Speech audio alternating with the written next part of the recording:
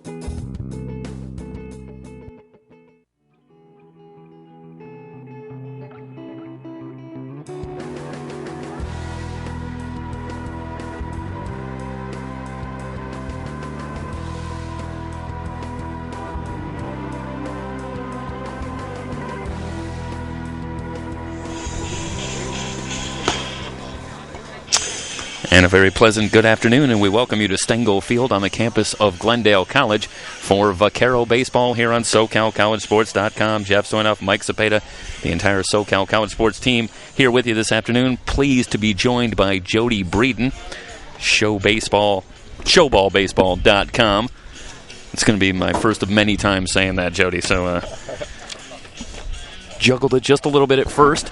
Today we have almost doubleheader action after a certain rarity here in Southern California, a rainout on Tuesday. We will pick up a suspended game in the fourth inning between Glendale and Citrus College with the score 11-1 in favor of Glendale College as the Owls bat here in the bottom of the fourth. And then after a short break, we'll come back and join you for Game 2, the second game of this three-game series between these two conference rivals. Not surprisingly, after the break of a day, changes on the mound. It starts with Joe Torres, Jody, who gets the call here in the fourth inning, taking over in this one. So we'll pick it up with a count of 2 balls and no strikes, a runner at third and 2 down, and the Owls at the plate, and it will be Flores that will bat first for Citrus. Andre Flores, a freshman, comes in batting .343. 2 home runs, 14 runs batted in. And again, a runner at third, so Torres inherits a runner. As Flores digs in.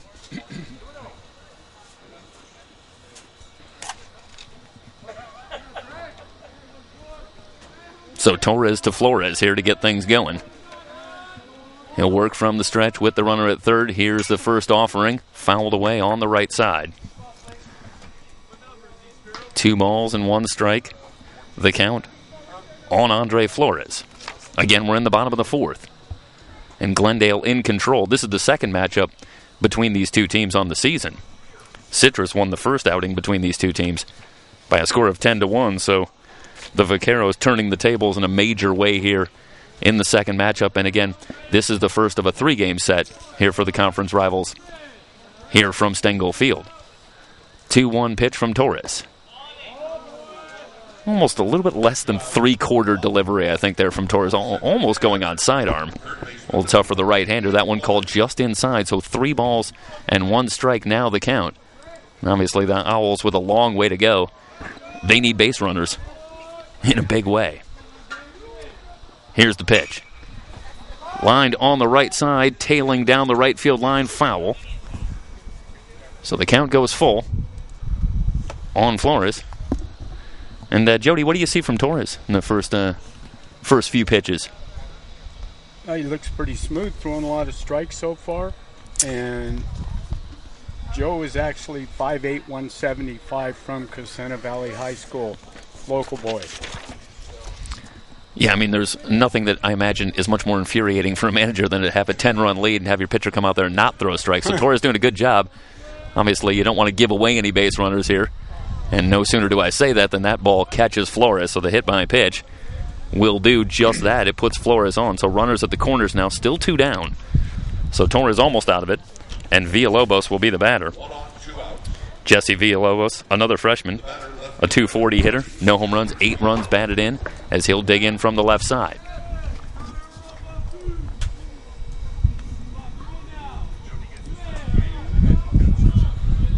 I'll give you the numbers on Torres here shortly.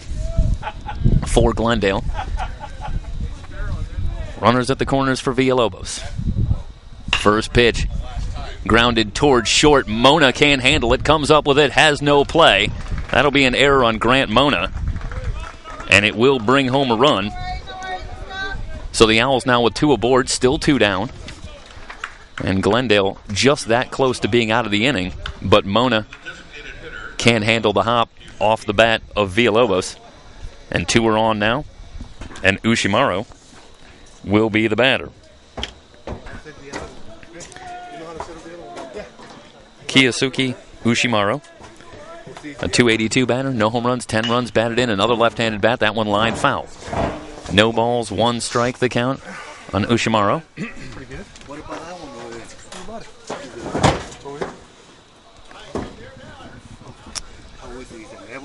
Ushimaro, the designated hitter today, with an opportunity here with 2 on and 2 out, and the Owls trailing big 11-2. Glendale comes in a gaudy record 18-5 on the season, in the top 20 in the state. Bouncing ball, a chance for Mona, takes it on the second hop, and the throw is wide. Everybody's going to be safe. In fact, Flores rounding third, he'll come home to score. So Mona's having a tough inning out at short. Back-to-back errors. This one a throwing error.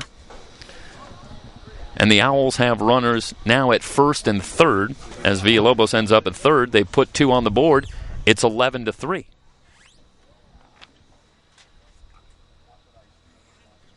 Well, I don't know what has to be going through the mind of Joe Torres on the mound. That was another fairly straightforward play for Mona. A bouncing ball. Mona fields it cleanly on the second hop. But the throw wide of the mark. And the Owls with an opportunity here. They've got a long way to go, but they got a couple on the board. The fake toward third, the throw over to first, and they got him. Ushimaru picked off to retire the side, but not before the Owls put 2 on the board with the help of a couple of errors. We head to the 5th. Glendale College on top of Citrus 11-3 here on SoCalCollegeSports.com.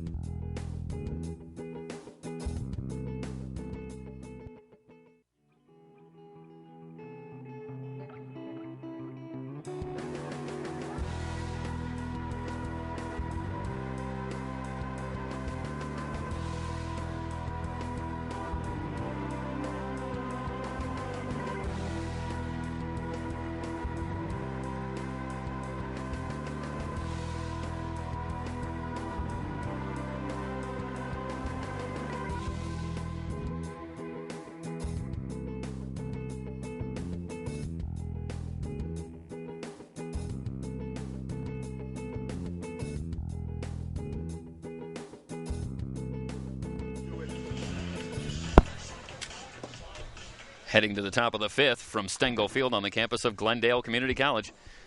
CCCAA baseball here on SoCalCollegeSports.com. The Owls put 3 on the board in the bottom of the 4th, but Glendale still firmly in control. They lead 11-3.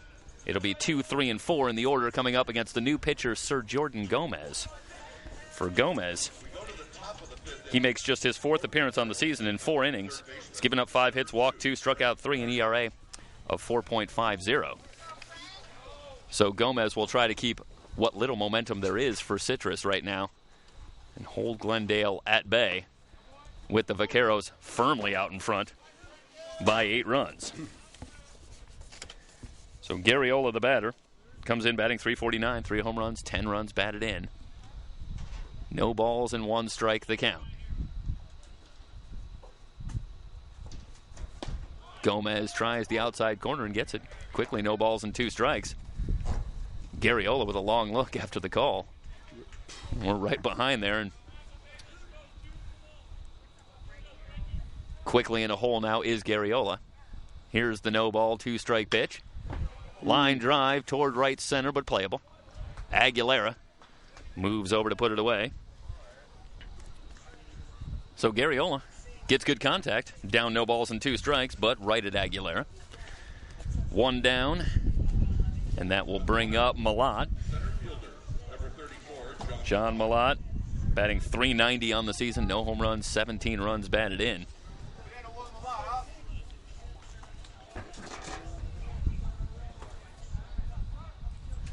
Wind starting to pick up a little bit. A near perfect day for baseball, though, Jody. Yes, sir. John Malott's from Ohio, all the way from Ohio. And he's being watched by a lot of people right now. First pitch from Gomez. Just missing high.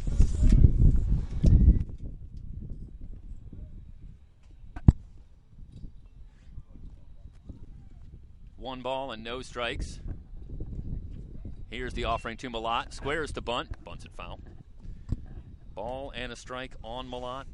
Again, we're picking this one up in progress here in the 5th inning, and we will have complete coverage of Game 2 after the rain out on Tuesday. Keep it.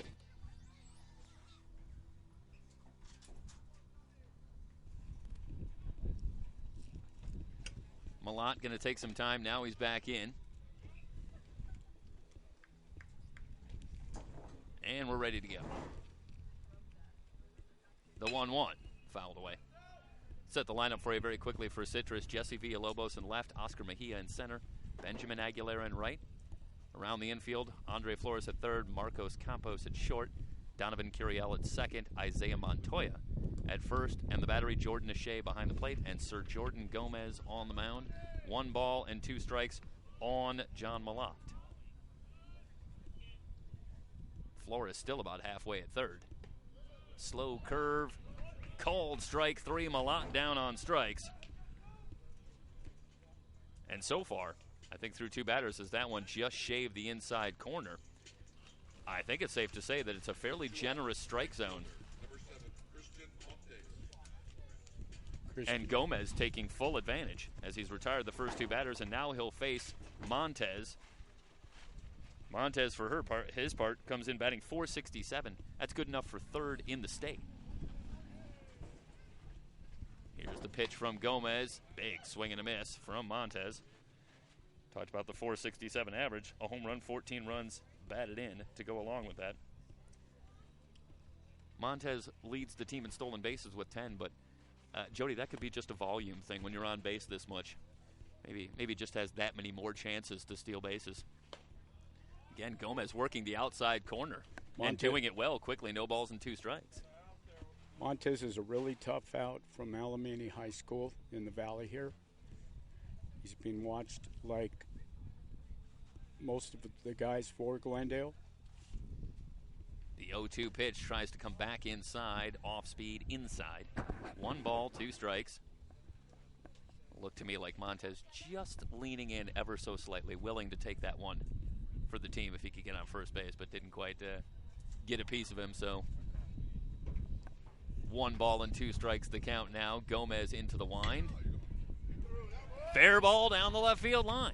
Another hit for Montez. He'll round first, take a look at second. He's going to cruise in there easily. It's a stand-up double for Christian Montez. Well, you can't place it any better than that, Jody. No, got a curveball inside on the hands, turned on it. Perfect at bat for him. Yeah, that's great hands, because it looked to me like he was fooled a little bit by that pitch. Maybe a little out in front, but able to hold back just enough. The old saying is trust your hands. Yeah. Flick it down the line, ends up placing it perfectly. A runner in scoring position with 2 down. Rodriguez will be the batter. Mondo Rodriguez, a .302 hitter, 2 home runs, 17 runs batted in. Montez takes a good lead from second. So Gomez now with a base runner to deal with 2 down. First pitch to Rodriguez on the inside corner. Gomez out in front. No balls, 1 strike.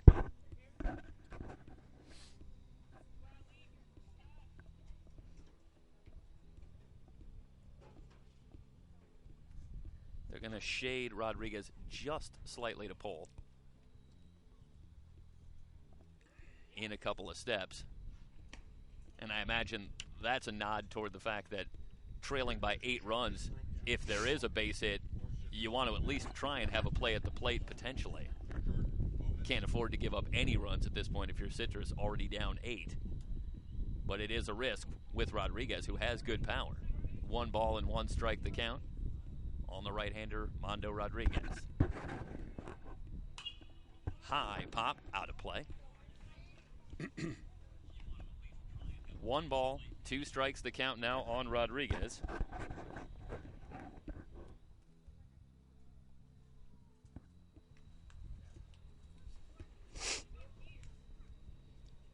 Gomez taking a little extra time. He's got one he likes.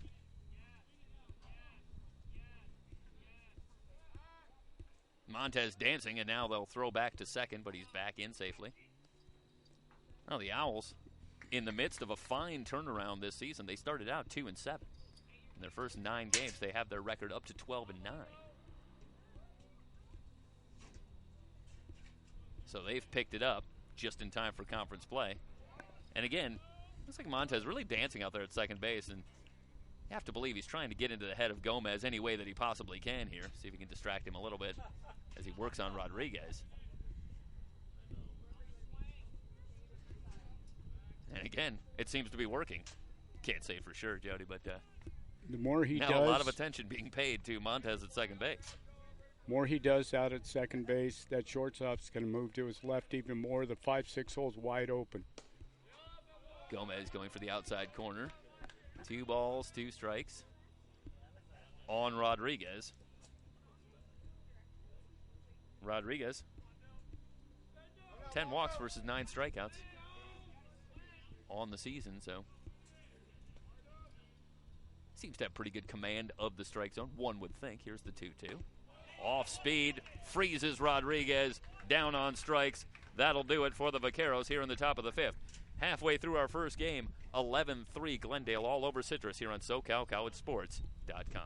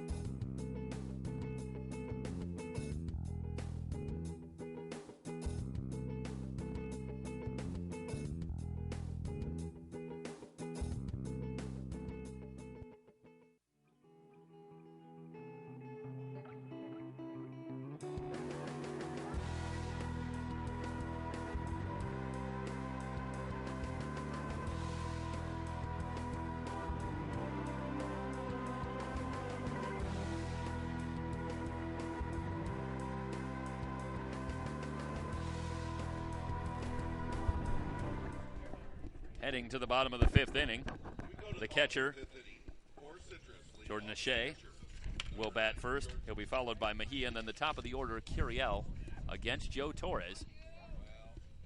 The Owls trying to cut in to this 11-3 deficit. First pitch swinging, one hopper backhanded by Mona. The throw over to first. Did he get the tag down? Now they got him. Yeah, he missed him the first time. That's a little piece of a redemption there for Mona, who had a tough inning, but makes a terrific play in the hole. Gets enough on the throw, and that'll bring a visit. Not supposed from to the say Citrus a word. Bench.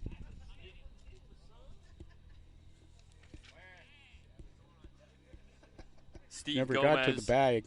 Steve Gomez wants an explanation, and he doesn't seem too happy with the one he's getting. He's asking for help. One down. As Mona, with the fine play in the hole to retire O'Shea, that'll bring up Mejia for Citrus.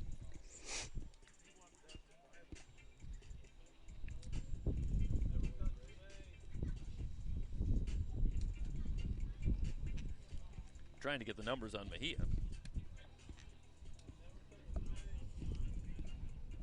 Yeah, there they are. Has just 3 at-bats on the season, but he's 2 for 3. So an opportunity here for Gomez to go a little bit into his bench, picking this one up with the Owls at the time down 10. They've put 2 on the board to get it back to 11-3. There's ice cold water right behind home plate, just $1. Ice cold water, just $1 right behind home plate. Jeff Stoynoff, Mike Cepeda, SoCal College Sports team here with you from Glendale, joined by Jody Breeden, showballbaseball.com, and a chance to talk about the great work that you do at showballbaseball.com.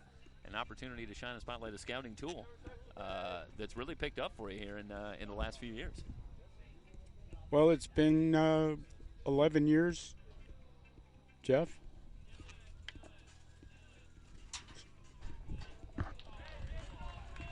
And I know that you had some any number of players go through the system, and again recruiting for a number of college coaches that watch, but perhaps none quite as exciting as a guy currently going through right now, and a guy that I think that is projected to go very high, and I know that you're excited about his potential moving forward. Hunter Green, Yep. Notre Dame High School, Yep. senior.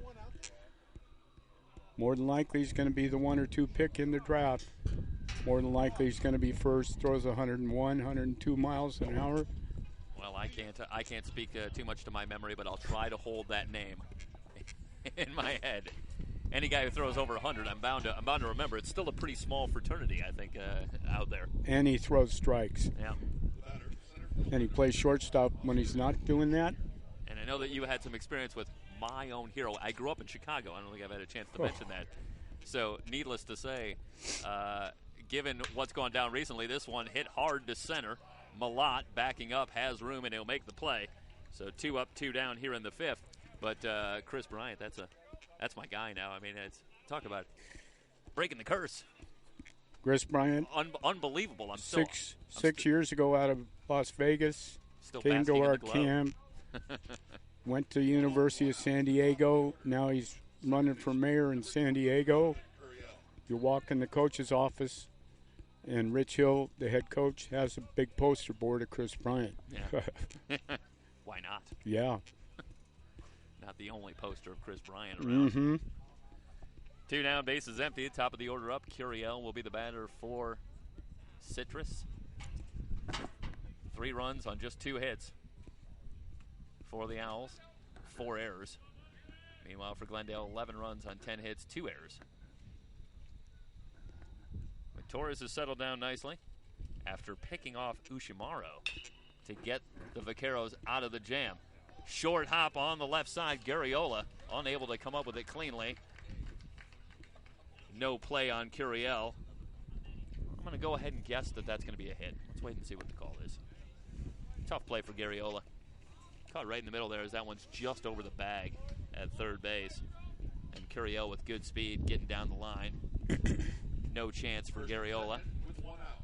Here's the shortstop, number 8, Marcos Campos. Marcos Campos will be the batter with Curiel at first base. It's been an eventful 6 batters plus for Torres. Already had a couple errors behind him. Managed to pick off Ushimaro. Breaking ball in there for a strike. Meanwhile on Campos, as the Owls bat here in the bottom of the 5th.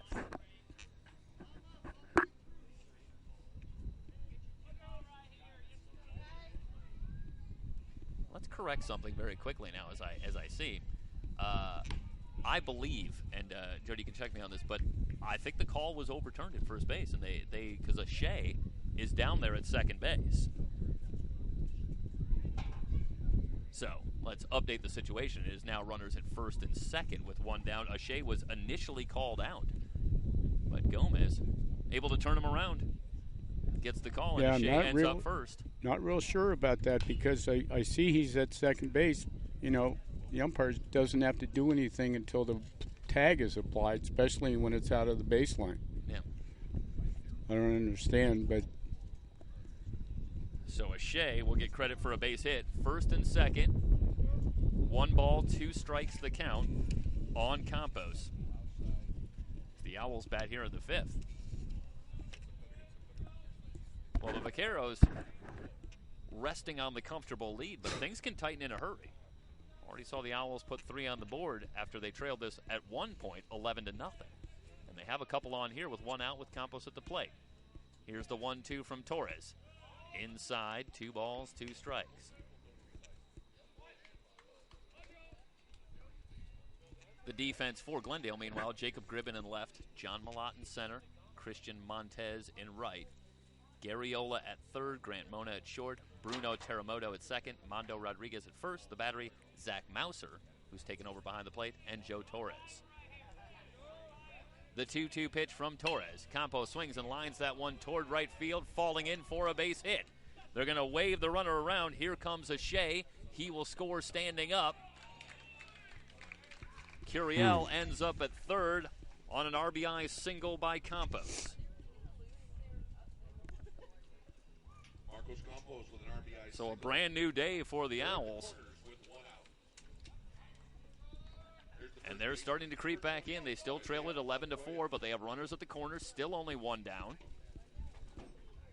A lot of game left, Jeff. Long way to go, and Torres continues to struggle.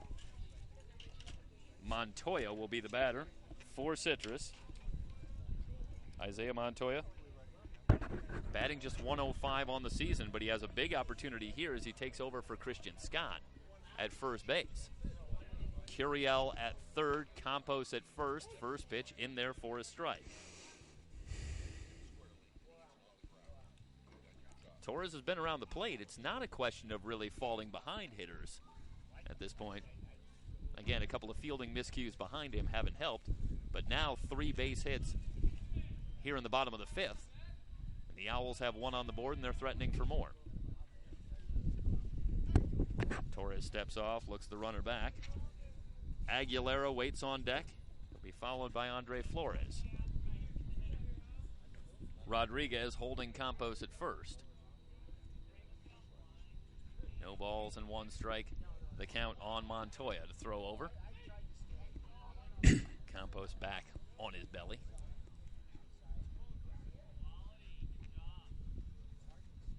Four runs on just 2 hits. Well, I don't think they're updating the scoreboard here because I've got 3 hits this inning.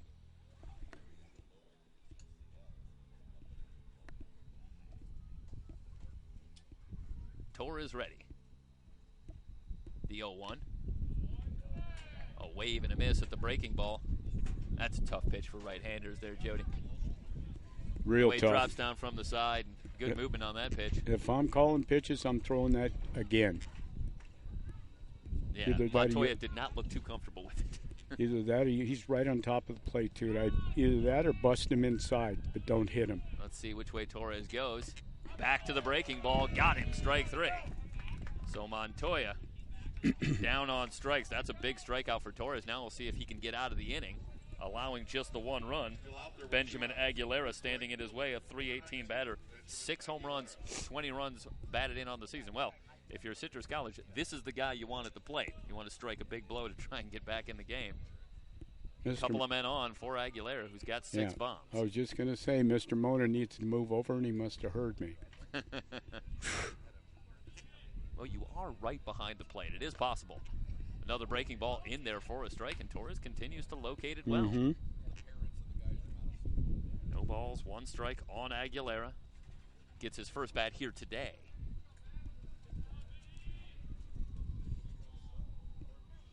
Again, this one being picked up after the rain out on Tuesday. Torres ready. A throw over to first, and again, Campos back. Good speed on the base pass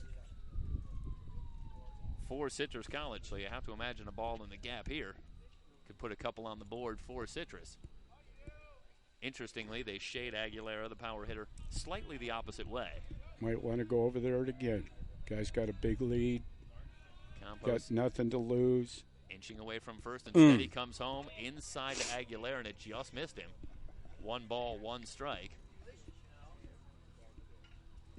Pretty big gap in left center field for Aguilera. Again, Malott has moved over a couple of steps toward right center. A ball and a strike on Aguilera. And there's that throw over. Well, he threw in one pitch and then went over. Mm-hmm.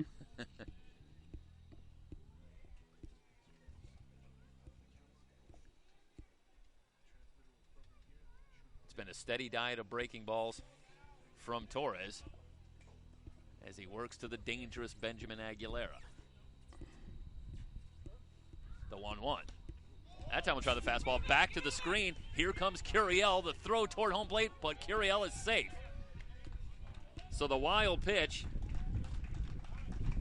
to Aguilera makes it 2 balls and 1 strike. On the play, Curiel comes home to score the second run of the inning for Citrus, and it's now 11-5.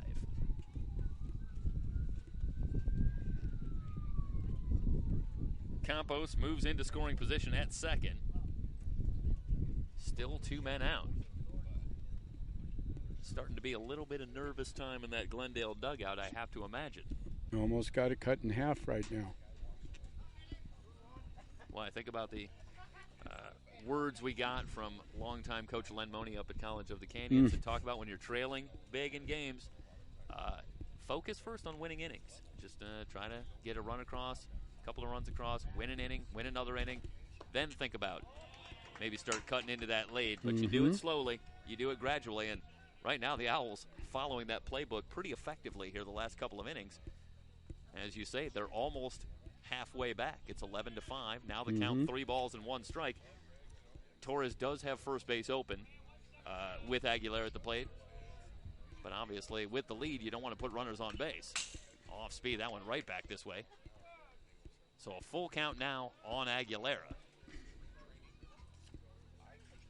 Let's see him throw that curveball one more time.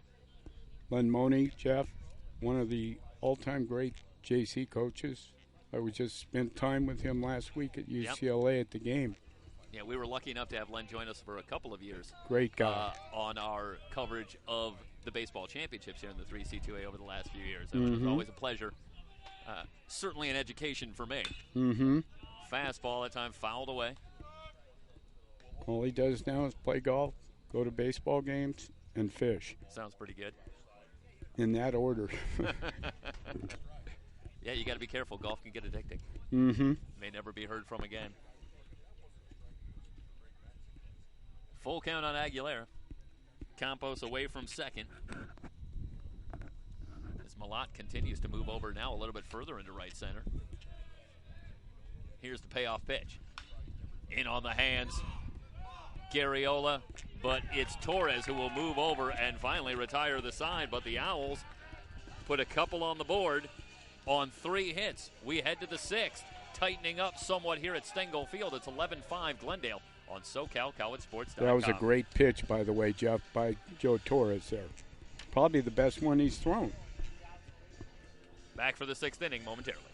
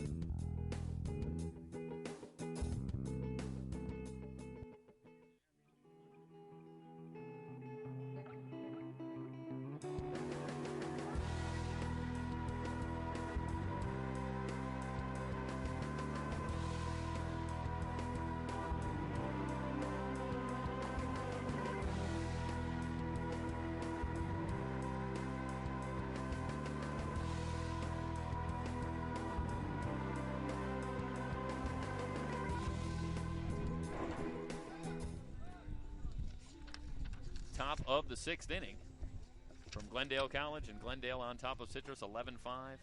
in this Western State East Conference matchup here on SoCalCollegeSports.com. Gribben set to lead things off, swings at the first pitch, chopper toward third, Flores on the big hop. Gribben retired, 1 pitch, 1 out for Sir Jordan Gomez, who works into his second inning.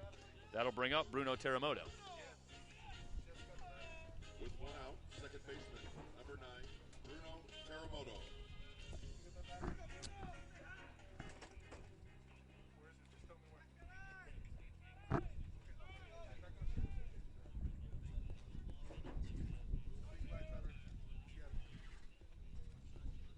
Gomez ready. Here's the first pitch to Terremoto. A little high. 1 ball, no strikes on Terremoto, the second baseman for Glendale.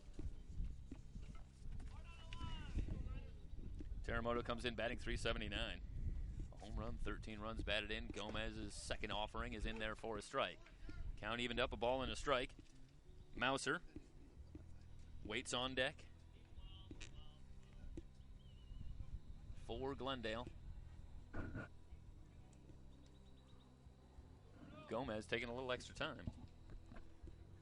See a long look like that, but not a lot happening from Gomez. What do you read's going on there?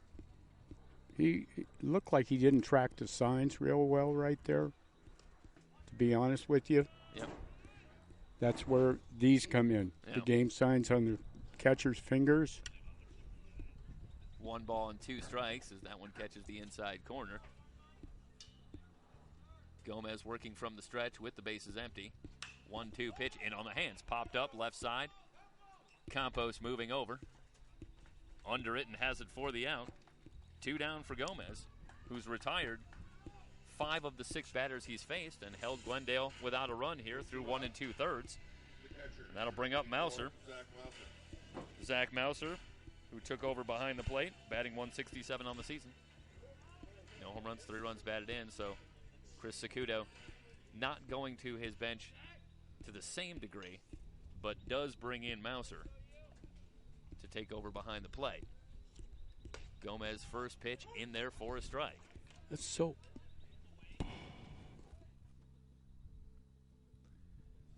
And again, it's I think it's an immediate reaction from you, but they're really giving a very generous outside corner. Here's the 0-1. Ground ball towards short. Big hop on Campos. Can't handle it. Should go down as an error, though I thought it was a pretty tough hop for Campos. Not an easy play as it turned out. That roller takes that big hop up off the chest. No chance for Campos.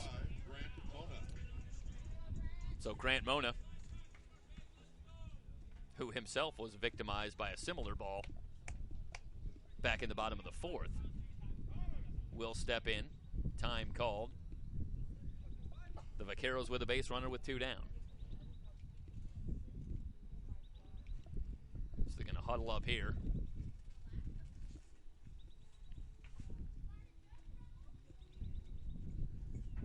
Give me a chance to give you Mona's numbers on the season. Batting .196. No home runs, 5 runs batted in. And again, 2 down, a runner at first. I would think here, Jody, that the options for what Glendale would do in this situation are fairly limited. Seems like a pretty straightforward situation for Mona.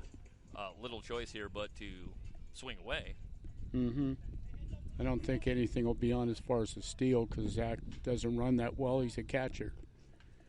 You got the top of the order due up next if the inning does end here. Mm-hmm. With Mona at the plate. So they'll break up the meeting. Mouser at first with 2 down.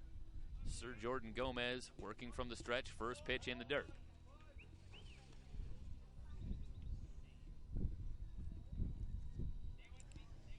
One ball and no strikes on the shortstop, Grant Mona.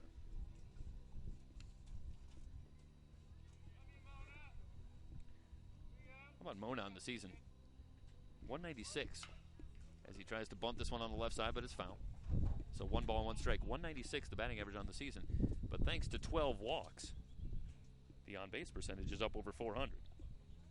The 12 walks leads the team, so Grant Mona Mona is able to get himself on base, even if he's not hitting his way on base as often as he would like this season so far.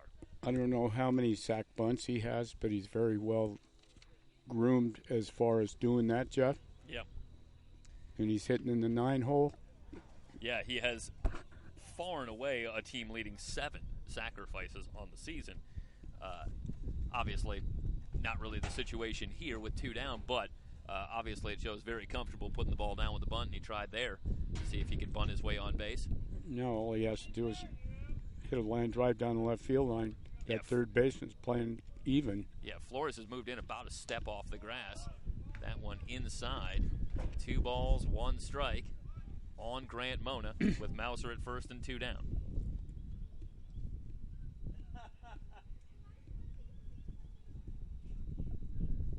Yeah, it's kind of a heady play there for Mona. He could show bunt a little bit there, too.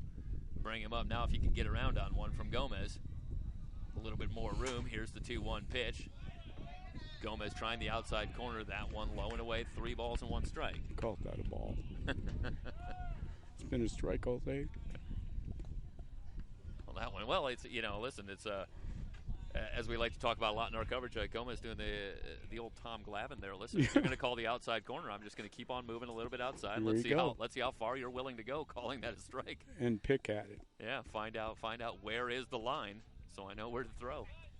A throw over and Mauser back. So Mona's got the count he wants at 3 balls and 1 strike.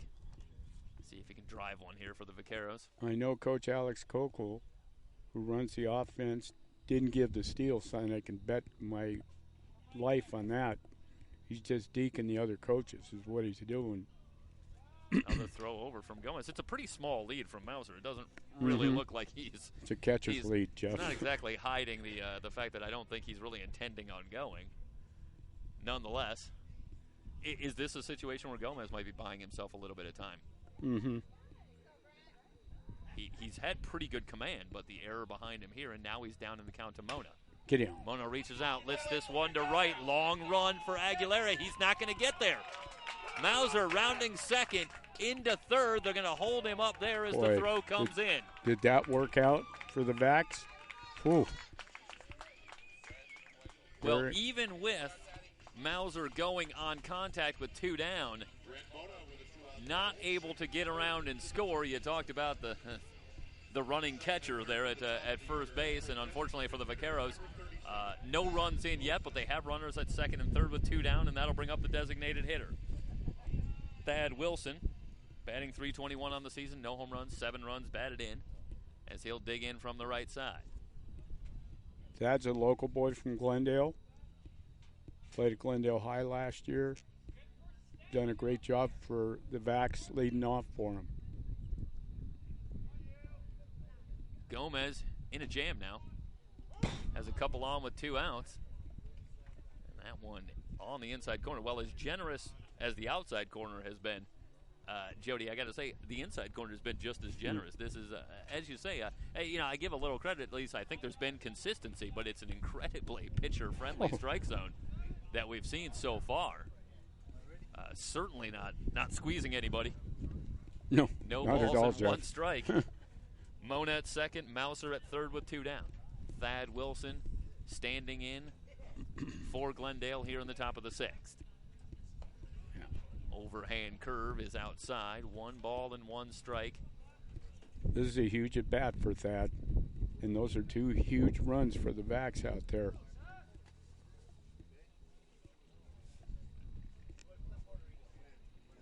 Again, Gomez working at a very slow pace. Gomez ready. Here's the pitch to Wilson. And that one called outside. I got to tell you, that one is as close or more close to the outside corner than a couple I've seen. And, yes, sir. Gomez doesn't get the call there.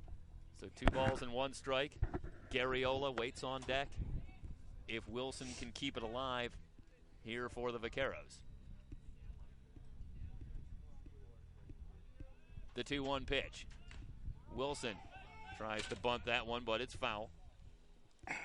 2 balls and 2 strikes.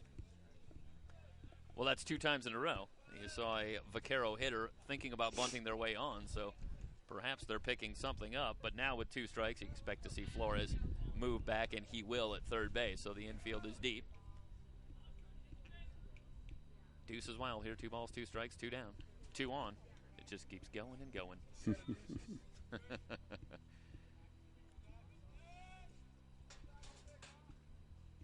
Here's the pitch. Wilson grounds this one back up the middle. Campos to his right, throws wide of first. Everybody's safe. 2 runs are going to come in and score. That's huge, Jeff. Well, let's see if they call it. Maybe that might be a single and an error. Or, well, Wilson's going to stay at Now first. I'm not sure what the call is there, but either way, Mauser and Mona come home and score on the wide throw. I don't know if Campos was going to be able to get Wilson. I would have him steal first. The home team in the first matchup here will complete game 1 of the series that was rained out on Tuesday at Citrus. Sweeping curve outside to Flores. Second at bat here today. He was hit by a pitch to get things going. Back in the 4th, eventually came around to score. As the Owls put 2 on the board.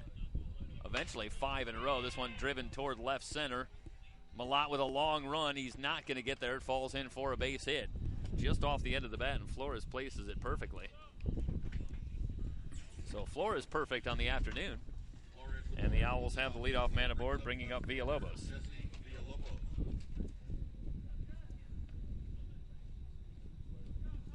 Villalobos reached on an error in the 4th. Again, also eventually came around to score. It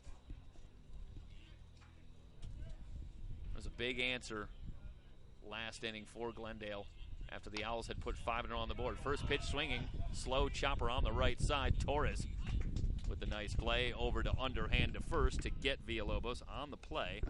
Flores advances to second. That's a play that could have been trouble, but a good athletic play by Torres off the mound. Able to get there to retire Villalobos for the first out here in the 6th. The man on second and 1 out. Here's designated hitter Kiyosuke Yoshimaru.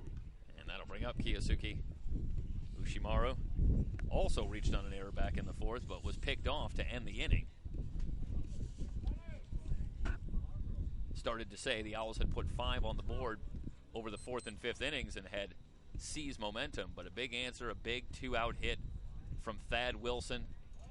Plates a couple of runs for Glendale and gets the lead back out to 13-5 in this, the second matchup on the season between these 2 teams. Glendale trying to even things up here before we head to game 2 of our doubleheader a little bit later today. 1 ball and no strikes on Ushimaru. Flores away from second. Fastball just outside. 2 balls, no strikes.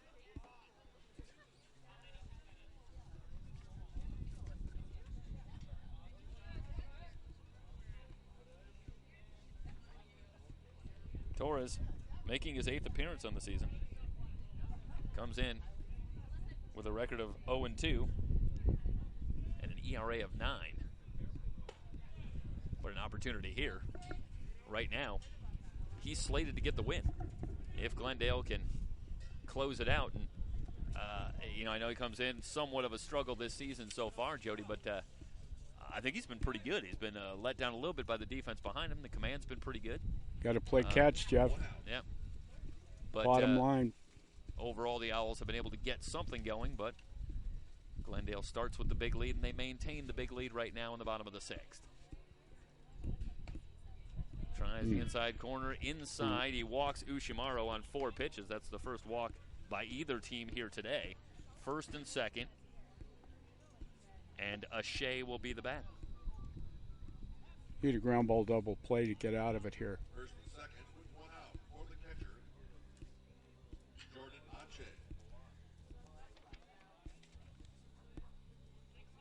Ache. Shea comes in batting .206. No home runs, 4 runs batted in. Singled and scored in the 5th after he was initially called out. Steve Gomez won the battle, arguing there with the umpiring crew.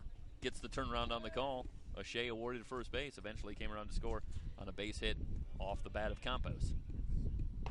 Big swing and a miss from Shea. Torres took a little something off. No balls and 1 strike.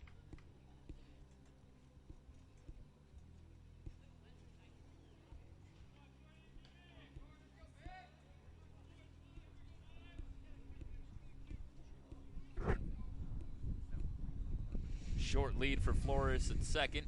Ushamaro away from first. Rodriguez playing behind him. Fastball paints the outside corner. Torres now ahead in the count. No balls and 2 strikes.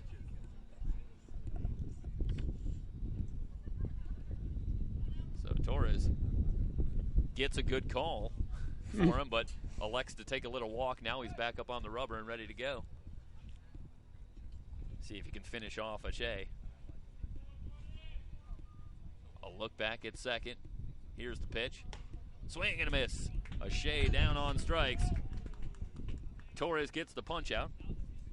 2 down. Runners at first and second, and Mejia will be the bat.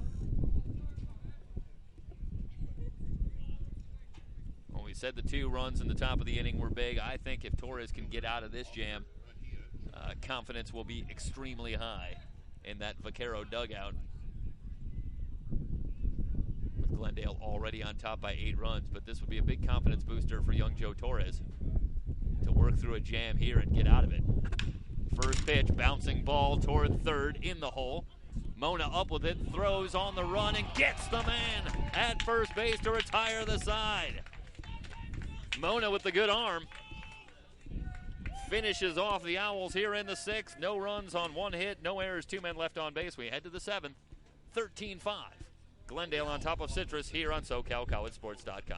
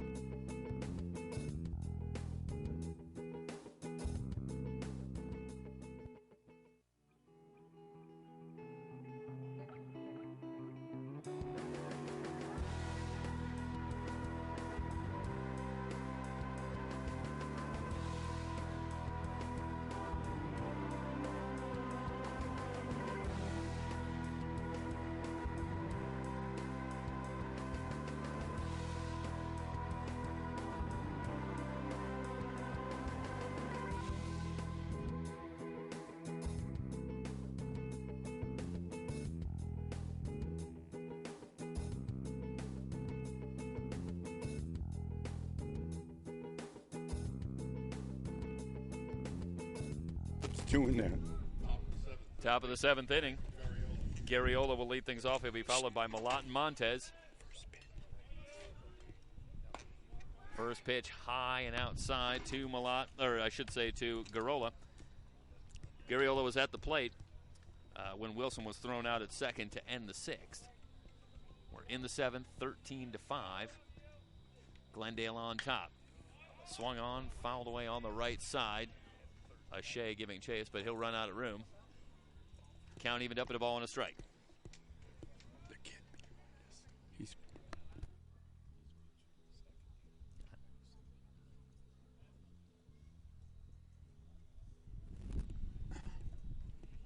1 ball, 1 strike, the count on Garriola. Fly to right, back in the 5th. Line drive into center field, a base hit. So Garriola has hit the ball hard twice, Jody.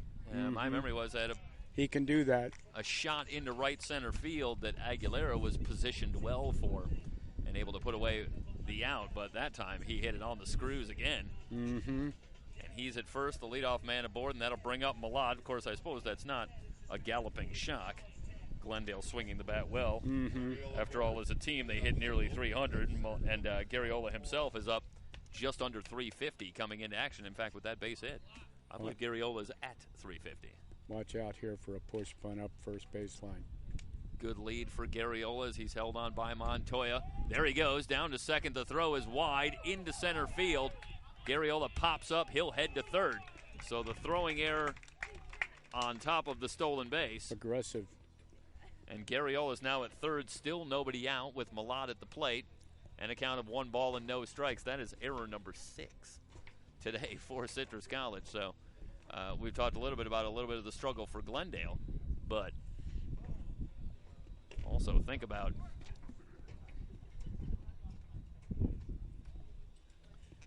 how it's been for Citrus with a number of miscues behind them. I suppose at some level, if you could just get it all out of your system in one game, it might not be so bad. They trail this one 13-5 and another golden opportunity. Here's the pitch from Gomez, low and away.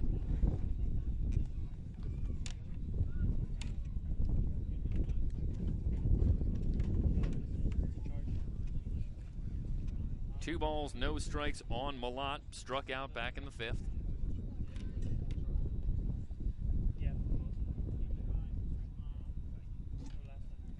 Gomez continuing to work deliberately. Here's the pitch.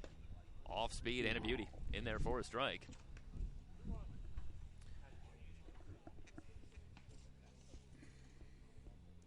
Malott having an outstanding season.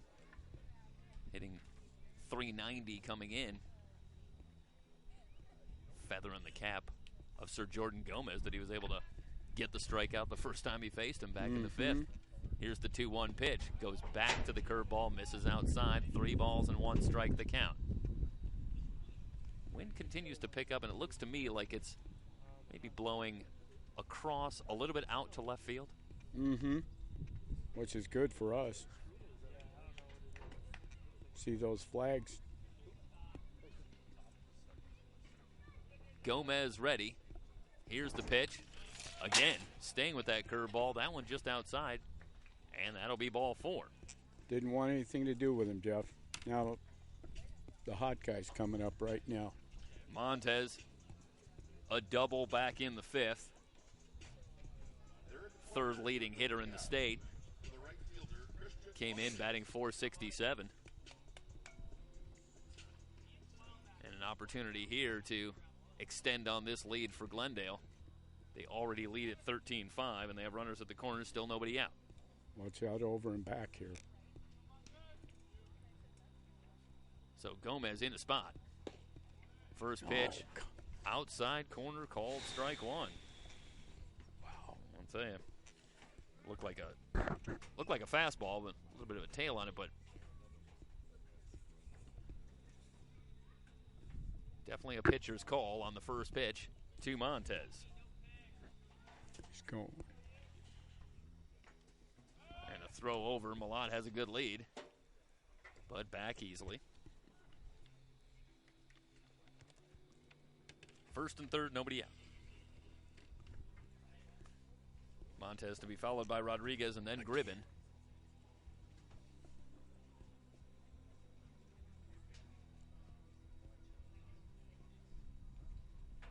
Gomez ready. Here's the pitch.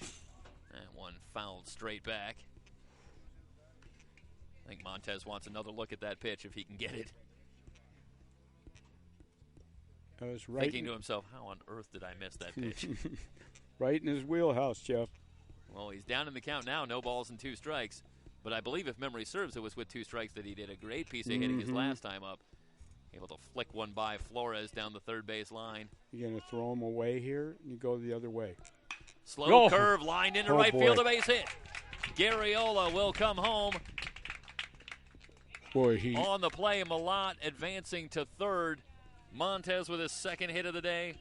The Vaqueros now lead it 14-5. Christian Montez, Jeff, is on fire. I mean, that's no balls and 2 strikes. Mm-hmm. And you got to believe a guy is feeling it when he can take an aggressive swing like that, even with 2 strikes on him. Another He's great not really at bat. shortening up. No, not at all. He's looking to be aggressive. 14-5. After the RBI single by Montez, that'll bring up Rodriguez. Malott at third. Montez at first. First pitch swinging high, chop towards short. Campos over to second for 1. The throw to first, not in time. Rodriguez legs it out on the play. Malott comes home to score. So after the Owls had put 5 in a row on the board to get back to 11-5, it's the Vaqueros who've responded with 4 in a row, and they now lead it 15-5 with a runner at first and 1 down. And on first and 1 out, left fielder, Jacob Gribbin. So Gribbin will be the batter. He grounded to third. His first time up, leading off the 6th. Big lead for Rodriguez as he will now Jacob head back to Gribbin, first. Jeff, St. Louis High School in Hawaii, coming over to play at the smaller school from Glendale College. Not too many people come to Glendale to get to a cooler temperature. Oh, boy. Better believe it. So Gribbin ready. The pitch from Gomez in the dirt. Shea blocks it nicely. 1 ball, no strikes the count. On the Glendale left fielder, Jacob Gribbin.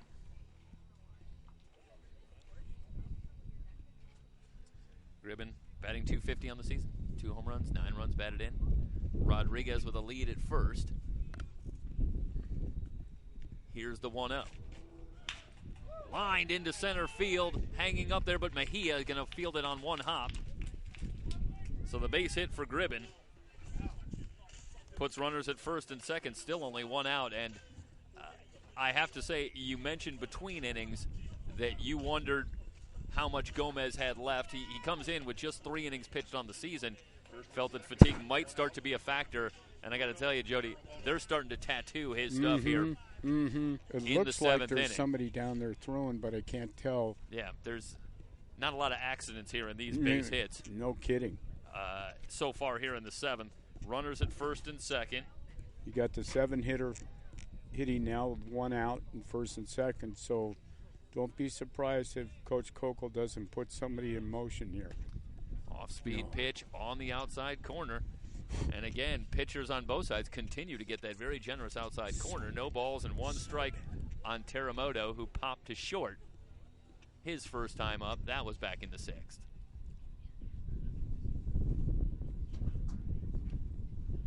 Both runners away. Another curveball. That one called a ball.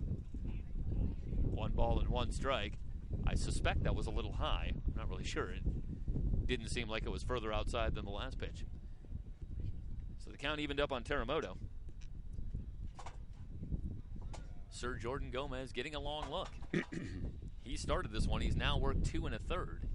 And as we said, he came in with just 3 innings pitched on the season in total. That one cued foul. 1 ball, 2 strikes on Teramoto. Teramoto coming in batting .379. A home run, 13 runs batted in. Not the toughest, not the easiest trip through this order here for Gomez. He has started out with Garriola and then Malott, Montez, now Teramoto. It's a tough lineup here for Chris Sacudo.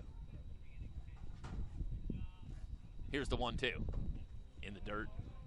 Shea getting a workout back there. Anybody listening to our broadcast here? Teramoto is from Brazil, Anglo Campinas. Okay, so you've had a Hawaiian guy, Brazilian guy, another Hawaiian guy. That is the beauty of this broadcast, is you could be listening in Brazil. It's the beauty of the internet right there. So it's everywhere. Let's hope someone's listening. Lifted to right. Aguilera moving right. He's lost in the sun. Now he makes the catch. Oh, boy. Runners, meanwhile, were going, and they are going to double off Rodriguez at second base to finish the inning. But for the Vaqueros, 2 runs on 3 hits. They leave 1, and they now lead at 15-5 at the 7th inning stretch here on SoCalCollegeSports.com.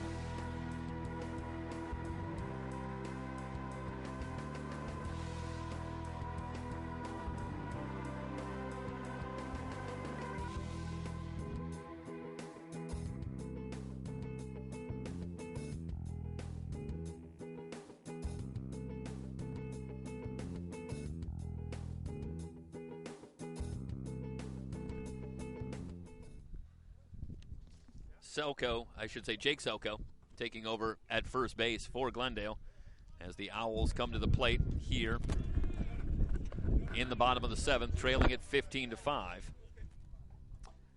It'll be the top of the order, Curiel, followed by Campos and Montoya, as Joe Torres continues on the mound.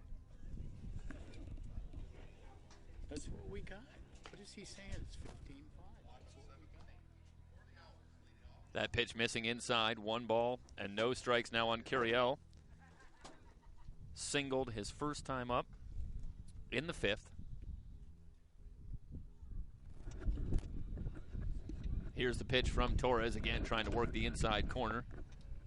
2 balls, no strikes. The count now on Curiel. Curiel came in batting .313. No home runs, 6 runs batted in. Well, the scoreboard has it 3 balls and no strikes. I might have missed a pitch. I will occasionally lose one. Nobody's perfect, Jeff. You're doing a great job, man. Words I've been living by my entire life. 3 balls, 1 strike, the count now on Curiel. You're making me look bad. Torres ready. That one chopped foul. 3 balls and 2 strikes now, the count on Curiel. An interesting contrast between Gomez and Torres, because I think Torres has kept a pretty brisk pace on the mound. Gomez has preferred to work a little more slowly, and of course, I guess the old adage in baseball is that the fielders prefer the guys who work quickly. Gomez on looks the like mound. he's tired the last 2 innings for me. Yeah, and give Gomez a lot of credit there. He's obviously struggling last inning, but stayed in there and fought, got the out. A base running miscue in all likelihood by Glendale, but takes advantage and he's able to at least get out of the inning. Sure. So he's worked 3 innings now. But Glendale firmly back in control, leading 15-5. In on the hands, popped up right side. Selko moving behind the bag, called off in a diving attempt. Let's see if he came up with the ball. I don't think he did. No, he didn't. Okay, it was Teramoto who called off Selko but couldn't make the play. So new life for Curiel. The count remains full. It looked like it was going to be a tough play for Selko, who looked ball was tailing. a little, trying to locate that one and get under it, and it was Teramoto that eventually decided that he had the better option, but difficult ball in between Selko, Teramoto, and Montez, and it falls harmlessly, so we're back to a 3-ball, 2-strike count on Curiel.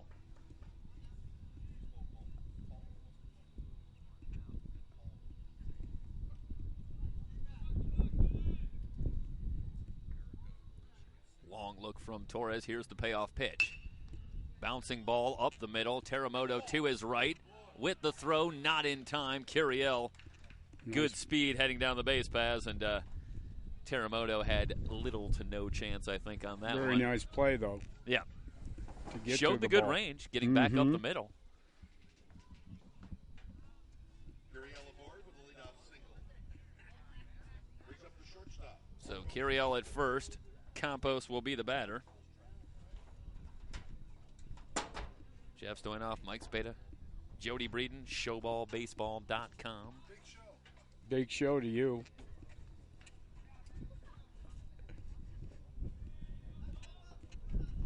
Everybody needs a nickname. First pitch in there for a strike. As I tell all my friends who I meet that are now good friends, Jody's a girl's name. I hate it. They get a kick out of that. Not a big fan of, Jody Davis back in the day. Chicago Cubs, buddy. Yeah, there you go. We're going to go trivia now? Or? Hey, listen, careful what you wish for. This is I live for this kind of stuff. So Go back in the day. So I'm not too good with anything recently, though.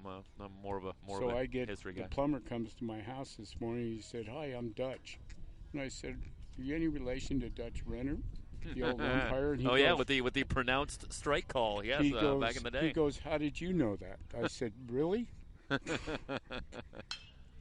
Line down the right side, through for a base hit. So Campos with a base hit.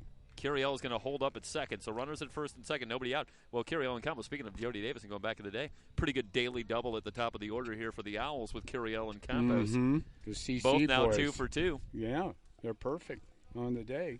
So Hopefully a couple they of men don't- on for Torres and Montoya. due up for the Owls. Get it out of their system first game so they don't do it the second game. Yeah, top 2 teams in the Western State East in action here today. Try to keep you updated on some scores from around the 3C2A as we go on here. But finishing up this one from Tuesday. And, of course, these same 2 teams will be back in action on Saturday back at Citrus.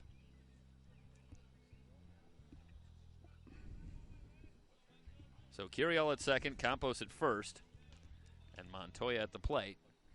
Torres from the stretch. Here's the pitch. Sweeping curve again.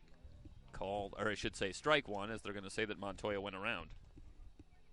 Game 2 will probably be around 5 o'clock, 5:30 if you're driving home or whatever, and you want to see a good college baseball game.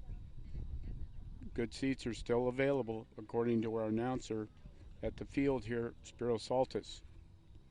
Or, of course, it's right here on SoCalCollegeSports.com. Or, there you go. That one chopped foul by Montoya. Montoya quickly down in the count now, no balls and 2 strikes. Torres fanned Montoya back in the 5th.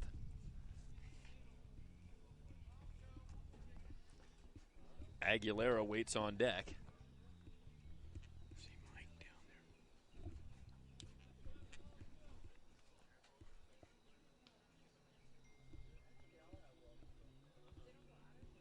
there. So Torres taking a little extra time. Well, he's only pitched 9 innings this season, and what do you think about his level of fatigue here? How does this stuff look? Well, he'll, if we get this, if he can get through this inning, we might see somebody else here. And we have one of the better closers in the conference. Look at Great catch by Selko Joe on the line drive off the bat of Montoya. Unable to double up Campos, who was able to just slip back in to first base. So Montoya hit it hard, but Selko able to nab it for the first out of the inning. Jake Selko is the defensive specialist at first base out of El Camino Real High School. Well, City champs last year. Let me tell you something, Big Show. As advertised. As advertised. A well-deserved reputation, evidently. And That's that'll right. bring up Aguilera. That is, it seems almost bordering on silly to say this in a 10-run game, but that was a big play. That ball gets through, and all of a sudden you have Aguilera, who has 6 home runs on the season, a dangerous hitter for the Owls at the plate, and there's a chance that the Owls might creep back into it. Instead, 1 down now. Now if you can get past Aguilera here, maybe you can get out of the inning. No balls and 1 strike on Aguilera, who popped back to the mound his first time up with a couple of men on in the 5th. Here's the 0-1. Aguilera swings and chops it foul. Definitely a momentum killer. Okay, the play Selko made, just inserted into the game, being the defensive specialist that he is. He's had a busy inning here, right? He comes in at first base, had the pop Yes, he fly has. right in back of the bag, and that was a difficult play that eventually falls in foul territory, giving Curiel another life, and then he gets a line drive hit right at him here. So they're indoctrinating Jake Selko into the action very quickly.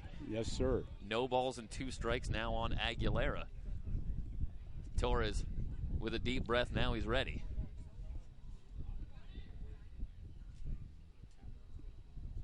Here is the pitch. Aguilera swings and fouls that one on the right side, out of play. Aguilera, pretty good cut, but good location on that pitch from Torres. Again, he's doing a very good job of working Aguilera inside, and that is dangerous territory, but he was able to jam him the first time up, and he continues to go right in on the hands. And you have to suspect that, as we've seen that now in a couple of at-bats, that's a little bit of scouting at work. And Joe Torres is a bulldog out there. I've seen him for the last 3 or 4 years pitch high school ball here. His dad's the head coach at Crescenta Valley, and he's a tough kid. And Aguilera really dares you to do that. We're right behind home plate here, and he is right on top of the plate. Yes, so he is. Yes, he is. He's going to try and take away that outside corner and not leave you a whole lot of choice, but to see if you can get one by him inside. So far, Torres has been able to do it. Here's the 0-2 pitch. And again, good pitch. Good call, Jeff. Chopper in foul territory. Well, I think Torres has one advantage here, and that is you take a look at the sidearm action, and that ball tails inside to the right-handed hitter. So I think that's working.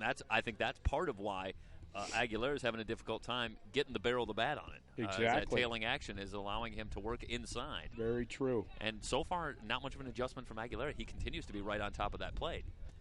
Here's the 0-2. Tries the outside corner, doesn't get the call. Didn't bite. 1 ball, 2 strikes. Good eye from Aguilera. Mm-hmm. Boy, I mean, if I'm Aguilera there, I'm just so happy to see a ball in the outside corner. That is great discipline to lay off that pitch because he's probably waiting for a pitch on that outside corner that he can extend his arms, see if he can drive one. But he lays off that one. He's throwing a lot of pitches here. 1 ball and 2 strikes. Here's the pitch. Oh. Goes back to the sweeping curve, and again, 2 balls, 2 strikes. As Aguilera lays off. Runners at first and second with 1 down. So, Owls batting here in the bottom of the 7th. Interestingly, now they shade Aguilera to pull as it's Malott moving over toward left center. That one hooking well like foul. I said, he's getting tired now. Aguilera way out in front. So the count remains 2 balls and 2 strikes. That'll bring Mouser out. He wants to check in with Torres. Battle going on between Joe Torres on the mound and Aguilera at the plate. Benjamin Aguilera, of the 6 home runs and 20 runs batted in on the season, at the plate here with 2 on and 1 out. Interesting to me that the last time up, I remember specifically that Malott was playing Aguilera the other way. Now he plays him to pull. Trying the inside corner with the breaking ball. Count goes full. This is a terrific at-bat from Benjamin Aguilera, who was down quickly, no balls and 2 strikes. But he's worked it back to a full count. And, 10-run lead or no 10-run lead, you don't want to start putting guys on base. Exactly. See if Aguilera gets a fastball here with the count full. Selko playing behind the runner at first, obviously, but also playing close to the line, so a good hole on the right side for Aguilera. That one low and away. Aguilera works the walk. Going to see a trip here. Yeah, Sakudo. Yeah, see how long Coach Sakudo stays with Joe Torres. 15-5, but the bases are juiced, and Flores will be the batter, and Flores is perfect so far today against Torres. A base hit, and he's been hit by a pitch.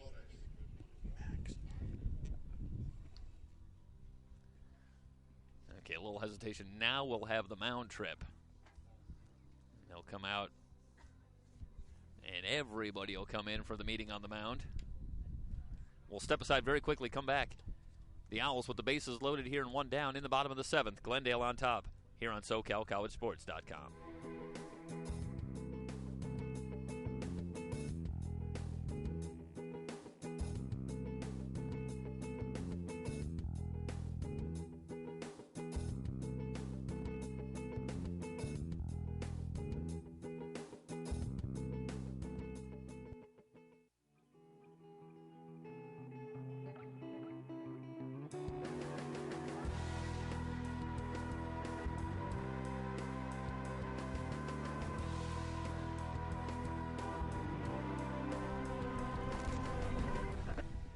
Well, a meeting on the mound, but they're going to stay with Joe Torres, though there is activity in the Glendale bullpen. So even in a 10-run game, the situation is somewhat precarious as the Owls have the bases full with only 1 out. First pitch to Flores, swinging and fouling it back out of play. Tardy.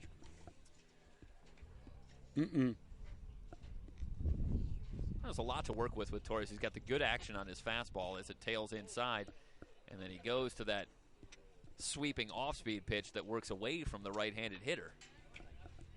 No balls, 1 strike the count.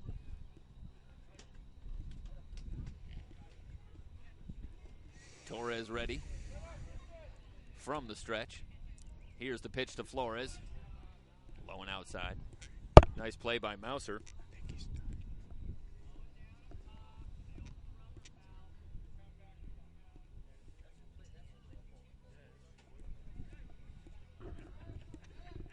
So Torres going to take a little extra time.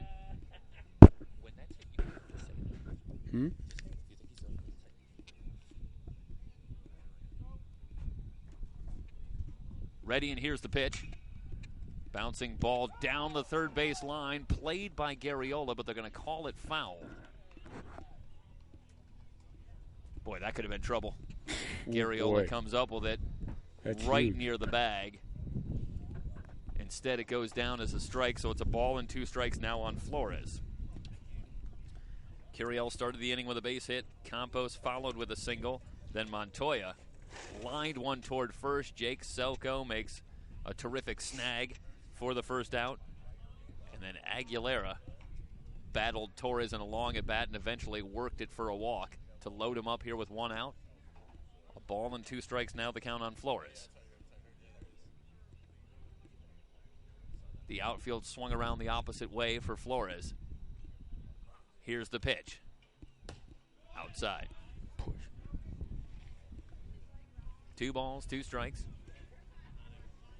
On Flores, who came into action today batting .343, 2 home runs, 14 runs batted in.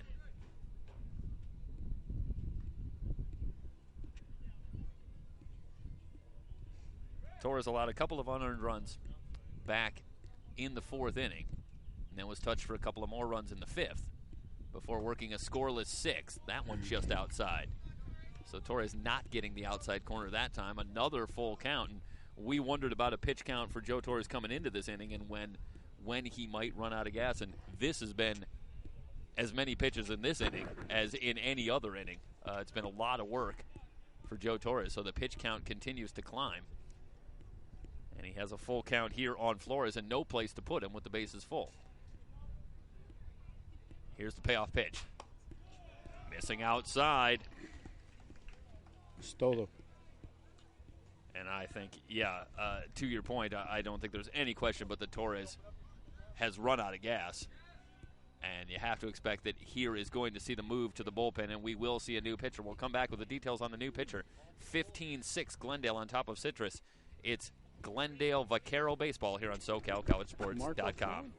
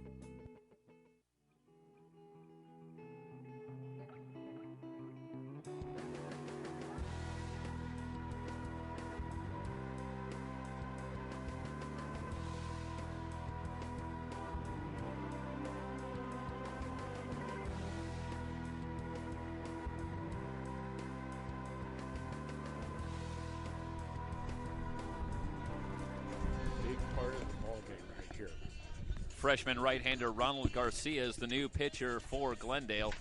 Comes in with just 2 1/3 innings pitched on the season. He's allowed 2 hits, walked 1, struck out none, an ERA of 0.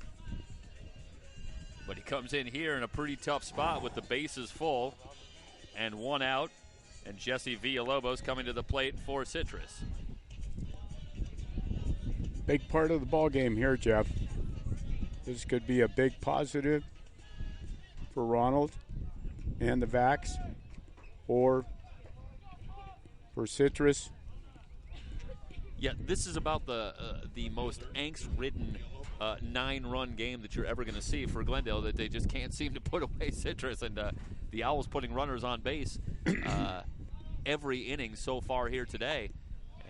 And, all it takes is one big rally, and all of a sudden it becomes a brand new game. And we got the wind blowing out. First pitch from Garcia misses inside. And the same thing happened last year at Citrus. They had a rain delay for like an hour or whatever, hour and a half, and it was just pouring. Then we came back and played, and the shoe was on the other foot. They were ahead. We came back. We ended up winning the game. Villalobos came into action today, batting .240. He's 0 for 2 so far today. Reached on an error and grounded back to the pitcher. But a huge chance here with the bases full and one out. Here's the 1-0 from Garcia. High, 2 balls, no strikes. Trying to put this one away, and Garcia's come in and misfired on his first 2 pitches here, and he's down 2 balls and no strikes to Villalobos. Like you said, Jeff, Ronald hasn't, I think you said he's pitched 2 innings so far this year. 2 1/3 on the season. This is like a huge spot for him. Here's the pitch. Look at that. He in made on a the great hands, pitch. slow At least he roller got on the him right out. side. Teramoto is going to go to first to retire Villalobos on the play. Whew. Made a great 2-0 pitch there and just jammed him. Campos comes home to score. So it's runners at second and third, but at this point, Glendale will gladly trade outs for runs.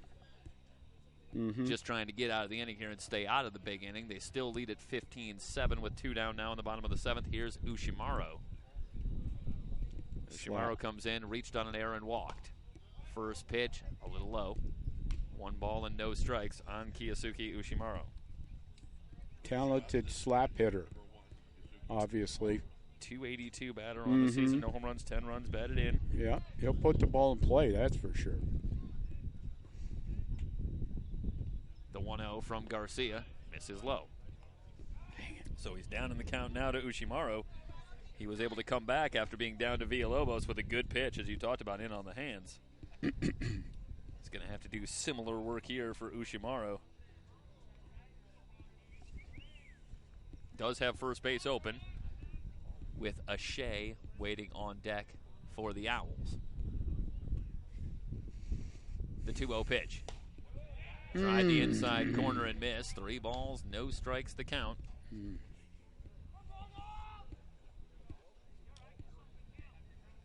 Seventh man to bat in the inning for Citrus.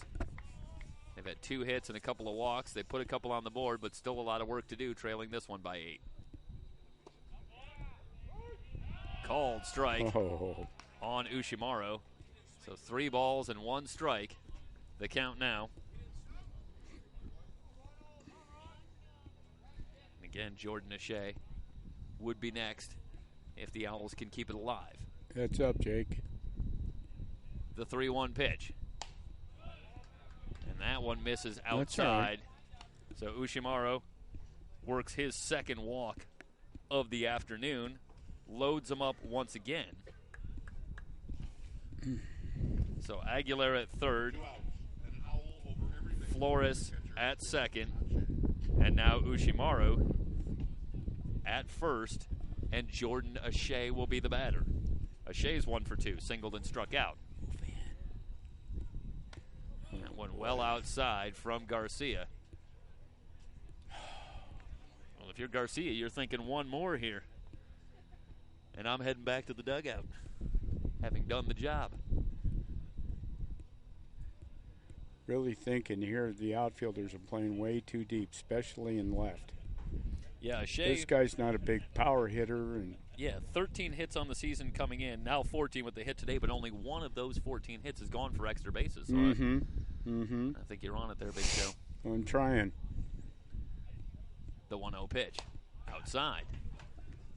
Yeah, I think, Garcia, especially in this situation here with Shea at the plate, you'd love to see him go right after him. Yeah. See how far he can hit it. A little more faith in your stuff. Here's the 2-0. There you go. That went in there for a strike. And Must have Shea, heard you, obviously, Jeff. at that point, I think had the bat on his shoulder. Mm-hmm. At this point, a walk is as good as a hit if you're Citrus in this situation. Just trying to put runs across wherever you can. The 2-1 pitch from Garcia. High and tight. 3 balls and a strike now on Shea. I got to believe, Jeff, this might be his last hitter. Mejia would be next. For Citrus, Oscar Mejia Jr., another player who's seen very little action this season, and Shea draws the walk. Back-to-back walks for Garcia. Brings in a run. Aguilera will come home. Let's see if they stay with him. With Mejia at the plate. 3 runs in the inning now. It's 15-8. And Garcia going to get a visit from Jake Selko. A pat on the behind, and we're ready to go. First pitch to Mejia in there for a strike. Well, there you go. Whatever Selko said, I think, got through. Good pitch right down the middle for Garcia. 4 walks in the inning given up by Glendale pitchers as they're trying to close out a 10-run lead. Slow chopper fielded by Garriola over to first to retire the side. The Owls put 3 on the board, but the Vaqueros out of the inning still have the big lead. We're through 7, 15-8. Glendale on top of Citrus. It's Glendale Vaquero baseball here on SoCalCollegeSports.com.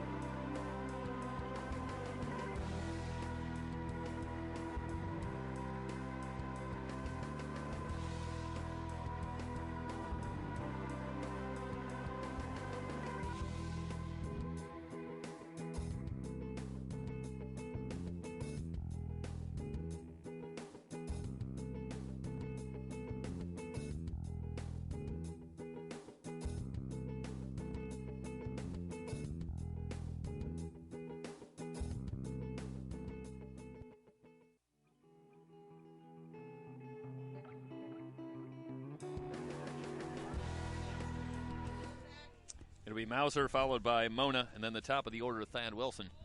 A new pitcher on the mound for Citrus here in the top of the 8th, Nolan Grulon. Big right-hander into the line, first pitch, and a good fastball in there for a strike on Mauser.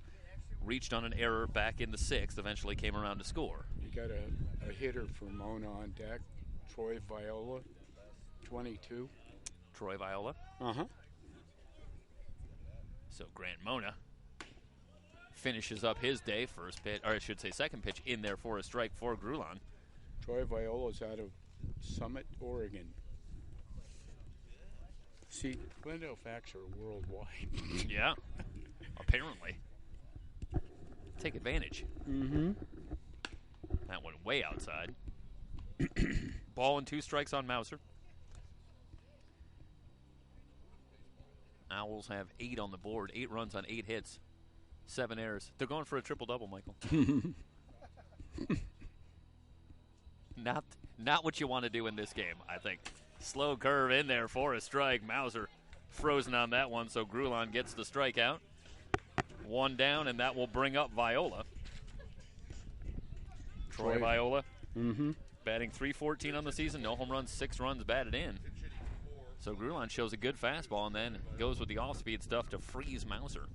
Give you the numbers on Grulon here shortly as Viola stands in.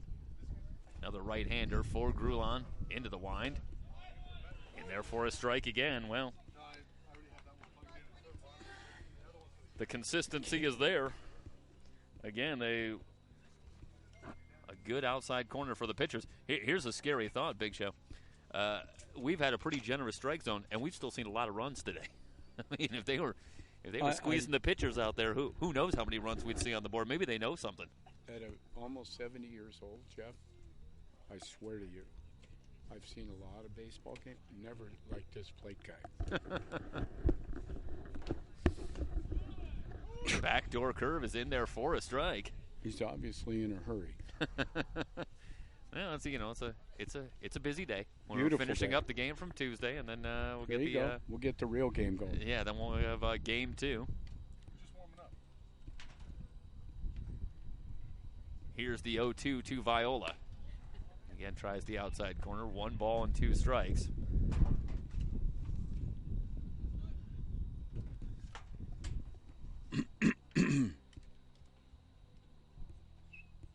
Grulon has the sign. And now we're ready. Here's the 1-2. High and outside. It's a good job by Viola. Battling against Grulon here. 1 down, bases empty. As the Vaqueros bat here in the top of the 8th.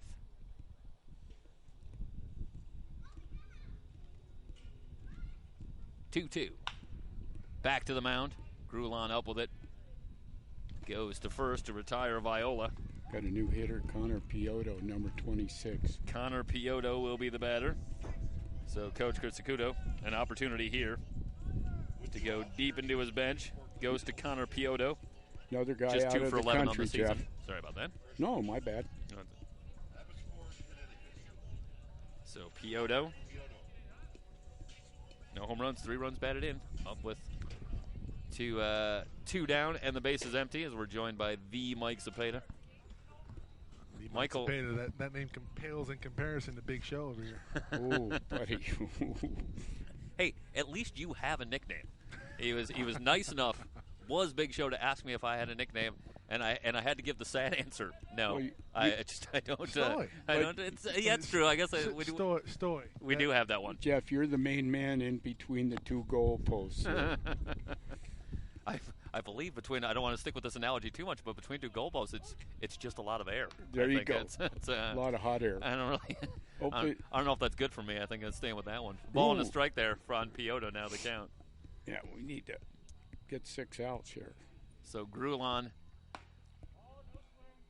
having a nondescript inning, just how he wants it, I imagine. 2 balls and a strike now. Quickly retired the first 2 batters he's faced as he works on Piotto. Here's the 2-1 pitch. Bouncing ball on the right side, under the glove of Montoya, into right field, a base hit. Well, So Piotto we should call that a single. Yeah, that was a perfectly placed ball. I mean, that ball not only had eyeballs, it had a GPS on it. Just to remind everybody, Game 2, well, this is really bonus coverage of you that we're bringing you. This is a game that was played at Citrus. It got rained out. This is the second half of that game. Game in started the day 11-1, now 15-8 in the top of the 8th. Game coming up. 30 minutes? 30 minutes. So we got 30 30 minutes minutes. after this. You can go to www.socalcollegesports.com. You can also go to SoCal College Sports 1 on YouTube and catch the game live. Let everybody know, everybody. Garriola will be the batter. 1 for 2 today. Fly to right and singled, but he's hit the ball hard twice. Out in front there on the breaking ball from Grulon. So no balls and 1 strike. watch out here. If he gets one up in the wind. Whew. Yeah, the wind just continues to pick up. It's not great news for the pitchers in game 2, I don't think. As it's blowing from right to left, but also out to left field. No balls and a strike, the count now on Garriola. Piota with a good lead at first. Pitch a little low. Count even up at a ball and a strike.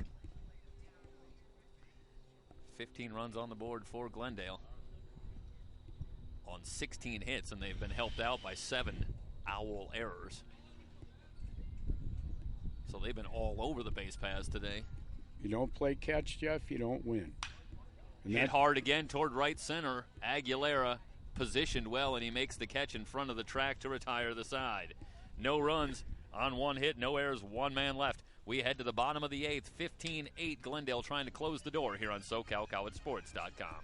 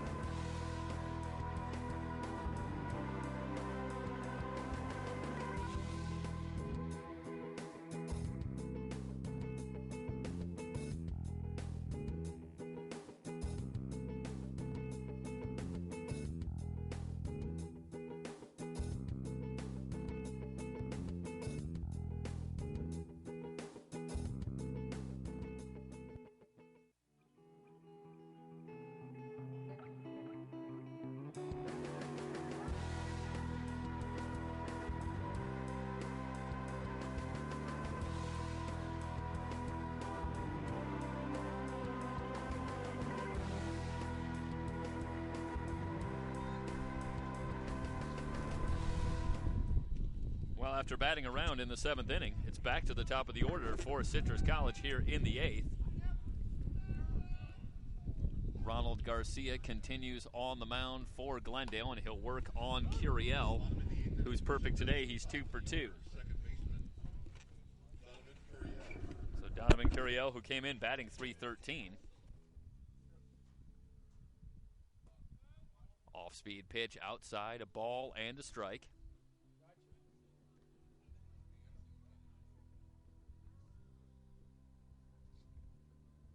Garcia has the sign. Here's the pitch. Curiel swings and grounds it towards short, in for a base hit. Viola with a sliding attempt, but couldn't come up with it. That ball hit sharply. And Viola closed ground to his left, but couldn't come up with it. So Curiel with his 3rd base hit on the afternoon. And he's aboard again, and here's Campos, who's also perfect. He's 2 for 2. Jeff, I'm not feeling real good about this game right now. Just 6 outs away, but Garcia, it's been an adventure so far. First pitch swinging for Campos. It's a big time. Popped up on the right side. Montez moving in, and he'll put it away for the out. Nice job by Montez taking charge to put that one away on a ball that could have been trouble. Yeah, Garcia now has faced 6 batters. He's given up a hit, and he's walked 2. But here he is, 5 outs away, and it's a 7-run lead. I think, to the point that we've been talking about, I think if you're Garcia, you just got to throw strikes at this point. Make him hit the ball. Let your fielders do some work behind you. Yeah. Montoya will be the batter. He hit it hard his last time up. Lined out to Selko. Ground ball towards second. Diving stop by Teramoto. He'll go to great first. Great play. Bruno Teramoto. Boy, Montoya's just getting robbed on that right side. He hit it hard again, and Teramoto this time denies him with a terrific diving stop to get Montoya at first. Curiel advances to second, so it's 2 down, a runner at second, and Aguilera will be the batter. You don't see a lot of Brazilian second basemen. That's where Teramoto's from. Well, he's establishing the mold. There you go. There you go. Ooh. First pitch in there for a strike for Garcia. So Benjamin Aguilera came into action today, batting .318. He's 0 for 1 and he's walked. Curiel at second with 2 down, I should say. Garcia from the stretch. Here's the pitch, outside.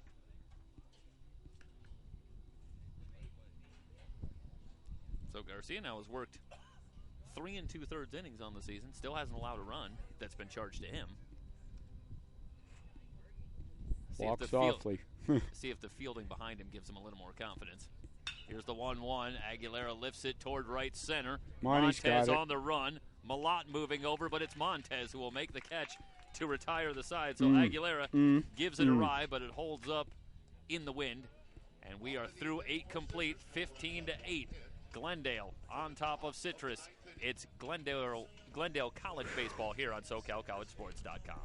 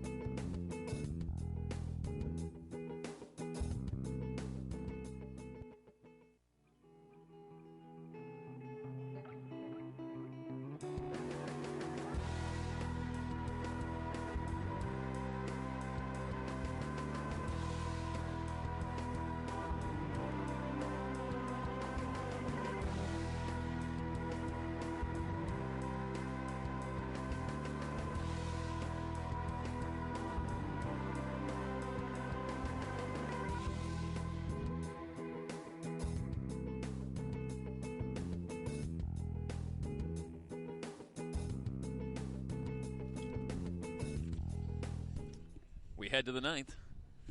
Glendale on top, 15-8.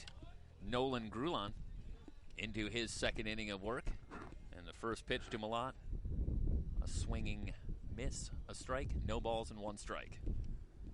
Malott 0 for 1 with a walk. And Grulon's been impressive here, retired 3 of the 4 that he's faced. It's a good start for a young pitcher.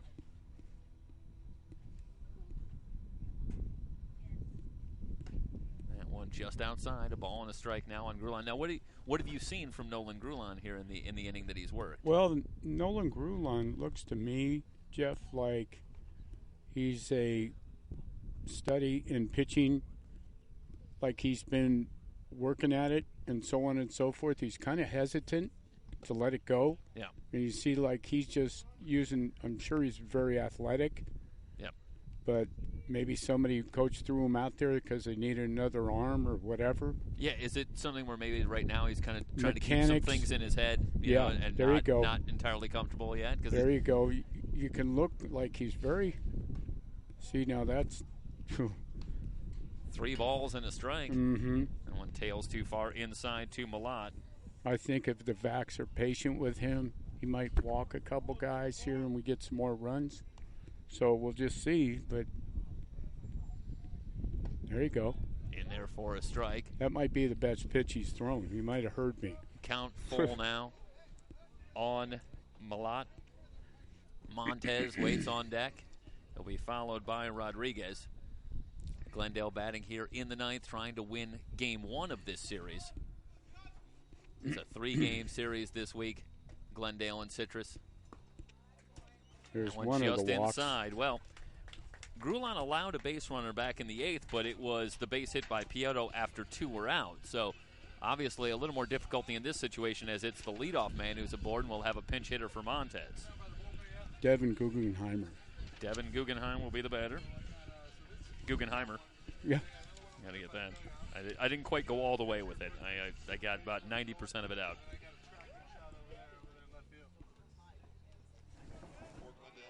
So Guggenheimer appearing in his 9th game, and he's 0 for 6 on the season.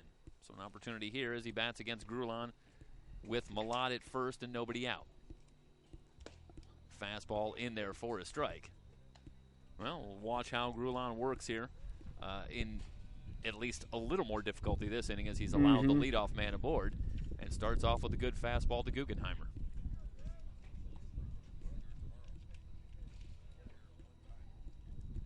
Here's the 0-1 inside.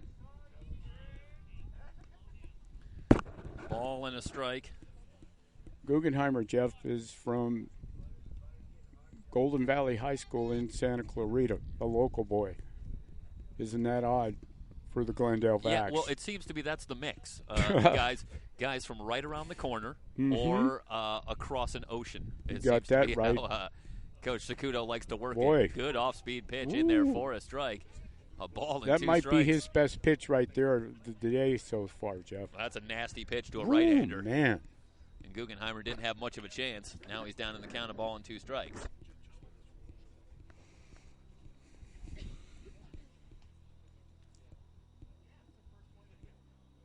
And a throw over. I kind of Sense see Malott. John Malott just kind of creeping off like he's going to run here, maybe, in this negative count for the Vax. 1-2. He's being held on by Isaiah Montoya, but still Yeah, off to a pretty he's good just lead. creeping. Well, not. There's Yeah, a balk see, called, he and didn't I just stop. said, no Yeah. hesitation there at the Nope. belt. So the balk That's huge for the Vax. Okay. takes away the double play as it sends Malott to second. Still nobody out. Now, crazy, as they call him, Guggenheimer, basically has a productive at bat here. Maybe move the runner. Yeah. But there is See 2 if he strikes. tries to go so to the you right can't go to side. the right side. Or the 5-6 hole looks wide open. So 2 balls, 2 strikes to count on Guggenheimer. Malott bluffs toward third, called strike 3. So Guggenheimer down on strikes, and that was a couple of very good breaking balls from Whoa. Grulon that Guggenheimer faced. Not a whole lot of chance. So the runner at second, 1 down. Mondo Rodriguez will be the batter. Actually, Jake Selko, Jake number Selko, that's right. 35, You're the right. first baseman. Selko, who came in defensively, replacing Mondo Rodriguez. That's right. Big burly left-handed hitter out of El Camino Real High School, city champs last year in Los Angeles. And I've seen him run into some balls and hit them out of El Camino, and he can do that here too. Hopefully he'll do well in his bat here. Selko on the season 2 for 15. 133, no home runs, 3 runs batted in. He's got Malott at second with 1 down. Here's the pitch from Grulon. Big swing and a miss.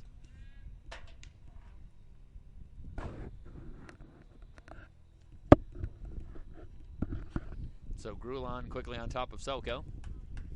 He's trying to swing around the ball. See how his feet are set up? His front foot. And what's he trying to do? Well, he's very awkward. There you go. Hits that one hard, a base hit to right. Malott rounding third. Here he comes. He'll score standing up. Good for Jake. Selko with the RBI single. Jake is my ride home, by the way, Jeff. So he'll be a lot happier. Oh, my ride home is working camera right now, so hopefully he stays in a good mood too. Jorge Zepeda, Matt the Colomas is SoCal the pinch hitter here. college sports team. Yeah. Matt Colomas is hitting. So Palomas will be the hitter Yeah. for Gribben. Hopefully Dad stays conscious. You need a helmet out there. 2 home runs, 8 runs batted in for Columbus on the season, a .316 hitter. Selko at first with 1 down.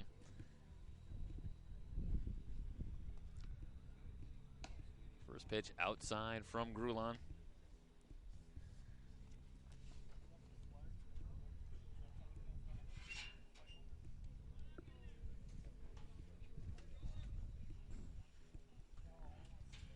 Selko away from first. The 1-0 pitch. Coloma swings and grounds it for a base hit.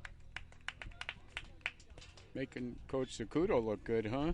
Putting these guys in to give the other guys a rest for the second game. Well, after an uneventful 8th inning. Yeah, for now sure. Grulon's had a bit of a struggle here in the 9th. He's allowed a couple of hits and a walk. And Teramoto will be the batter. Brazilian Nightmare. Bruno Teramoto. See, these guys have really good nicknames. Oh, my Gotta work on God. something like that, Michael. Woo. Sadly, my name was already taken. Big Z used many times before today. Did you have it before Zadrunas Ilgauskas had it? I don't think I did. Up and coming Z, maybe. 2 on, first pitch swinging. Teramoto, the grounder to short, over to second for 1. The relay in time. They double up Teramoto to end the inning.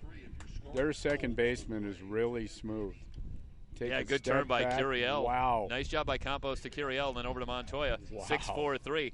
That was impressive. Glendale puts across 1 run. They now lead at 16-8 as we head to the bottom of the 9th here on SoCalCollegeSports.com.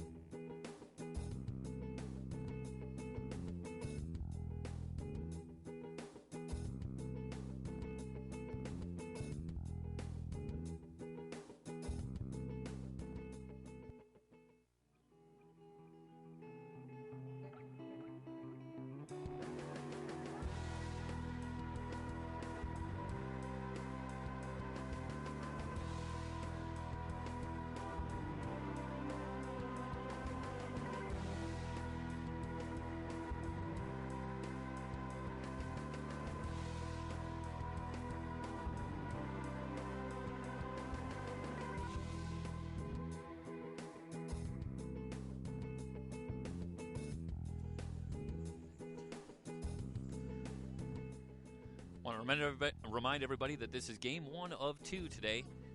30 minutes after the conclusion of this game, we will have game 2 of this series, Glendale and Citrus College, here on SoCalCollegeSports.com. You can find us at our website, www.SoCalCollegeSports.com. You can search for us on YouTube at SoCal College Sports 1. I'll bring up our channel. And, of course, our stream of the game will be right there up top. Just click and play. We're underway. Here in the bottom of the 9th inning, Chasen Jensorowski will come on to try and close the door here with Glendale leading it 16-8. It'll be Flores followed by Villalobos and Ushimaru against the right-hander Jensorowski. Here's the pitch. Slow curve of beauty. Flores still perfect on the day. Singled. He's also been hit by a pitch and walked. 1 ball, 1 strike the count. Coloma stays in the game in left field. Guggenheimer stays in the game in right field. For Coach Chris Sakudo, fastball in there for a strike. A ball and 2 strikes the count now. Former Crespi High graduate a couple of years ago. Jason's a second-year guy, and they've made him into a pitcher. And when he's had the chance, he's been doing pretty darn well, Jeff, and getting guys out late in the game. So we'll see how that goes. He was a first baseman. He's kind of a project waiting to happen. He threw 2 good changeups and got Flores him out there. Just got under that one. Yes, he did. Flies to left center, and it's Malat who will put it away for the out. Big Show, let's give you a little plug here. with what you do in the showcase camps that you like to do to enhance exposure of young ball players, Showball, Showballbaseball.com. Showballbaseball.com. Mm-hmm. That's correct. And we've been doing it. This is our 11th year.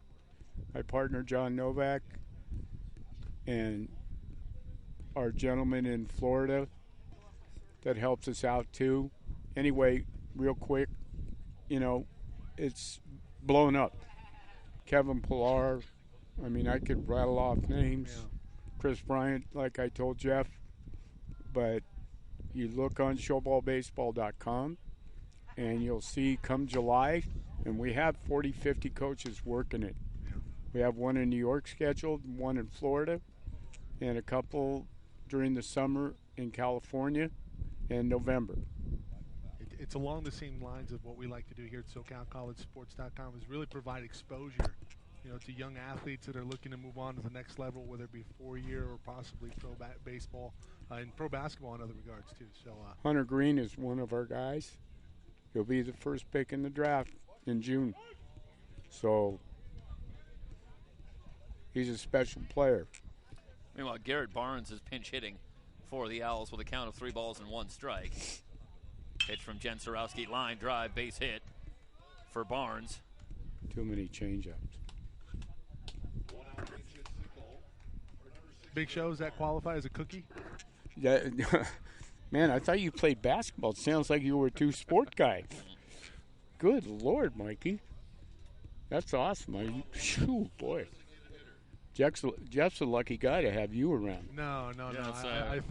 It's the exact opposite. It's the very thing I've been saying. Unless we're playing basketball, then he feels. Well, yeah, come on. He's that's definitely what I'm looking for, if at all possible. He's a point guard, definitely. No way. I'm on Michael's team. There you go. Ushimaro will be the batter with Barnes at first. Other team gets the first 2 picks. There you go. That's usually how it works. Are you a college guy? I know you're UC Riverside Highlander, Yeah, Mike. former. But I'm saying, as far as the tournament going on now, is there somebody special? UCLA catches my eye. I think they're going to obviously have their hands full with Kentucky and Sweet 16, but if they get past that, I think they win it. Yeah, they beat them once, so as we call them on campus, low ball. And that was at Rupp. Yeah, it sure was. Yeah. Sure was. Lonzo Ball. I mean, Boy. Hyperbole aside from his dad, which, obviously, hey, if I have a son, I'm probably going to hype him up. Maybe not to that extent, but he's hyping him up with good reason. The kid's a stud, and he should probably be the #1 overall pick in the NBA draft next season. You would think, yeah. But, that Tatum kid from Duke's pretty good, too. Mm-hmm. There's some dudes out there. Anyway, it is what it is, man. The walk on 4 pitches for Ushimaro. So 2 on. And obviously the trend continues here for Glendale pitchers this afternoon. They continue to put Owl base runners on. Now, Big Show, I got a question for you. Yes, sir. Obviously, are we seeing a lot of the bullpen right now? Players that don't normally get reps, reps. So, yes. Obviously get them in, develop some depth here. Yeah. Second game, you'll see John Bergara, who's one of our better guys. Left-hander, he's very good. Firm fastball, good off-speed pitches. He's from Marshall High School, like I said, and he's in his 2nd year. He's pretty good. This is a big Carroll ball squad that they really are no stranger to putting runs on the board, but obviously not at all is a key factor, especially when we head into the postseason. This is a team that's ranked #7 in the state, 3C2A. And you've got Shea lifts it to left. Colomas under it, has it for the end. That's a ball that pretty well hit, but I mean the wind really swirling in and blowing in really knocks that ball down, makes it an easy play. Jason's looking good so far. Got Jason, 1 out to get. Yeah, came in, worked 6 1/3 on the season, a 1-0 record with 1 save, an ERA of 1.42, and an opportunity here to close it out. And he's 1 out away with 2 on, and Mejia will be the batter for Citrus. Oscar Mejia Jr. Little used so far this season, came in just 2 for 3. Hitless so far today.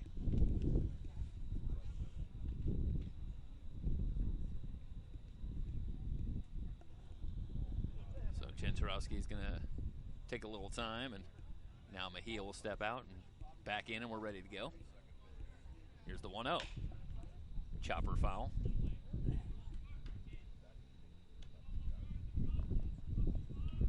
Yeah, you're going to see in the second game for the Vacs, they're going to bring all the heavy hitters. Yeah. They brought those other guys in to pinch hit to give those guys a breather. Send them over to Flame Broiler Coffee. Very well. I don't know about that. That's the ball game. That'll right there. do it right there. Garriola puts the tag on Barnes to finish it off. 16-8 the final score. Glendale wins the opener of this 3-game set over Citrus College. We'll step aside, wrap things up very quickly, and get you ready for Game 2, which comes up in roughly 30 minutes here on SoCalCollegeSports.com.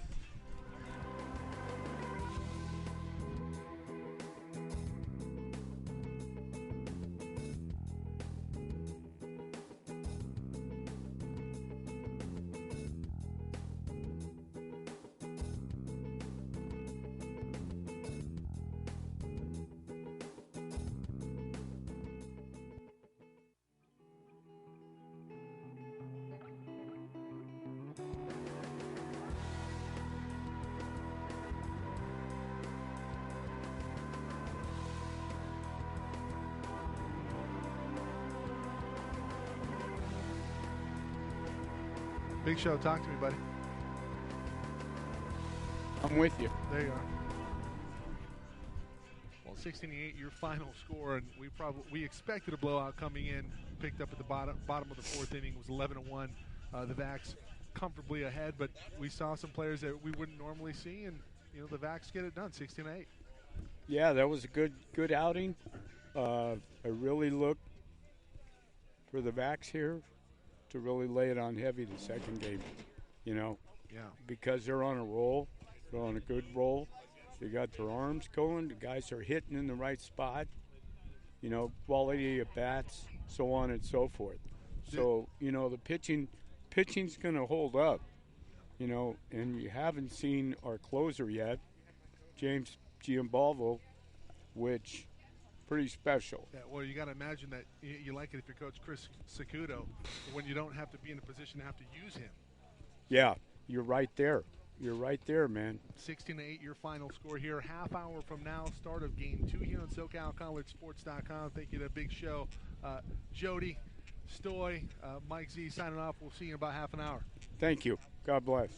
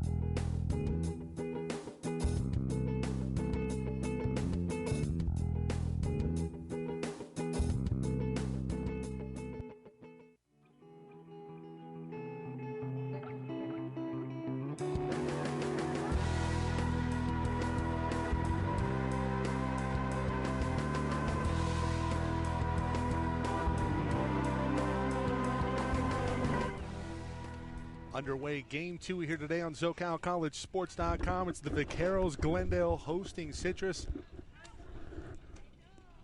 Mike Cepeda, big show. Jody Breeden. Well, I didn't want to say Jody. I appreciate it. It's not a very masculine name. And then Jeff Stoynoff here with you on today's broadcast. The entire SoCalCollegeSports.com crew. Jorge Cepeda, Matt Henson at home. We are Sands 1. The Vaqueros and the field first. Set the lineup here for you shortly. Vaqueros winner today earlier, 16-8. Of course, they came into that game after it was postponed at Citrus, leading 11-1 at the bottom of the fourth. There was an ugly game here early today. Right off the bat, that ball hit well, but right to Matt Colomes for out number 1. Happy you've joined us, everybody. Spread the word, www.socalcollegesports.com. You can catch us on the go. You can catch us at the house. Feel free to tune in and chime in. We have the chat module available. You can also chime in on Twitter at SoCalCollegeSPO.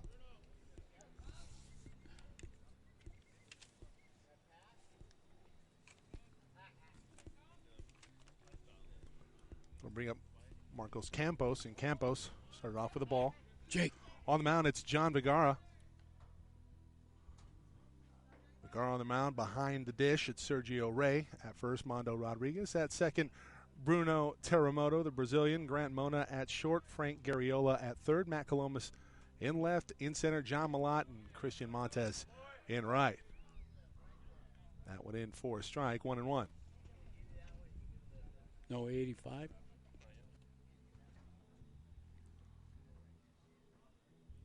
Get some numbers to you shortly here on Vergara. That one fouled back, 1-2. As that one goes towards the camera.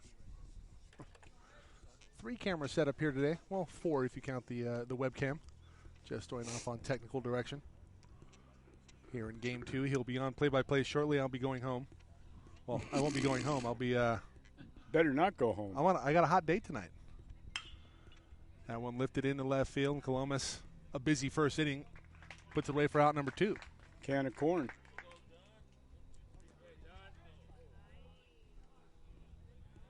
Less room to travel on that one. So 2 gone here in the top of the first inning. Number 26, Christian Scott. So Christian Scott now up You can hit. for the Owls.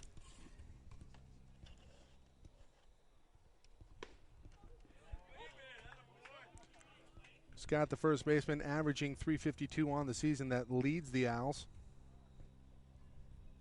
16 RBIs, couple of home runs.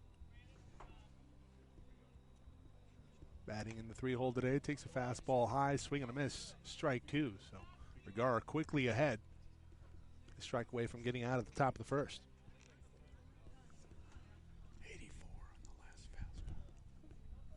84 on the last fastball from Vergara. That one, swing and a miss. They're going to say they fouled it off. Big Show, feel free to chime in. I'm with you, Big Mike. Holy cow. 2 guys sitting next to each other that are huge baseball people. And I just want to commend our gentleman in the first game, Mr. Jeff, for doing a great job. Stoynoff's a stud.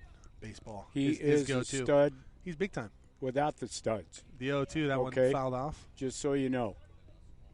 2 very good professional guys I'm up here working with. No, I'm losing my voice. Well, we look forward to bringing you the VAC attack as the season goes long here in 2017. Number 4 in the state of California with the updated rankings that I was giving earlier today. That one fouled off again. So we'll do 1 and 2 again.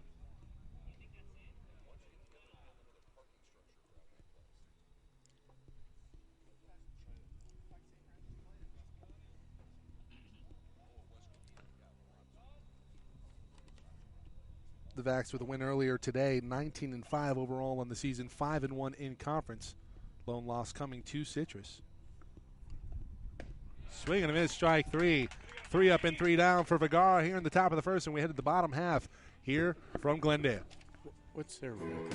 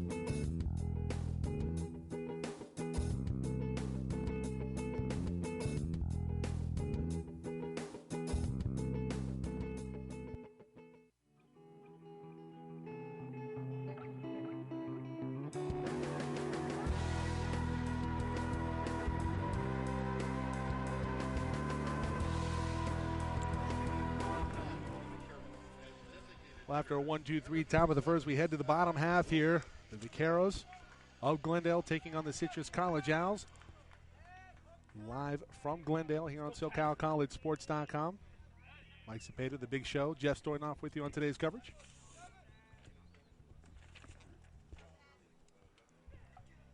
On the mound, Roberto Baldonebro for Citrus.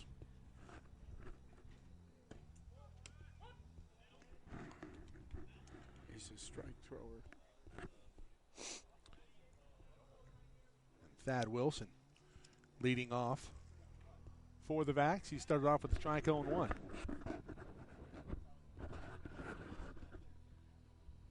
pitch outside. Well, Big Show, we were talking about it off the air. Baldonebro was the pitcher that beat Glendale last week, 2 weeks ago. 9-3. He throws a lot of strikes. He's around the plate 24/7. That one right over the outer half. 4 strike 2, so 1-2 now here on Wilson.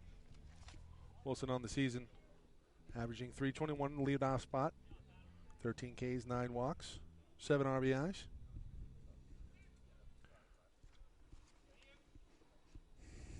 One, two, fouled back.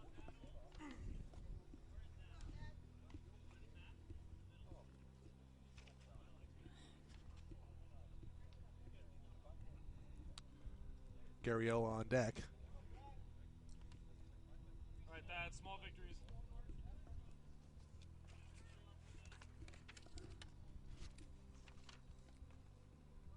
1-2. In there, called strike 3, and Wilson goes down on K's, his 14th strikeout on the season. That leads the Vaqueros.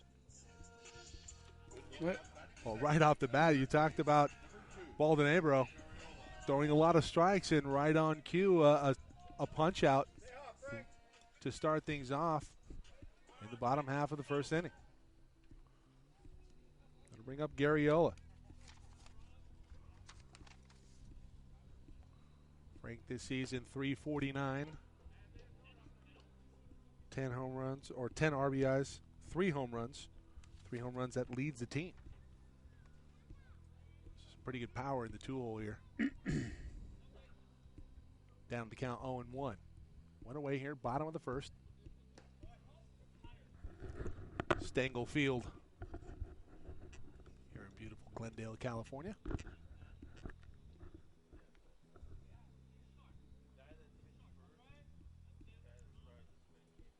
.330 down both lines, 380 to dead straight center field. 1-1 outside, 2-1. What's important, obviously, not to put Garriola in a hitter's count, which is right now, as the numbers would suggest. 2-1 coming up. Here's a pitch, outside, 3-1. Well, Baldonabro, pretty successful his last time out. Big show. 9-3 versus 2 the weeks backs. ago. Yep. Looks like he's struggling a little bit early with control. That one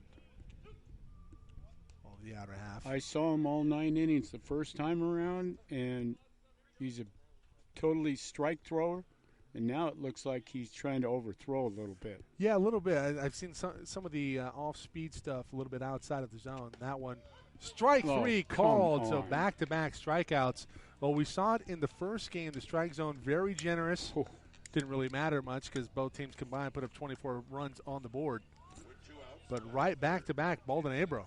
So much for struggles with control early. 2 punch-outs back-to-back. Wilson, then Garriola. Here comes John Malott. Cincinnati bred and born. Born and bred.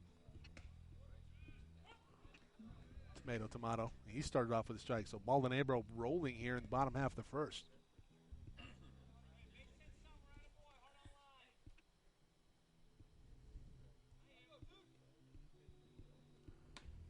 One high outside. 1-1.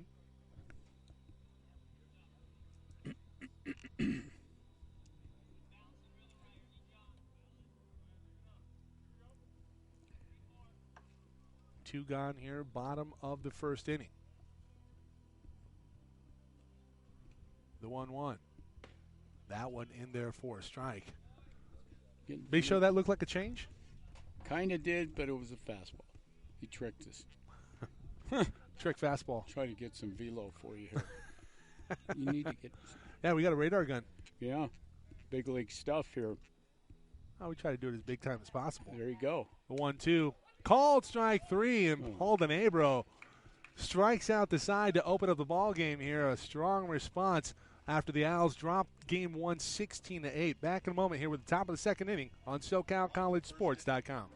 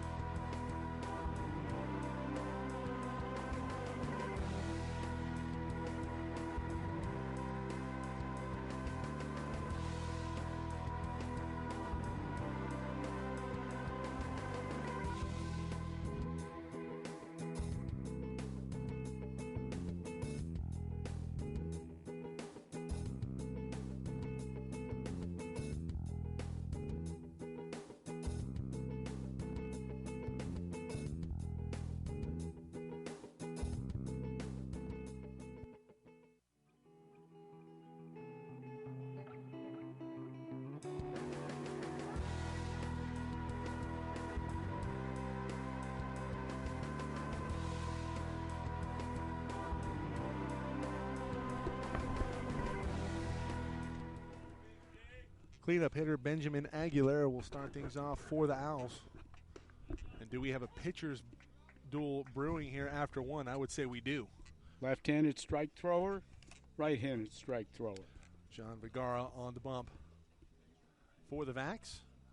He starts off Aguilera with a strike, 0-1. 0-1 is low. I'll even it up at one apiece. Top of the second inning here. SoCalCollegeSports.com's coverage. 3C2A baseball. Glendale and Citrus. Fastball is high, 2-1.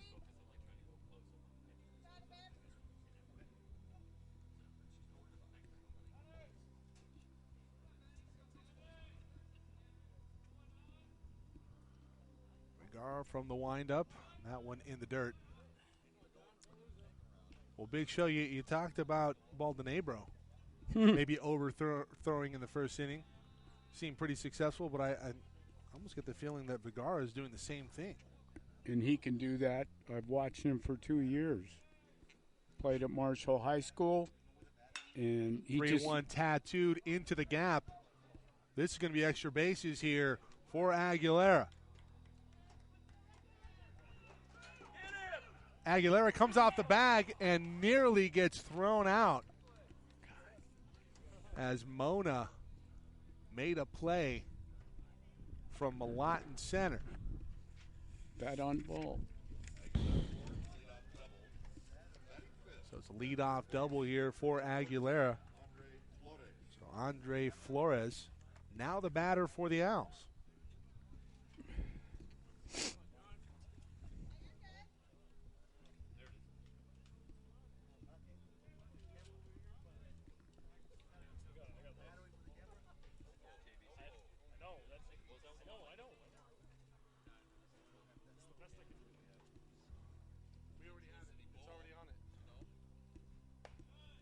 Ball high.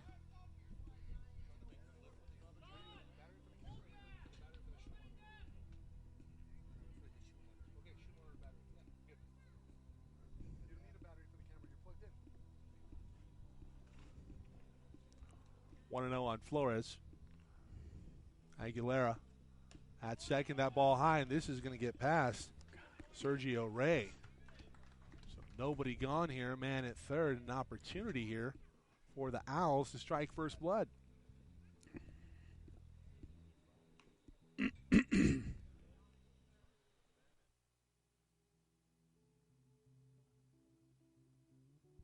sir. Yes, sir. Mike Cepeda, Big Show. Mm-hmm. Jeff Stoynoff with you. 2-0 on Andre Flores. Batting in the fifth spot here for the Owls today. That ball way inside from Vergara. Vergara struggling here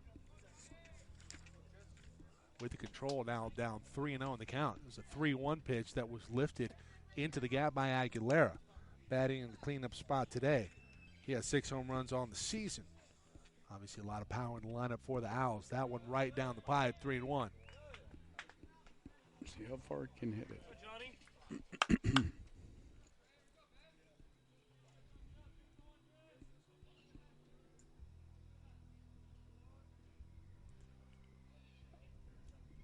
Vergara from the stretch, 3-1, fouled off. Count now full. What a huge get this would be if Vergara is able to induce the punch out.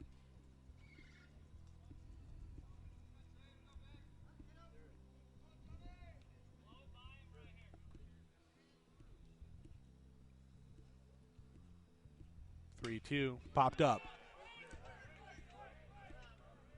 Vergara, one gone, induces a pop-up here, keeps a man stranded at third. That's Aguilera. We remain scoreless here. With a man on third and 1 out, batting sixth, left fielder, number 3, Jesse Villalobos. So Jesse Villalobos, now your batter for the Owls.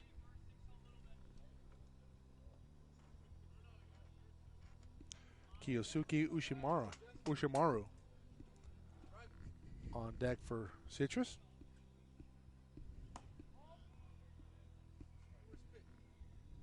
Villalobos takes ball one.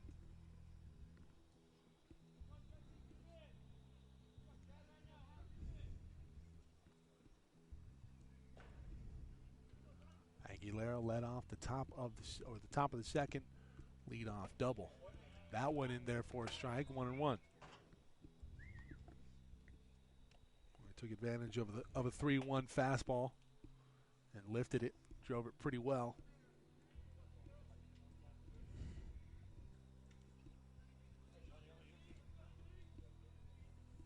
After a pass ball, he's on third.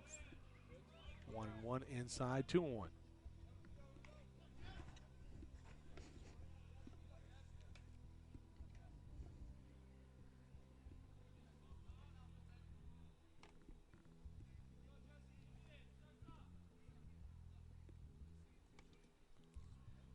Vergara inside, 3-1.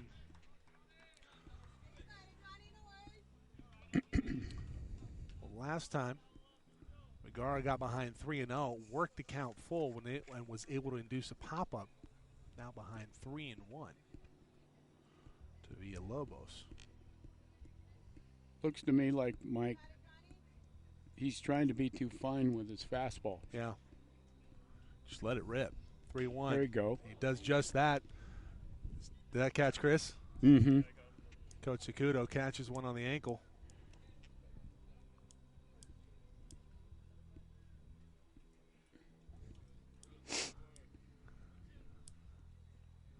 Let's hope he's okay.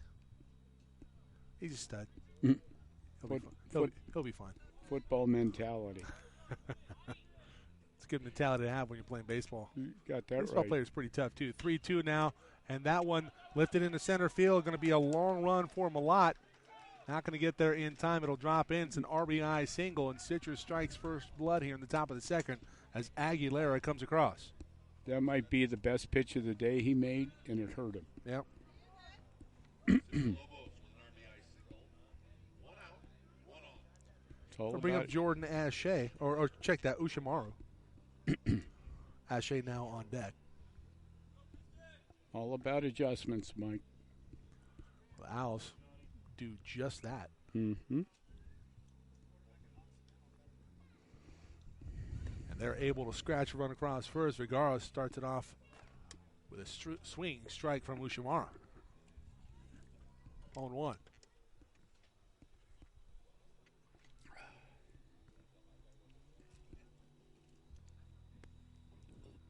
Vergara checks first. That one in there for a strike, 0-2.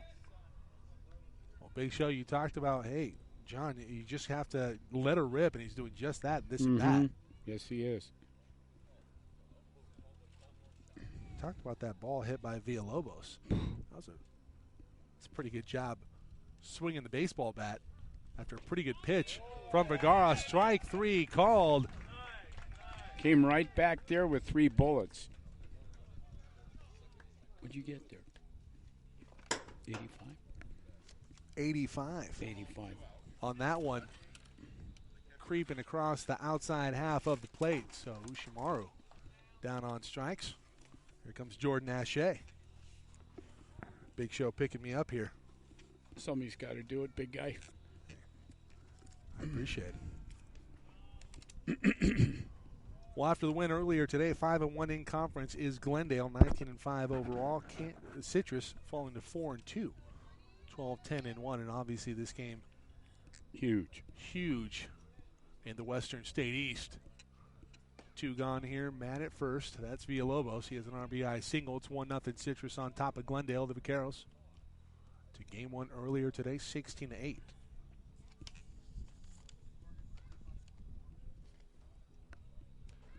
Ashe on the season. Batting .206.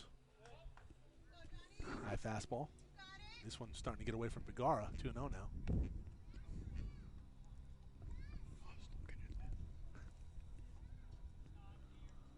Big Show, you impressed with the setup here? Oh, I can't wait till the next time I get invited. Big league stuff here, man. Oh, hey, you know we're trying to. We're trying to Well, aspire. you're doing to a just great that. job. Doing a great job. We appreciate it. We need to give a little accolade to the man roving around the field. Jorge Zepeda, cameraman. If the name sounds familiar, that's my dad. George Cepeda, yeah. Not Orlando's No, brother.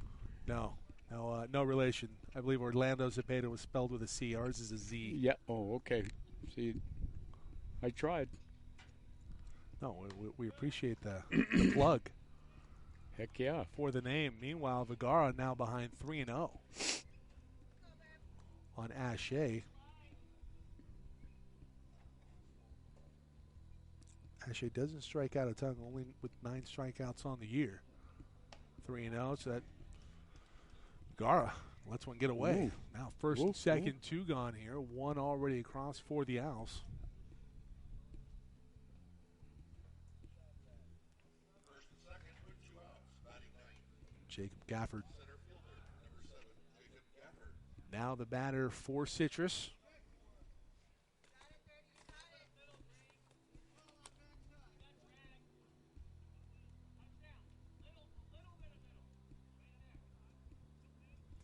Little bit.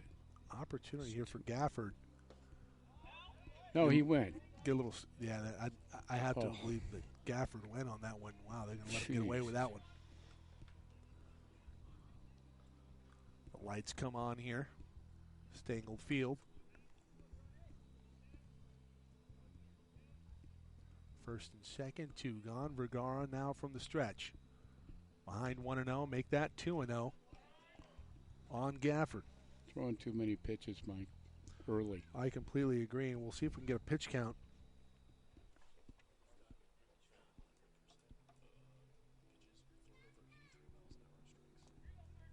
How many pitches has he thrown? 40? That's 40 right there. 40 pitches. We're only in the top of the second. 1 2/3. Meanwhile, you got Roberto Baldonebro, who struck out the side in the bottom half, or in the top half Mm-hmm. of the second. Come on. Bottom first, excuse me. Mm-hmm. See, I'm getting mixed up because we had the other game earlier where Citrus was the home team, and now it's flipped the other way around, how it should be. Vaqueros batting in the bottom half of the innings. Can of corn over to Campos. Check that. Mona puts it away for out number 3, but Citrus gets one across. It's 1-0. The Owls on top of the Vaqueros here on SoCalCollegeSports.com. They strike first. They pick up 1 run. Now 2 hits. To the bottom of the second. Had the wrong one up.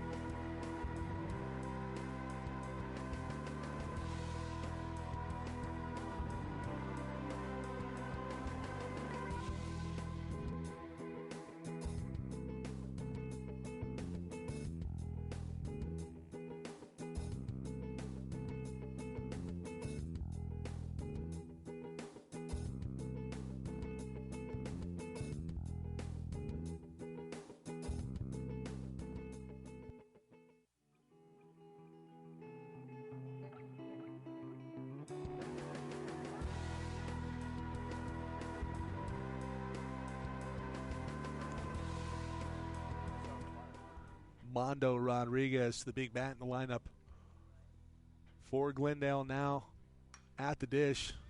Fouls the first pitch back, 0-1.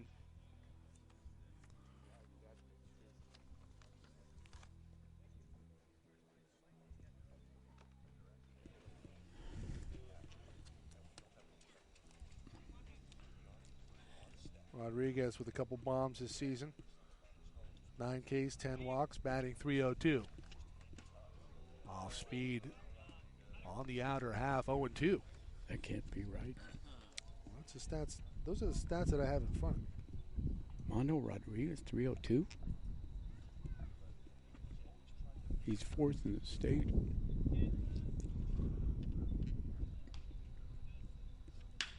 That one right back up the middle for a base hit. Man, you were like the anti-jinx. Jeff Stoynoff is Mr. Jinx. If he would have brought up that he was 4th in the state in hitting, he would have struck out for sure into an easy play. And you got to smile at him, too. Can't teach that. I tell you what, when we're covering basketball, somebody gets up there shooting 95% from the free throw line, he'll state that, and then the guy will, right on cue, just miss both free throws. Boy, oh boy. Low ball. So Mondo at first.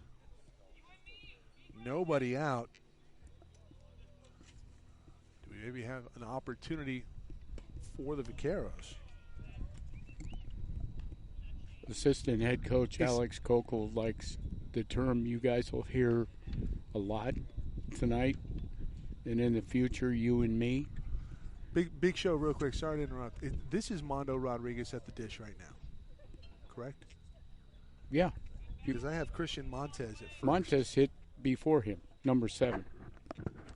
So Montez is at first after the single. Yeah, he's hitting way more than 302. Mondo Rodriguez. There you go. Well, no, I still have Montez. Okay, so they have it flipped up in the lineup. That's here. wrong. Okay. Yeah, because he said in the So first Christian game. Montez is hitting 302. Mondo Rodriguez is hitting 467. It's the other way around. Yeah. Now it's 2-0. You don't want to give him that kind of a leash. That one tailing away from the right fielder. And Benjamin Aguilera, it's going to go out of play foul. 2-1. As Jeff referred to it in the first game, Christian Montez is like number 3 or 4 in the state. 3. And if he's hitting 302, it makes sense that you're not going to hit, there's plenty of guys ahead of you. Something's not right there. Yeah, Mondo, I think this is just switched up. Yeah.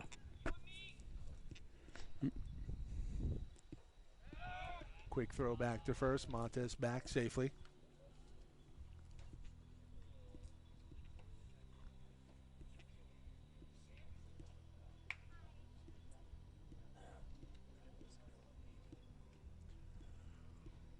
Mondo, if I'm going by the corrected stats, 467 on the season, 10 stolen bases, 4 Ks, 7 walks. Not a bad ratio there. That fastball inside, 3-1. 5? Really? That fastball, 85. Mm-hmm. Yeah. Is the word that we're getting. Got a radar gun. We'll see if we can have a display for that once we get up to the finals, for the 3CCAA finals at John Lewis Field up in Fresno. That'll be later in May, Memorial Day weekend. Should be a beauty. That one chopped foul, 3-2, count now full. Speaking of Fresno State's outfielder, former Glendale Vac last year, Jared Akins, started the season batting in the 8-hole, is now in the 3-hole. Pretty good. Speaks volumes in terms of the ability. Mm-hmm. Baldonabro has his sign. Does he throw back? He does. And he nearly. He was going. Looked like Montez had thoughts about a stolen bag, and Baldonabro said, not so fast.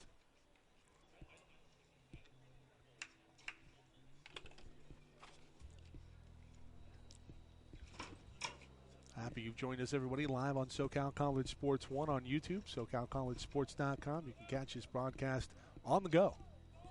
3-2 on Mondo. Mondo chops it over to short. No play at second. Campos throws over to first. And that one in time. Mm-hmm. 4 out number 1, but the runner does advance. So it amounts to a swinging bunt for Mondo Rodriguez. He won't get the sacrifice call, though.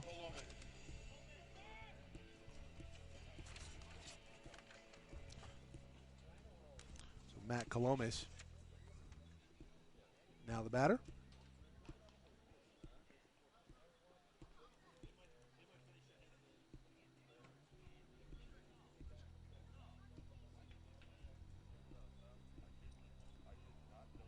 The man at second, Baldonabro, checks a runner, comes home, off speed, beauty, and therefore strike. A lot of movement on that one. Where did that come from? Oh, I don't know. Whoa. That might be the second hook he's thrown. Yeah, I got to think that Colomes was thinking the same thing. Where did that come from? Oh, my God.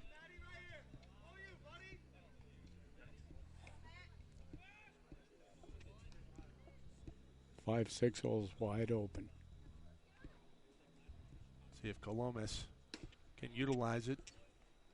Baldonabra goes back to the hook. That one's off the mark. 1-1.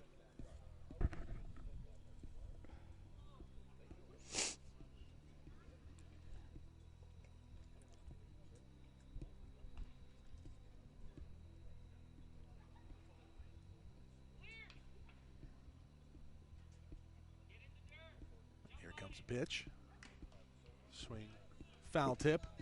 Wasn't Strike ready two. to hit. No, he wasn't. Almost as if Colomas was caught a little off guard. Colomas on the season batting .316. Right, Moss. 6 Ks, 4 walks.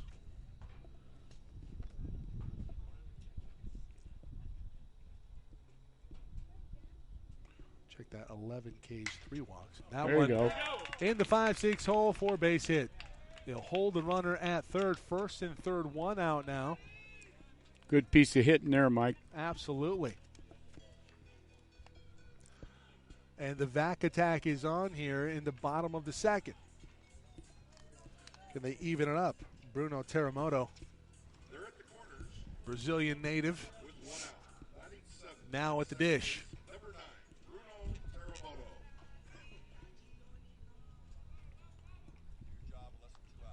Sophomore second baseman today for the Vaqueros. Got the Professor Alex Kokel over there running the signs down. One of the greats in the game.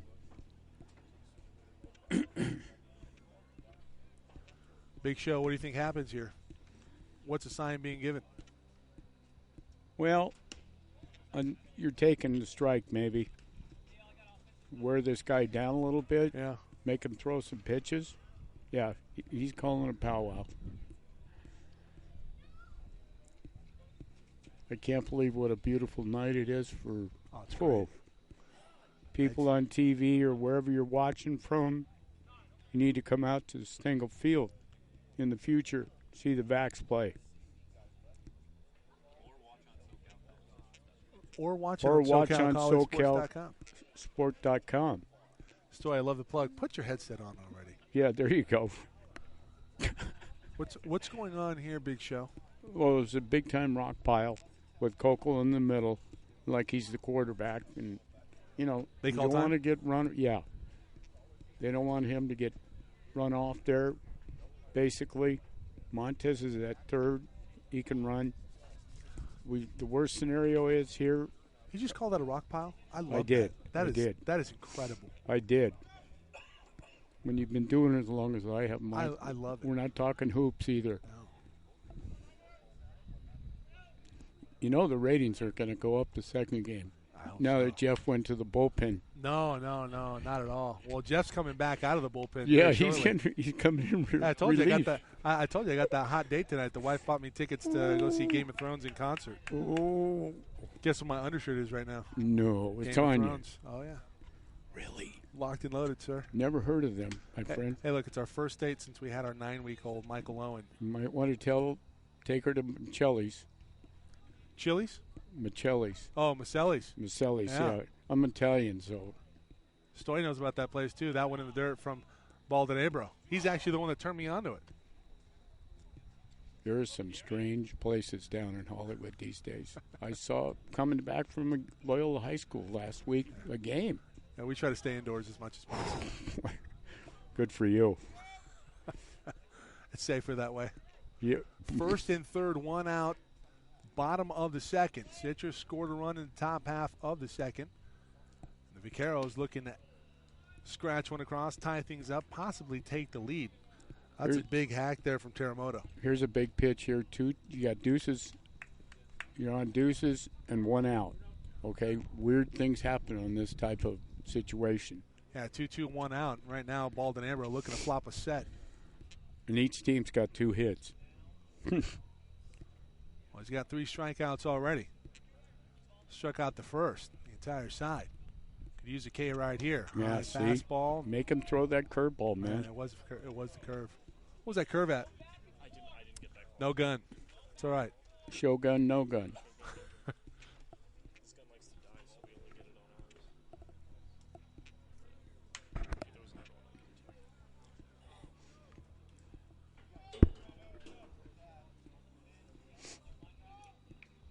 don't get run off.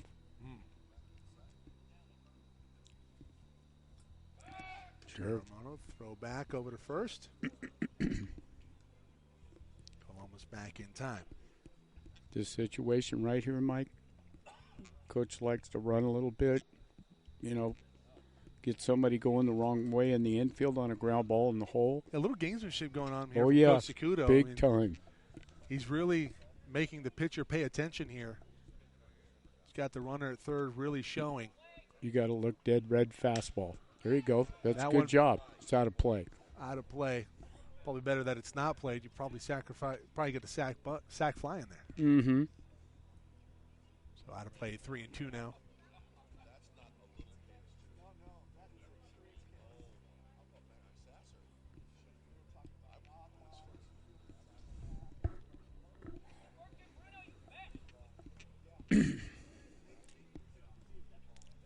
Nobody better, Bruno. Bruno, 3-2. See him bring somebody home right here. That one, tough play. This was going to be off of Good Teramoto. jam, too. Oof. Ouch. Pretty good job by Bruno fighting that one off. Fought it off of his foot. Luckily, he's okay. Smarting a little bit.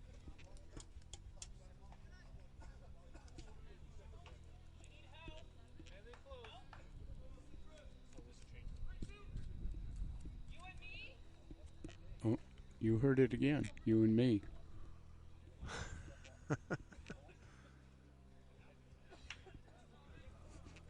Like to do that clap at the end. Yep. Now, he might have been deacon everybody in the stadium right there. Teramoto. And nothing's on. Just About get to a take big. 3-2 yet again. That one lifted in the left. That'll- Villalobos got a beat on it. This should be deep enough to bring home a run. And it will be. Montez comes That's a home. great at bat. Great at bat. Mission accomplished as Columbus heads to second. Both runners advanced. It's 1-1 here in the bottom of the second. Only one away. Or check that two away after the pop fly. And you, Mike, you or Jeff have a sister. That's what happens. That's just like kissing your sister right there on that sack fly. I don't even know if I want to pry on the details there. Boy.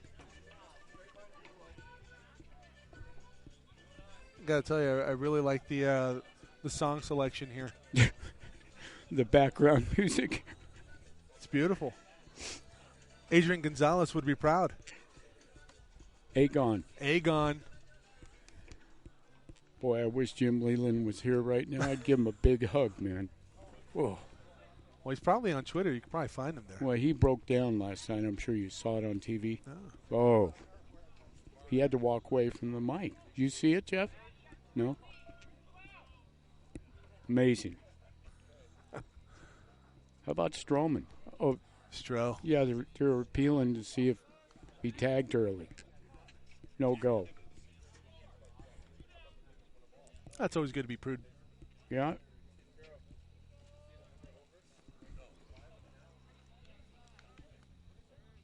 So Sergio Ray now the batter. First pitch high, 1-0. 4. That was 84. 84 on that heat. Now you just see, hey, Jeff, if Hunter Green was throwing right now, you add 18 miles an hour to that fastball. Jeff doesn't even drive 84 mile an hour. There you go. That's up. That one high, 2-0. I would love to see you guys do one of their games because that kid's like my kid. Well, Believe me. Well, that's something we can definitely put in the works here at SoCalCollegeSports.com. I mean, Remember, we're trying to get the word out. I can get the word, give you a couple numbers to call. We're only a phone call away. There you go, baby. The 2-0 fouled back nearly to the camera. Did Jeff tell you in the first game that we lost the camera one year at the baseball finals? Oh, sir. It's a beautiful thing. Can't teach that. No, you can't. Just right back to the ball, or right back to the backstop. Annihilated the ball, or the camera rather. Yeah, don't put a camera in the field. Yeah. Whoa. We have 2 in the field of play. Hidden a little bit better than they were that day. 2-1 on Ray. Columbus at second. The pickoff is on. They got him.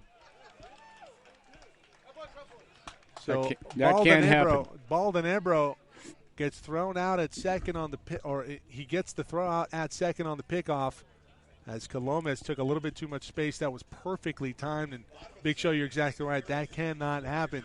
But Glendale does even it up at 1-1. We head into the third inning. 1-1. Citrus and Glendale here on SoCalCollegeSports.com.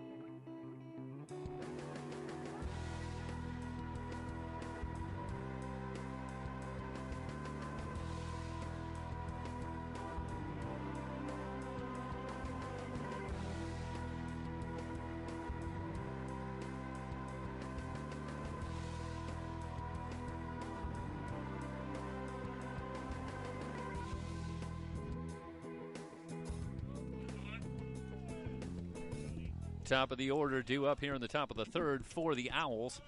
1-1. Donovan Curiel will lead things off. He'll be followed by Marcos Campos and then Christian Scott. Vergama into the wind. Here's the pitch to Curiel, and it's low. Count evened up at a ball and a strike. Curiel came into action today batting .313, but he had 3 hits in the opener. A 16-8 win for Glendale. Tied at 1 here. High and inside to Curiel. 2 balls and a strike. Well, now they're correcting the scoreboard. 3 balls and no strikes. Well, Big Show, I'm a fool to look at the scoreboard. to place my faith. Here's the pitch from Vergama. Inside. Curiel works the walk to lead things off. So the leadoff man aboard.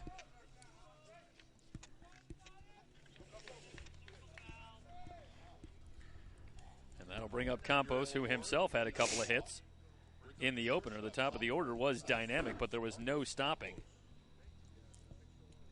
the Glendale offense as they put 16 on the board. So Vergara puts the leadoff man aboard, and now he'll work to Campos just outside. 1 ball and no strikes the count on Marcos Campos. Campos came in batting .303. Talked about the 2 hits he had in game 1.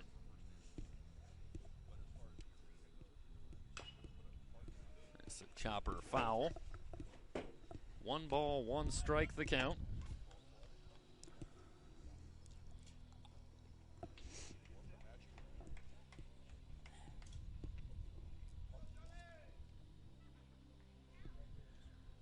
So far, nothing doing with Curiel at first base. That's a little surprising to me in this situation, and obviously a tighter ball game here. In fact, as tight as you can get, I believe. Mm-hmm. And, 1 run right now might be the difference.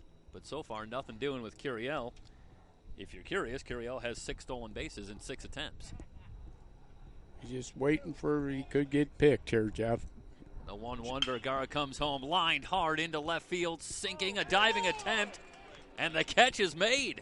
Holy Colomas cow. with a sensational catch Matt out in Colomas. left field, robbing Campos of a base hit. And I'll tell you, that play is not without substantial risk, Big Show, because Colomas fails to come up with that ball, and that might still be rolling out there in left field. They had him played perfect. So Campos retired.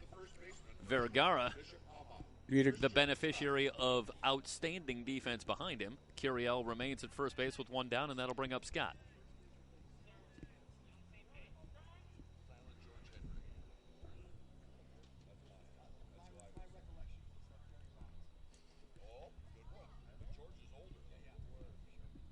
A meeting on the mound. Wait, what conversation could be going on over there where the discussion is George Hendrick and Barry Bonds? It's, they're bridging a little generation gap there on that one, but I'm interested what the question is. Nonetheless, Scott is the batter. Curiel at first with one down. This guy's going to try and run, I think, Jeff. Seeing he's 6 for 6. Scott. You got the big boy hitting here, too. A 352 hitter, big Great swing and a miss. pitch. Vergara took a little something off. Change up. No balls and one strike on Scott. Benjamin Aguilera waits on deck. Well, it's a decidedly more potent lineup now that they have Scott back in the lineup. He missed the latter portion of the first game today. Coach Gomez electing to give Scott the rest of that game off. But Scott now back in the lineup and creates a different dynamic here, and obviously a little tougher challenge for Vergara. On the mound, no balls and one strike the count. Curiel with a lead from first. Going? Nope. Hard line drive into the corner. It's a fair ball. Keep your eyes on Curiel, rounding second, coming into third. They're going to wave him home. Here comes the throw. Curiel slides in safely. So Curiel comes all the way around. Scott ends up at third after the throw. That kid can hit. Ooh. So Christian Scott with an RBI double. And Citrus now leads it 2-1. Excuse me. And that'll bring up Aguilera. And that's an important play there, Big Show, because the throw comes into home plate, and Scott, very alert on the base pass, able to pick up the throw and make it over to third base. So now with only one down, Aguilera, if he could just get one to the outfield, the Owls can put together another run here. Yeah, they're questioning the third base coach getting in the box. Sakuto just came out, and he was trying to peek in on the catcher and pick pitches. Vergara's first pitch to Aguilera just outside. The infield is back.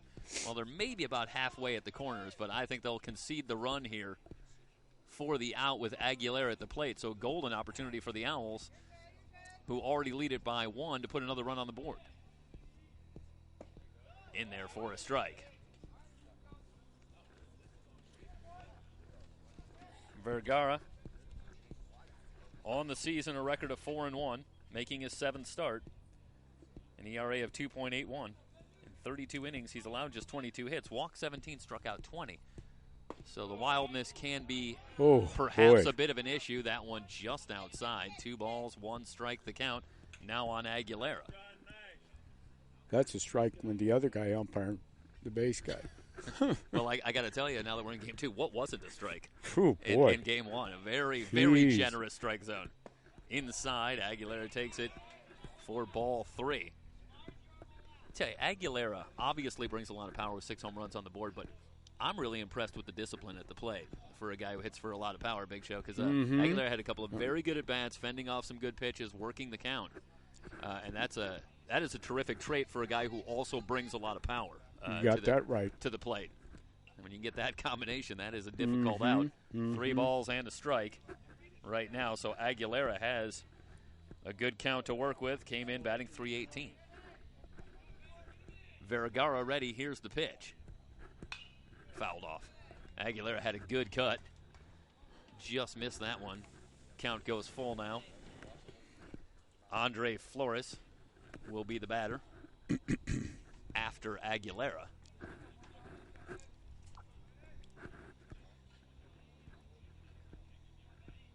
Here's the pitch. Aguilera swings and misses. They'll have to throw down to retire him at first, and they do. That is a big strikeout Huge for out Vergara. right there. Christian Huge out. Scott remains at third base now with 2 down, and if you're Vergara, if you could just get by Andre Flores, you get out of this inning with just 1 run on the board, and I think you'll take that if you're there if you're in the Glendale bullpen, or I should say Glendale dugout.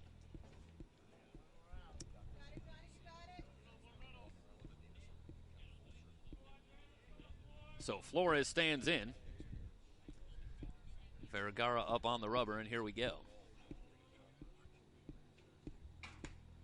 Just a bit inside. A ball and no strikes.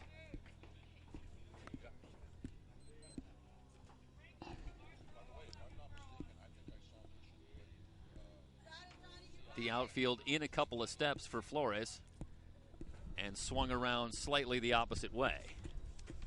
Playing him to dead pull here. Look at Frank at third. Yeah, they're right on the line. Interestingly, the outfield is leaving a big gap in left center field. Mm-hmm. So they're supposed to be pitching him in here, supposedly. Here's the pitch from Vergara. That one right back our way, back to the screen, but Scott going to stay at home as that one caroms back out. Nice job by Sergio Ray getting back quickly.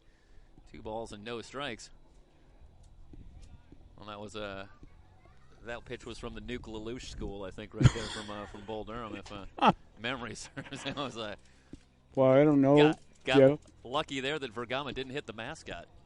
If you live or work in Glendale and you're on your way home or you're watching on TV at home this game, you might want to take a minute out and drive down here. It's such a beautiful night, so on and so forth. Yeah. And you want to see a good college baseball game? It's happening right here. Absolutely. It's going to be going on for 2 more hours. May I say, bring a light jacket. It's a little cool, but very nice. But it's great baseball weather. In there for a strike to Flores. 2 balls and 1 strike. And this game's going to go down to the last pitch, I guarantee you. Each team tallied 1 run in the second inning, and now the Owls have moved back out in front with another run here in the third. Chopper out in front of home plate, just foul now. 2 balls, 2 strikes.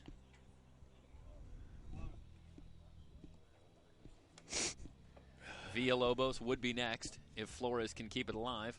Flores also delivered a couple of hits in the opener. Well, 1 for 2, but reached base 3 times. So he's having a good afternoon. Vergara up quickly, now ready. Here's the 2-2. Just outside. So 3 balls, 2 strikes. See John smile because he was here first game and everything away was called. Well, a different blue and a different game. Mm-hmm. Yes, sir. Payoff pitch coming now to Flores.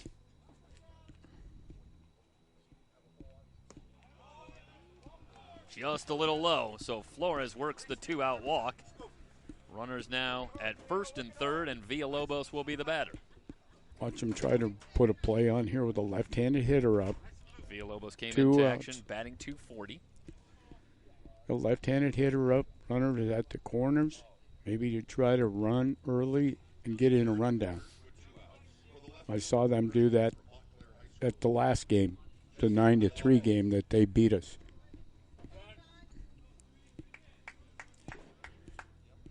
Here's the first pitch to Villalobos. Big swing and a miss.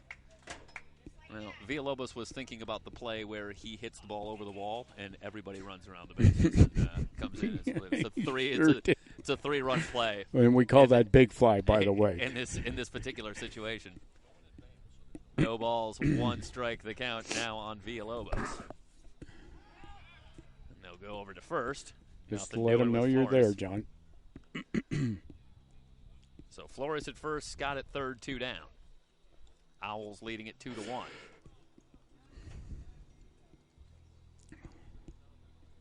Here's the 0-1 pitch. Sharp grounder. It's a base hit. Scott going to come home and score. A 2-out RBI single for Villalobos gives the Owls a 3-1 lead. Vergara struggling here in the third inning. Don't let it get away from you. Yeah, I mean, you obviously have the offense to come back here. So Sure. I think if you're Vergara, Sure. you're just hoping to get the focus back, get out of this inning, and let the bats go back to work. Plenty of time here, obviously, with the Owls batting in the top of the third. I hope you're right, Jeff. You got a lot of game left. But they're getting their hacks in here. Scott hit the ball hard for his double. There's been a couple of walks, and that was not a cheap base hit for Villalobos at all. That was a hard hit ball as well. Off-speed pitch, just a little outside. 1 ball and no strikes now on Ushimaru. Ushimaru came into action batting .282. He had 3 walks in 4 plate appearances back in game 1. That one high as well. So 2 balls and no strikes. So I think Ushimaru has demonstrated that he is not going to swing at bad balls so far. And indeed, he's up in the count here, 2 balls and no strikes. Coach Tojas is going to the mound. He is the that pitching gonna be coach. It for Vergara? I don't think so.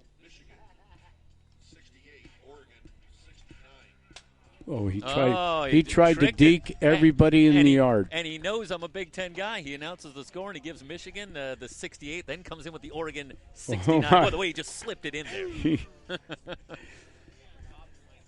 He's a big SC guy, just so you know. There you go. Wow. So go Ducks. That'll break up the conference on the mound. 2 balls and no strikes to count on Ushimaru. Runners at first and second. 2 down here with the Owls batting in the top of the third. Ushimaru fouls that one back to the screen. And I got to tell you, that's another one fouled straight back. And right now, Vergara's not fooling anybody, Big Show. Not at all. Not at all. That was another pretty good hack. He needs to get out of this inning and start over. Ushimaru, yeah. He'll chief it out. 2 balls and a strike. Don't go double steal on us here. Careful, Runners careful. Take their lead. They're staying put, lined into left field. Colomas positioned well. Will put it away to retire the side. But not before the Owls send 7 to the plate. 2 runs on 2 hits. No errors, 2 men left on base. We head to the bottom of the third. The Owls back out in front now, 3-1 at Glendale. You're watching Glendale College Baseball on SoCalCollegeSports.com.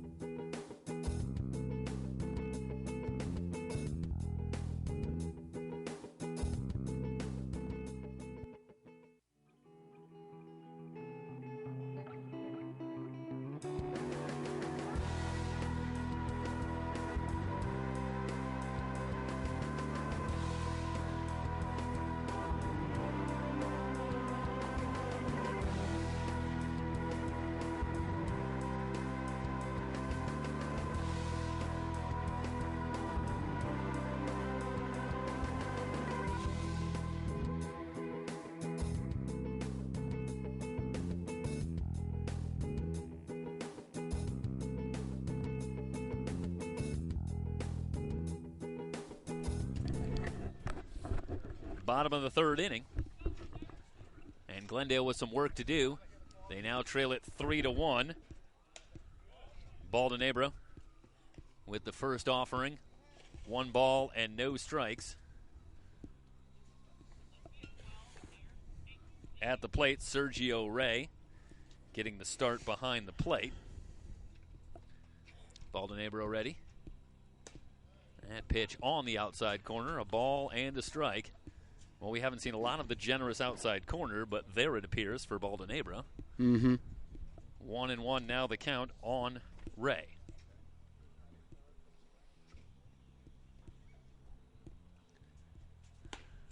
Good fastball that is evidently just a little bit high. 2 balls and 1 strike. So Baldonabro, I started to get ahead of myself there. I was ready to call that a strike, Big Show. Yes, sir. We're getting used to that zone. 2-1 now the count on Ray. Here's the pitch. That one a little high, so Ray out in front, 3 balls and 1 strike. Well, no sooner does Baldonabro get staked to a 2-run lead, but now he's fallen behind the leadoff hitter, Ray. Yeah. Quality at bats. Ball 4. Here's the 3-1. Hard ground ball to short. Campos going to go to first in time. Dug out nicely by Scott for out number 1. Their guy at first base is a very good player. Yeah, Scott there with a nifty little pick after Campos did a nice job coming up with that ball that was hit very hard. So good contact, but nothing to show for it. And that'll bring up Grant Mona.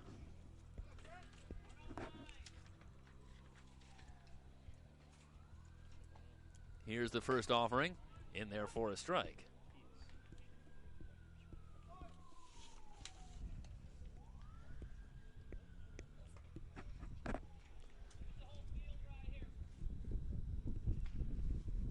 Baldonabro ready. Here's the 0-1. Breaking ball chopped toward third. Flores across to Scott for the out. Quickly 2 up, 2 down for Baldonabro.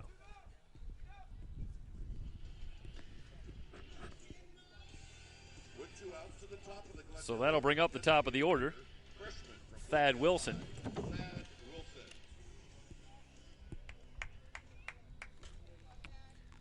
Wilson came into action today batting .321, but he had a couple of hits in the opener, including a big 2-run single after the Owls had started to seize a bit of momentum and maybe creep their way back into the game.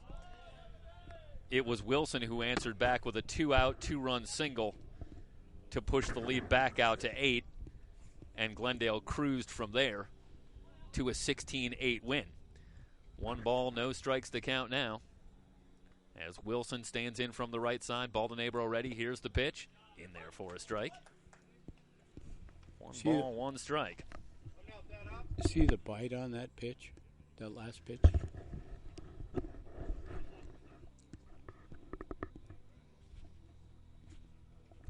Baldonabro with a long look. And now they'll ask for time. That was impressive from Wilson there. I was wondering how long he was going to stand in before he wanted to ask for time. Baldonabro didn't seem like he was going to move anytime soon. Again, we give you Baldonabro's numbers as Wilson swings and pops this one foul on the right side, but it's twisting out of play.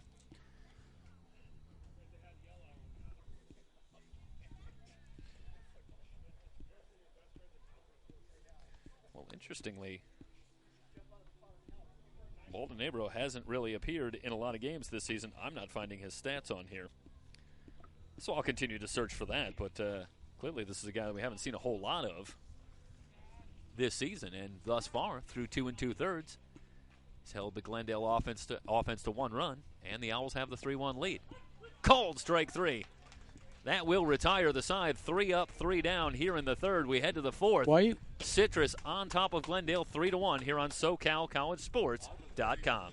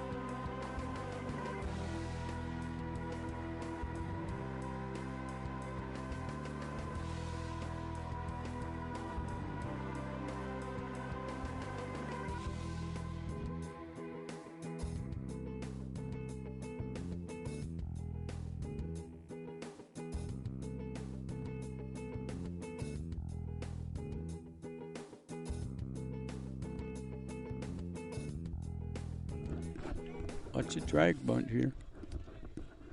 Top of the fourth inning. Jordan Ashe will lead things off against Vergara. First pitch in there for a strike. No balls and 1 strike. It'll be Ashe, Jacob Gafford, and then the top of the order, Donovan Curiel. Talk about an important couple of batters here. Big show for Vergara. Not only is he down 3-1, but you got to take care of business at the bottom of the order here because nobody's had an answer for how to get Donovan Curiel out. You don't want him coming up at the top of the order that's been very good already with a couple of runners on base. So I think this is an important couple of hitters here. Jeff, he's way better because I've seen him for 2-3 years when he comes straight over the top. Straight over. Well, he's and ahead he of was Ashe. going not even 3/4, but straight over the top. See that? Gets Ashe on 3 pitches. So he gets, when he gets behind by a couple runs, he chiefs it out, and he'll be out there a while. So Vergara fans Ashe to start the fourth inning, and that'll bring up Jacob Gafford.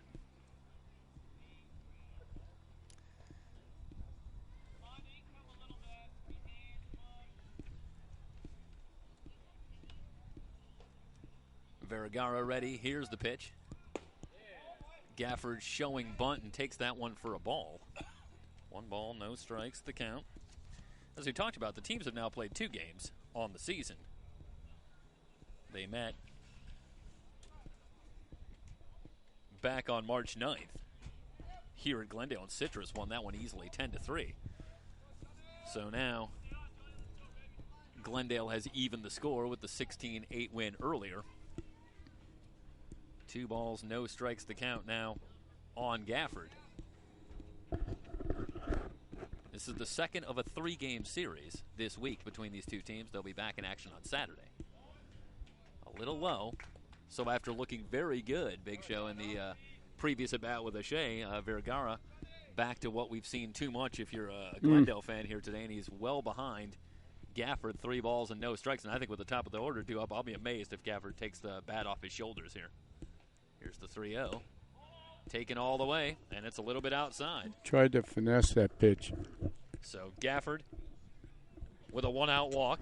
That'll bring up Curiel. He walked his last time up. Gafford aboard with a 1-out walk to the top of the order. Second baseman, Donovan Curiel. Top 2 teams in the Western State East. Glendale with the victory earlier today moved to 5-1 in conference, 19-5 overall. But they trail here in the top of the 4th.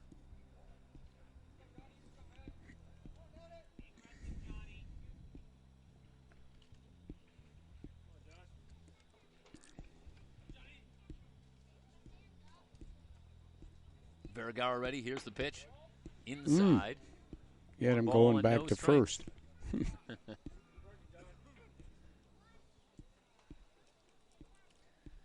Curiel, 313 hitter. Struck out just 8 times in a little bit over 100 at bats, so he handles the bat well. Obviously, good command of the strike zone. That one pops away from Ray. Gafford going to alertly take second, so a runner moves into scoring position with only 1 out. Now a Curiel with an opportunity to drive in some runs. He's been getting on base left and right all day today. Now if he can possibly pick up Gafford, it would extend on a 2-run lead.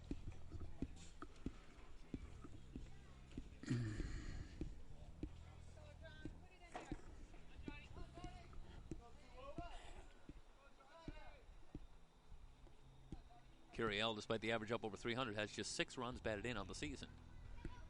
So this is probably a rare instance for Donovan with an opportunity with a runner in scoring position. But he's way ahead in the count now, 3 balls and no strikes. And what do you do here if you're Last 2 hitters, yeah, you're going to take a couple maybe. Yeah. 1 for sure. See if Vergara can find the strike zone. 7 straight balls. Gets the strike there. We'll see if that gets something going for Vergara. 3 balls and a strike now on Curiel. Now you got to go to the old adage, see how far you can hit it, basically. Outfield playing Curiel the opposite way. There goes the runner. Ooh. The hit and run on, and Curiel fouls it away. So a full count now Interesting. with Campos waiting on deck.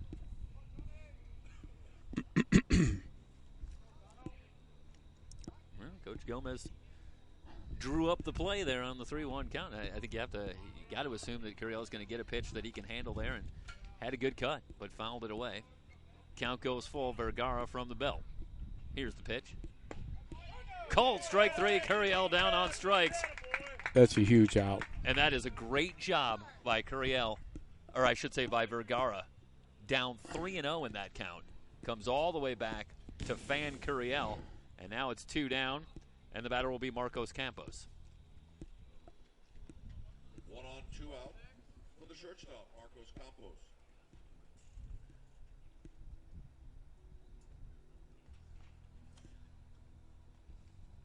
Campos taking some time, and now he's ready.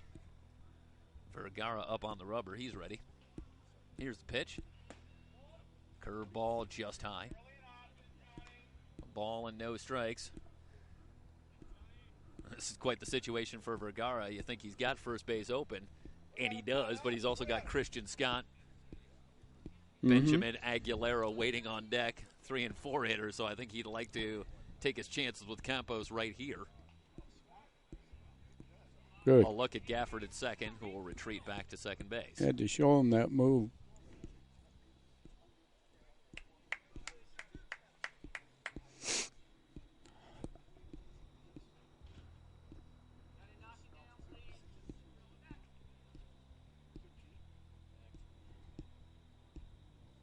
And now it's slowed down a little bit.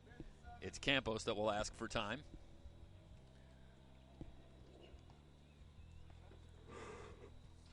Campos had a couple of hits earlier today in the loss in game 1. Here's the pitch. Off-speed pitch in there for a strike. A ball and a strike now on Campos. Threw him a hook. Well, I got to tell you, and what I've seen the last couple innings from Vergara, I think that's his better pitch right now. Oh, no doubt. Gafford at second with 2 down. Fastball lined into center field. This is going to drop in for a base hit. In fact, it gets by Mallett and rolls all the way back to the track. Gafford will score easily. Campos running hard. He's into third base. He'll hold up there with a triple. Right as he was throwing that pitch, he moved Mallett to left center. I was watching him. And that one. Because if he didn't move him, it's an out. Darn it.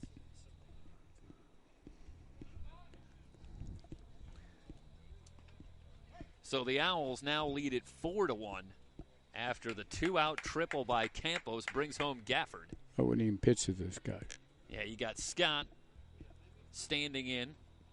Aguilera would be next. And Vergara, at least for the moment, is going to work to Scott, who laced a double his last time up. First pitch in there for a strike. This guy can hit. Scott hit the ball hard his last time up. Hitting in the 3-hole for a reason. Here's the pitch from Vergara. Ooh. Tries to go inside. Wow. And misses a little low. A ball and a strike now on Christian Scott.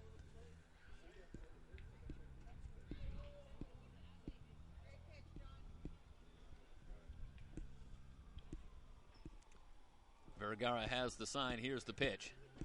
Scott swings and misses. A ball and 2 strikes on Christian Scott. Owls with 3 unanswered here in the 3rd and 4th innings, and they've opened up a 4-1 lead. 12-10 on the season after the loss earlier today, but as we talked about in the previous game, they started out 2-7. So this is a different team than they might have seen earlier in the season. Big swing and a miss. Scott down on strikes to retire the side, but the Owls played another run. 1 run on 1 hit. No errors, 1 man left on base. We head to the bottom of the 4th, 4-1 Citrus here from Stengel Field at Glendale College. That's a huge out.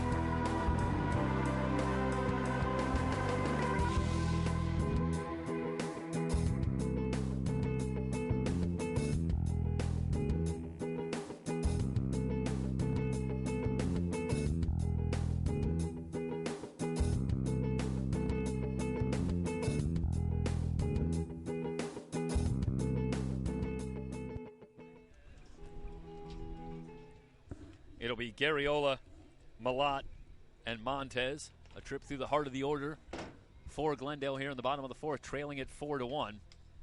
Roberto Baldonero up on the rubber. The first pitch, a little low and outside. Pitches. Did we get a pitch count on that one? 85 pitches for Vergara, so you wonder how long he will go. Meanwhile, Baldonero's been a little more economical through 3 innings, although he's behind 2 balls and no strikes to Garriola. It's an important inning for Glendale now, trailing at 4-1. And they got the meat of the order coming up. Well outside, Baldanero.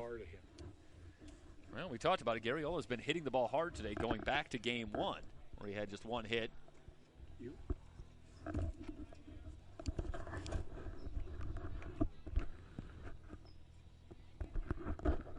3-0 the count on Garriola. The wind and the delivery. Smash just foul. Down the third base line. He didn't miss that by much. That's got to tell you something right there. 3-0 pitch. Green light. Yeah, in a game that you're trailing by 3 runs. Oof, Not exactly out of the baseball playbook, but they're going to let Garriola have his hacks. Look at the shift for Garriola on the infield. 3 fielders to the left side. The breaking ball in there for a strike. So he's got a wide open hole on the entire right side. Scott's off the bag at first base. But Curiel at second is actually on the shortstop side of second base. You might see that pitch again. Here's the payoff. Fouled back this way. Definitely you'll see it again right now. If I'm calling pitches, I'm throwing that hook again. Well, he fouled that one straight back. He had a good hack. Yeah, for a guy that's all over pulling the ball right now, why not go to the breaking ball? Let's go, Frank. We'll see what Baldanero does.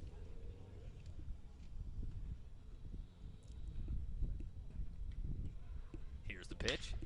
Line drive, left center field. Sliding catch. No call yet. And they're going to say that he trapped it. No? Okay. No, he caught it. What a job by Gafford out in left center field. It's a hard call for us to make way back here, but Gafford with a terrific catch, and that was Shades of Columbus who made a terrific catch. Him and the umpire were going at it. What was that now? Who was Frank was barking at the umpire. So 1 down.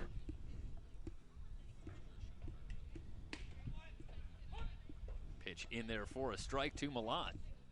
So Gafford robs Garriola of a hit. Base is empty and Malat will stand in. No balls, 1 strike.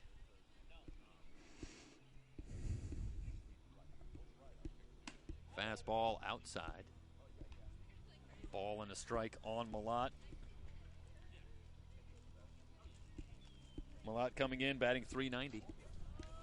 Home runs, 17 runs batted in. He was 0 for 1, but walked a couple of times in the opener.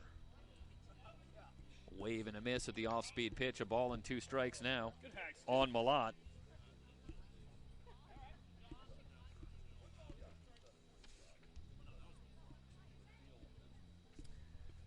The first meeting between these two teams, Malat was 0 for 2, so still looking for his first hit against Citrus. Here's the 1-2. Again, Baldanero tried to go backdoor on the inside corner, but a little inside, 2 balls and 2 strikes.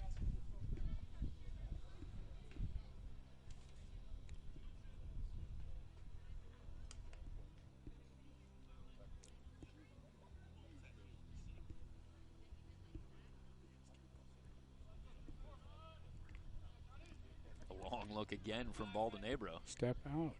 Now he's ready. Here's the 2-2. Breaking ball, right in that ball 5-6 through hole for a base hit. Good at That's bat. a good job by Malat, just muscling that one through. Didn't get a lot of it, but just enough in the hole for a base hit. Montez will be the batter, and that's a big hit with a guy like Montez coming on. Better pushing believe it. 500 on the season.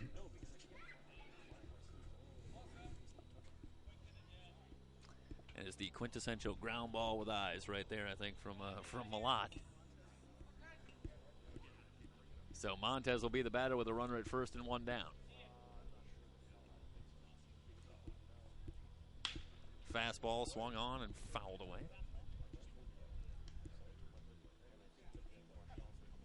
No balls and a strike on Montez.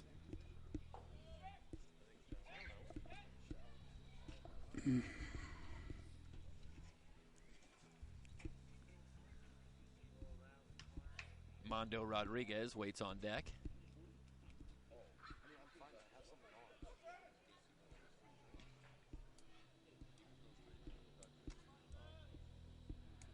Flores in a couple of steps at third base. Scott holding on the runner and a throw over. Quick throw, but Malott able to get back.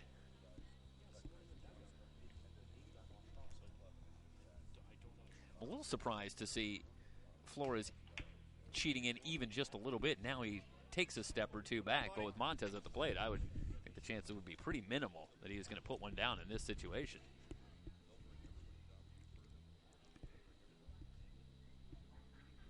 Here's the 0-1 pitch and another throw over.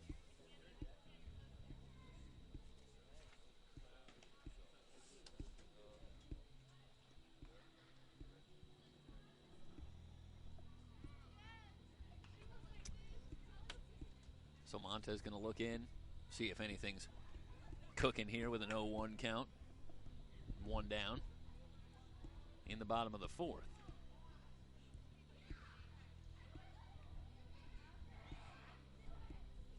Baldonabro ready.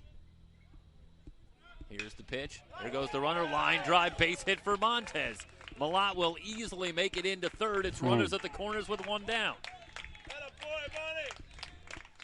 Man, Montez is on fire. I was just going to say that.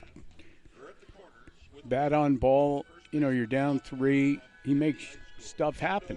And that's at least on 3 hits, at least 2 of them, he's gone to right field. Yes, sir. Nice job. And nobody better on our club. You can tell when somebody's really swinging the ball, the bat well. You get that. Just make it seem so it's easy. amazing. They're just going right where the pitch is, taking it. We need this guy to run into one. Hitting where it's pitched. Yep. Rodriguez will be the batter. Vaqueros with something going here in the bottom of the fourth with runners at the corners. Here's the pitch. Bouncing ball up the middle. Big hop, and it's through for a base hit. About time we got a break. Yeah, just thinking the same thing. Wow. That was looking like a possibility up for and over. At least one, maybe 2, as Curiel See was that in bounce? the area. See that bounce? But a big hop. Rodriguez picks up the RBI single. Montez moves to second. Still only 1 out, and it's a 4-2 game. What? Colomas will be the batter for Glendale. Well, I thought to myself, that's one of the strangest cheers I've ever heard. But yeah. It's the rally bird. Yeah, that's it. They're fighting up there. I don't know what's going on, but I'll tell you what. Owls and the Vaqueros are fighting right here. 4-2 in the bottom of the fourth. Baldonabro ready. Here's the pitch. Breaking ball in there for a strike. That was nasty. Wow.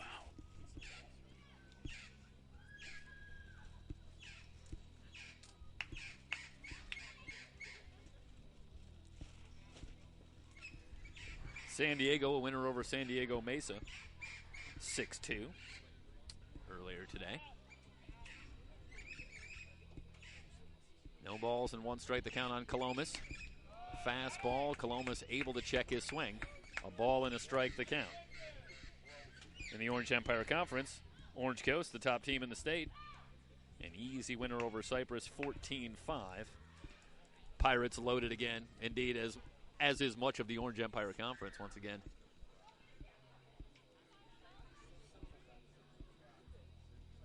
Ball and a strike on Colomas. Here's the pitch.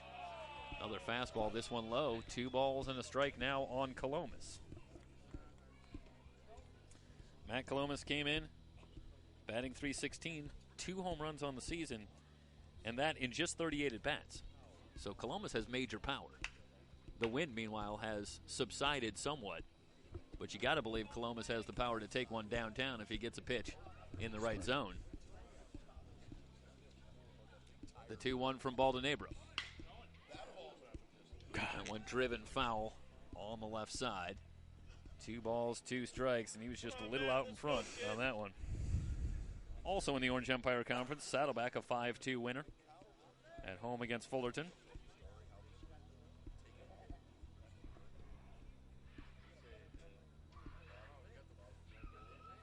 Mount San Jacinto all over Grossmont, 18-7.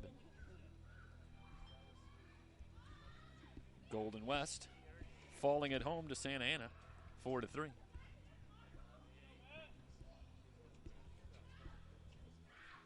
Here's the 2-2 to Columbus. Big swing and a miss at the breaking ball. It's a nice job by Baldonabro, keeping Columbus off balance. Gets the strikeout. That was 2 down, and that'll bring up Teramoto. So Teramoto with runners at first and second and 2 down.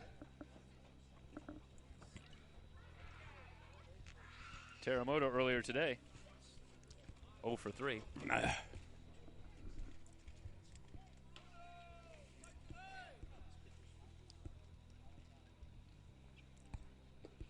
Off-speed pitch outside. It's a nice job by Shea, keeping that one in front of him. 1 ball, no strikes on Teramoto.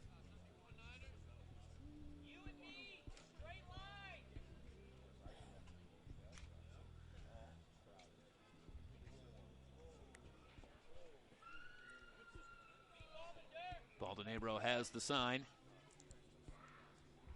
Here's the pitch. Fastball outside. 2 balls, no strikes to count on Teramoto. good pitch right here to hit. 2-0, dead red fastball. Sergio Ray would be next.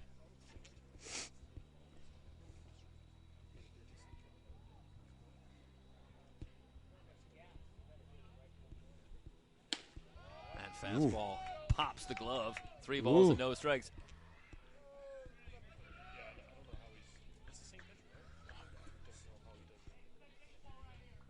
That was gas.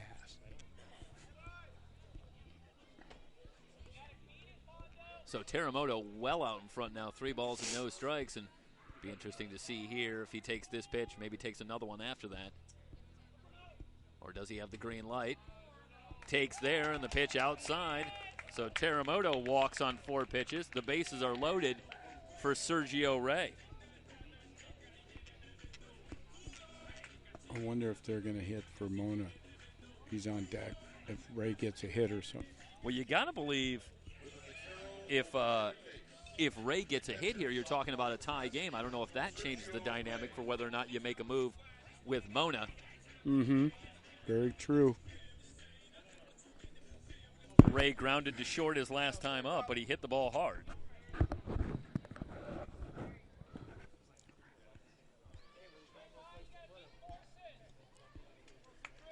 It was Mauser who did the catching earlier today for Glendale, but it's Ray who gets the call here in game 2. And Baldonabro in a jam now with the bases loaded and 2 down as he goes to work on Ray. Look at the 5-6 hole. Oh, boy. Yeah, you got Campos really cheating over towards second base. First pitch to Ray in there for a strike. Got to be ready to hit, man.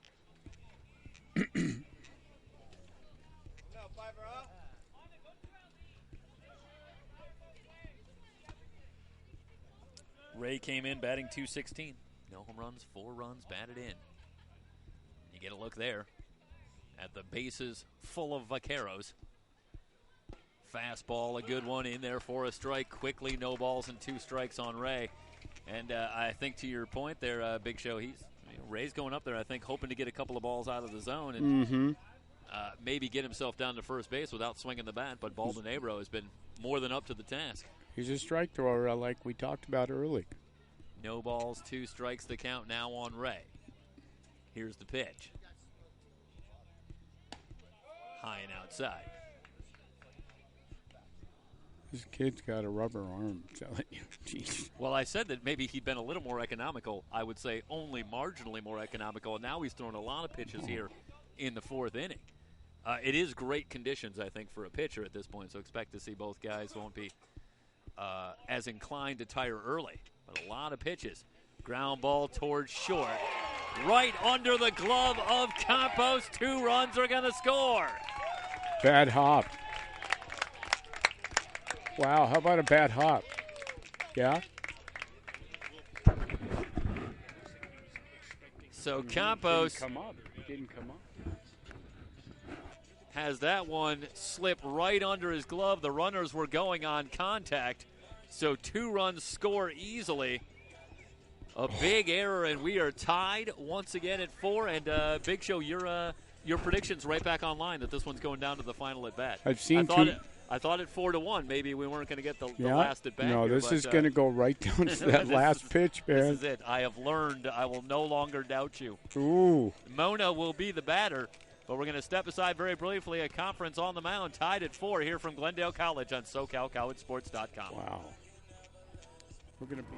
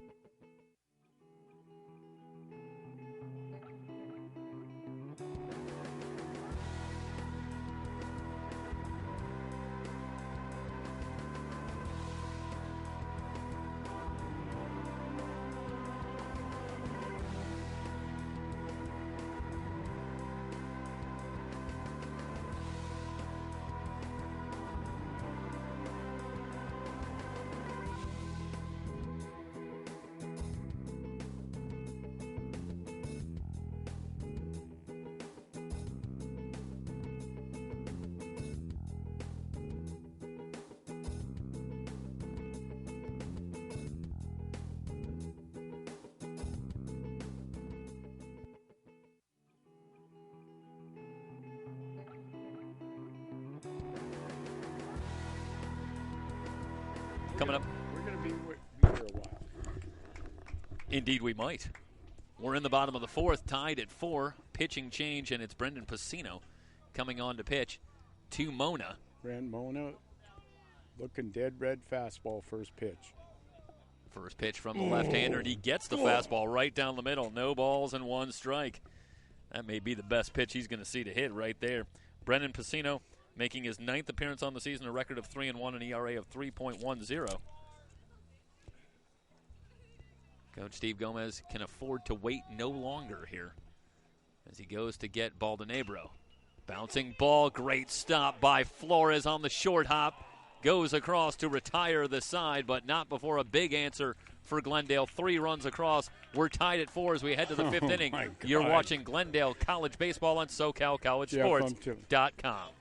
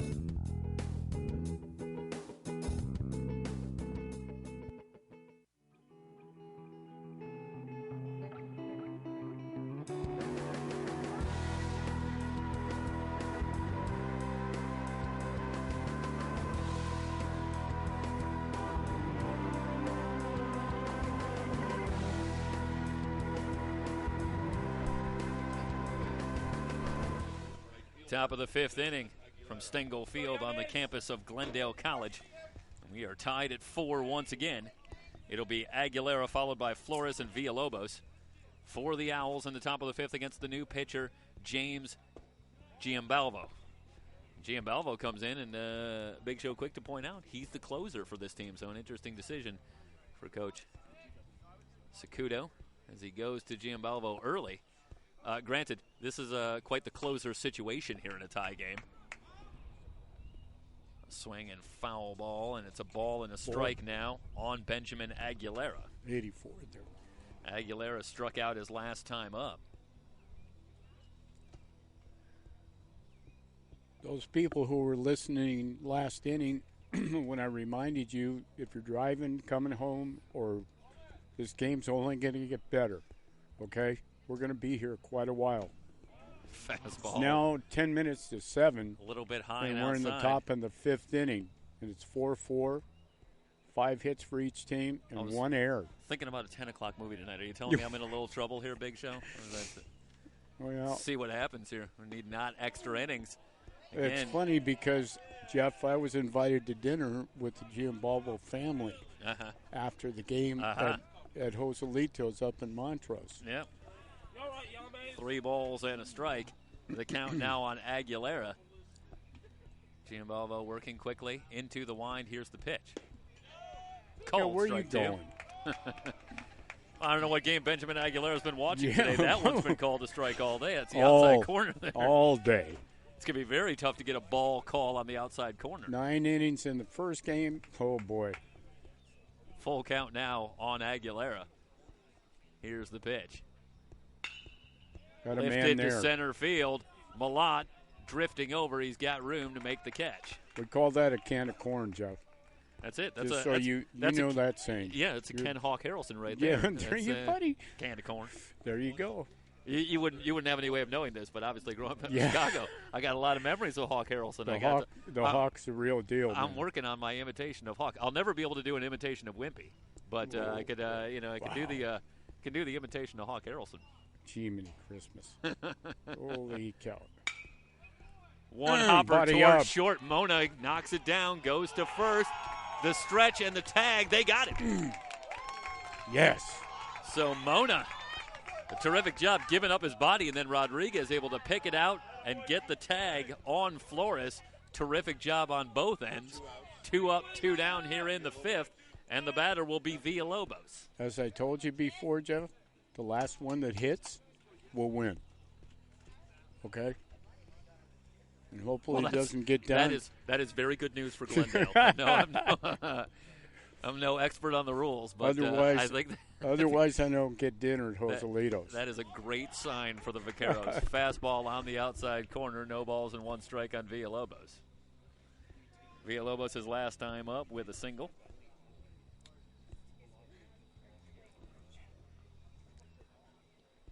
Giambalvo into the wind, ground ball to second. Yeah, just get outs, James. Over to first to retire the side. 3 up, 3 down. Giambalvo comes in and calms things down immediately. Halfway through this one, tied at 4. Glendale and Citrus on SoCalCollegeSports.com.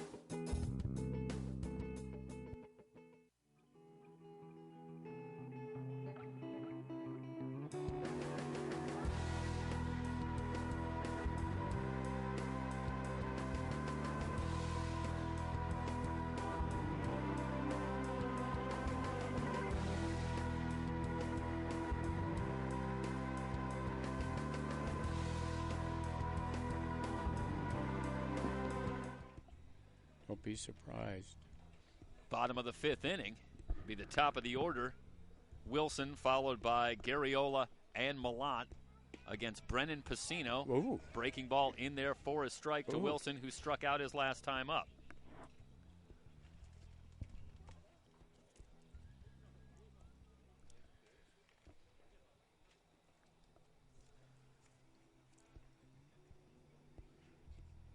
Wilson swings and grounds it to third. Flores gobbles it up across for the out. Garriola, Watch out here. with one down and the bases empty, will be the batter. Watch out here. I agree with that one. He runs. He's going to run into a fastball, dude. You know him better, okay? He knows. We're joined by redshirt freshman Tyler Green. And Tyler, thanks so much helping us out here with some technical direction, but obviously, My pleasure. Unique insight into the team, certainly. So happy to have you We got join us here. Manny Moe and Show. Don't give him a fastball here. Yeah, Tyler's a good kid, man. He's a Valley boy. 1 ball, no strikes. The count on Garriola. Look off. Flied to center his last time up, but he has been hitting the ball hard all day. Lift off. Here's the pitch from Pacino. Fastball on the outside corner. A ball and a strike. Now the count. Hopefully he doesn't take his last at bat because he walked away from the plate kind of arguing with the umpire. Yeah, it was a sliding catch by Gafford, if memory serves, robbing him of a hit. Breaking ball, a little low. 2 balls and a strike now on Garriola. Big fly.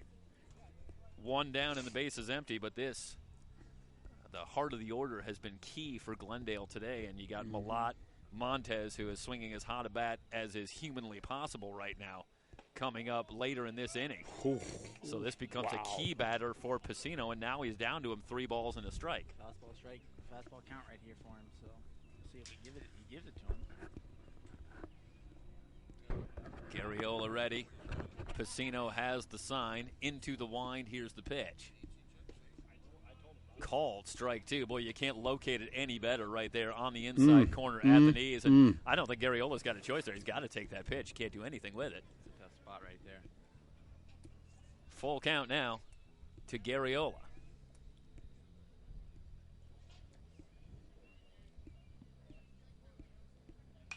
Swung on and fouled away.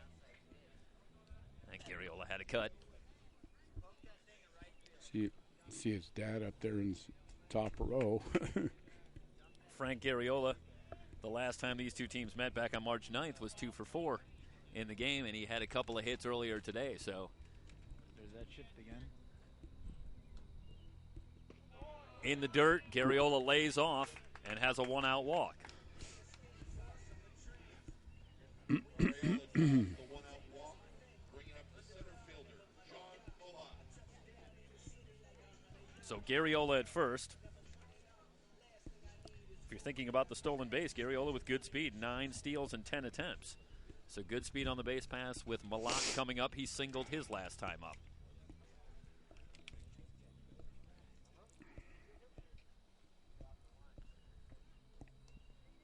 You got a big old 3-4 hole, wide open hit and run here. Johnny loves going right side. Yes, right he does. Fastball lifted into right center field. Lifted it. Just Aguilera Dang. camped under it and has it for the out. So Malott had a good cut. Now, It could be, the evening air a little bit heavier, but it's looking pretty hard to really drive one here. That was short of the track, and it was a good swing from Malott, here who comes got it pretty trouble. good. Here And comes here's trouble. Montez. We have talked God. already, a couple of hits earlier today, another hit in his last time up. The average started at 467, and it's clearly no balls and a strike, or I should say 1 ball and a strike now on Ache.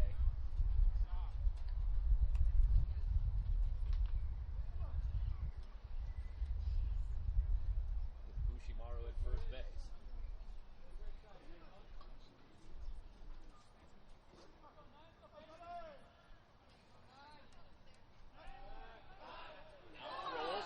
And it gets away. Rodriguez can't bring it in. It's popped away from from Rodriguez, but what a great recovery, and they end up getting Ushimaro at second base.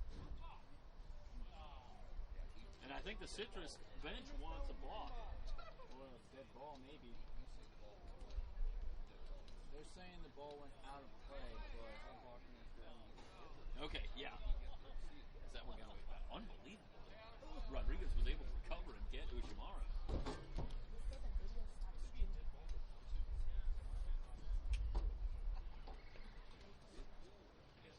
So they'll try to sort that out.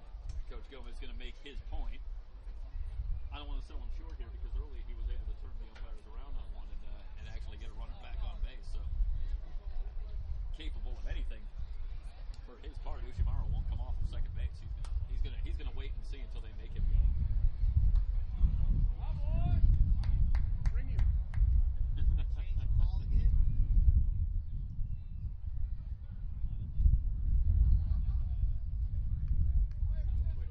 We momentarily lost the stream, but we have it back here. So thank you for sticking around. 1 ball and 1 strike. Currently the count on a Shea.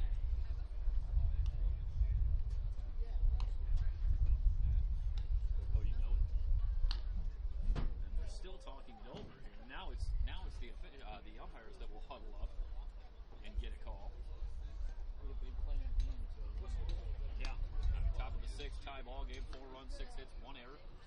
4 Citrus, 4 runs, 5 hits, no errors. For Glendale.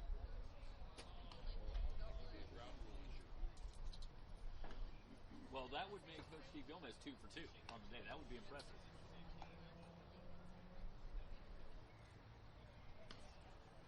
March See what the call Madness. ends up.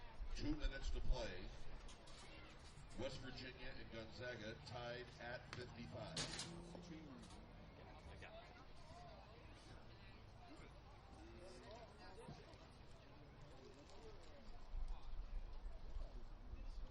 It's Coach Scudo out there, and he wants a call, and it's a little bit animated, so I don't think he's getting the news he wants.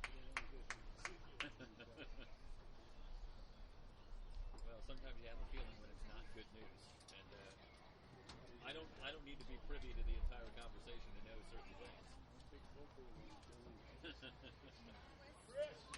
Well, as you talked about, Tyler, it's potentially a very big play here, a tie game in the top of the 6th. Instead of having Ushimaro at second base and nobody out, it would be 1 down and bases empty. So this is a much different situation.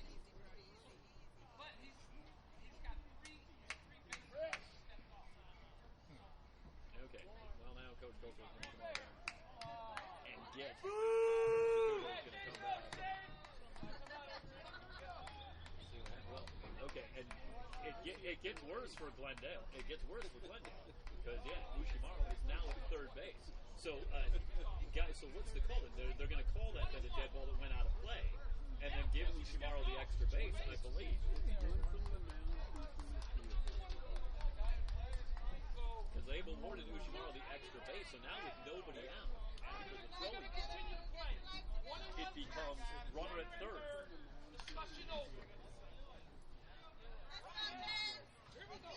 Turn the page, Sticks. Let's go up.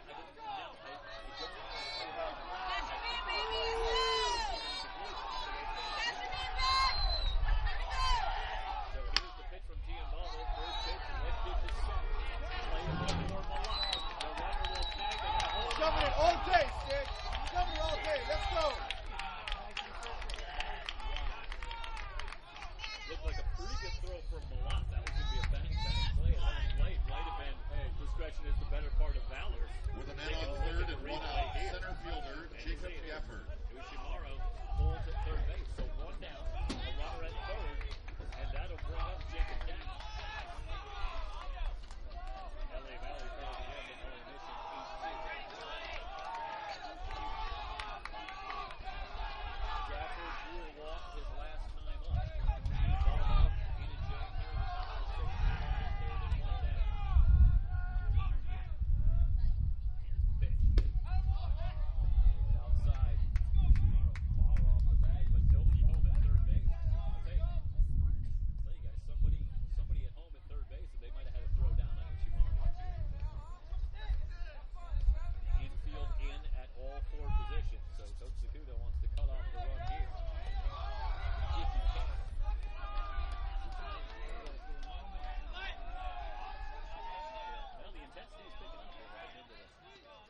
stages here. Tie ball game.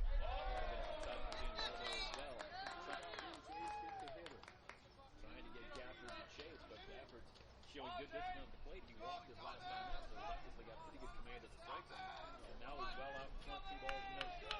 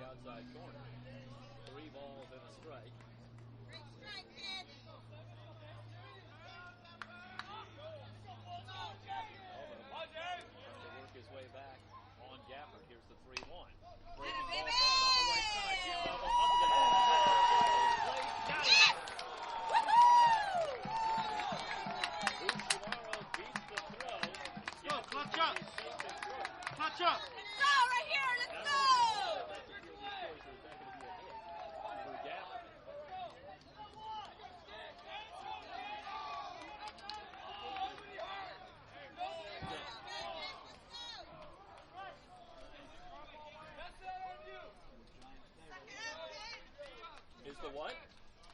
1 on, 1 out. To the top of the order, second baseman, Donovan Perriel. No, I'm using the headset. Look out, Sticks, up! Let's go, James. Streamer, stop streamer, and change the USB audio codec. Okay, hold on.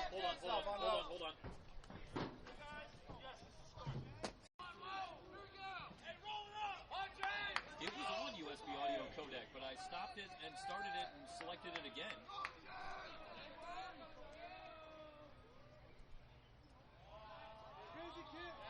Okay, well, I have it at the same level. So, all right, give me a second, and then call your dad back. All right.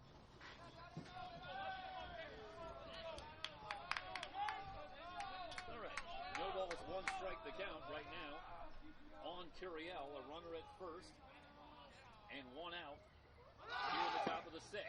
Runner goes, the throw. Oh, good throw, third! Trouble moves. And throws out. Gafford at second base for out number 2.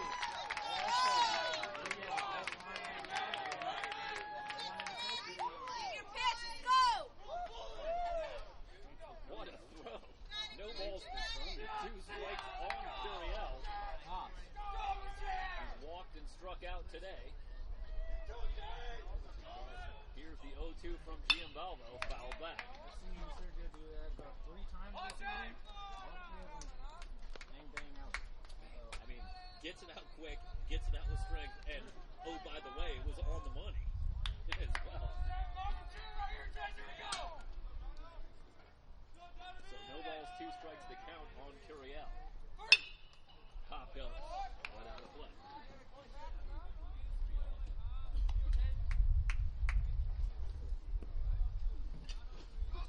Well, the Owls have to feel good here. They've managed to push one across, and they lead at 5-4. That was a big play by Ray, throwing out the runner at second base. You have the feeling that there's a little bit of momentum for Glendale here, even though they're trailing here in the top of the 6th. Hard hit ball to center field, but Milan right there to put it away. So Curiel gives it a ride, but it's a long out.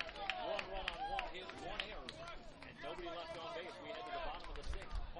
5-4.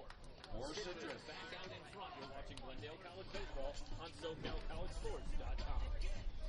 Top of the 6th inning, 1 run. They pick up on 2 hits to the bottom of the 6th.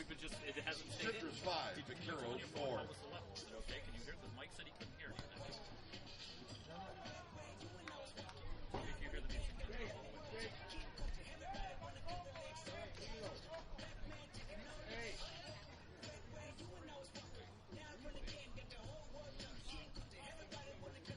Call Mike.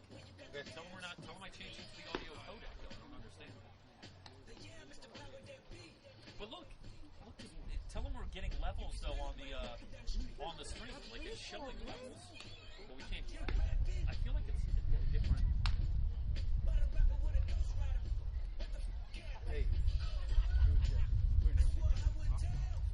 Hey, I don't know if we're getting any levels. It's showing levels on the streamer, and it says 3 USB audio codec. But I don't.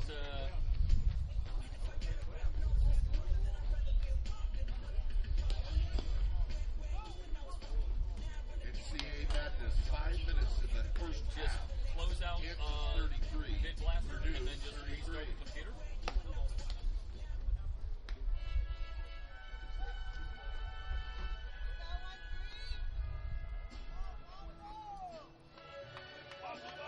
Okay.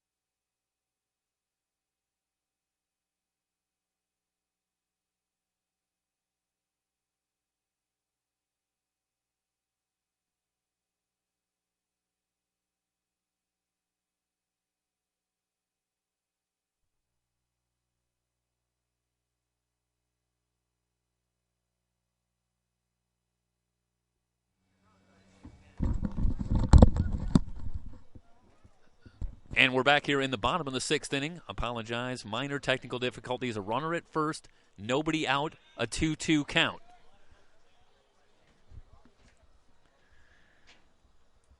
Rodriguez at first. Colomas at the plate. Pacino working into the stretch. Here's the pitch. Fouled away.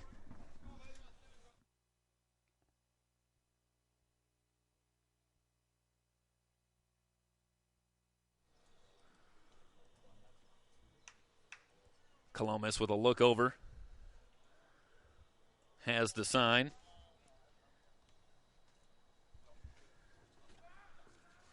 Mondo Rodriguez with a lead at first base. Fouled back to the screen.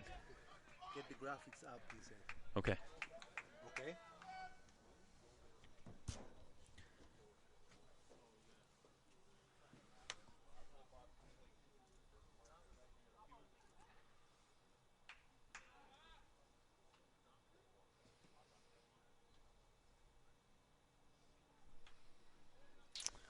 Okay. Here's the 2-2. Lifted to deep left field. A long run for Villalobos. A sliding attempt, and he can't come up with it. Rodriguez on his way to third. The throw, not in time. Runners at second and third. Still nobody out here in the bottom of the 6th.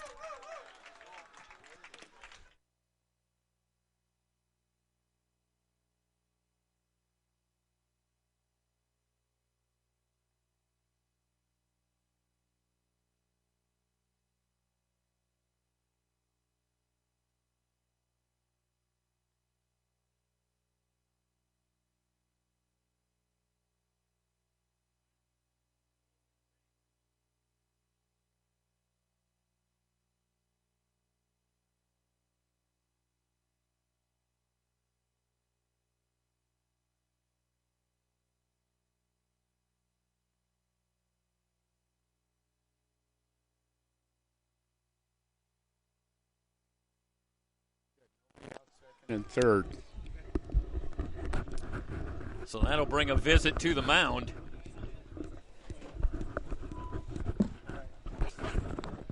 Casino ready. And we thank you for sticking with us here through some minor technical difficulties, but we're here. Second and third. Nobody out here in the bottom of the 6th. And Big Show, I don't know why I should be surprised. Glendale with an immediate answer back and threatening to tie it up or take the lead here with a base hit. Teramoto, the batter, walked his last time up, but he's got runners at second and third. Paying a visit to the mound. And Just going off. Big Show, Jody Breeden, Tyler Green here with you on the broadcast.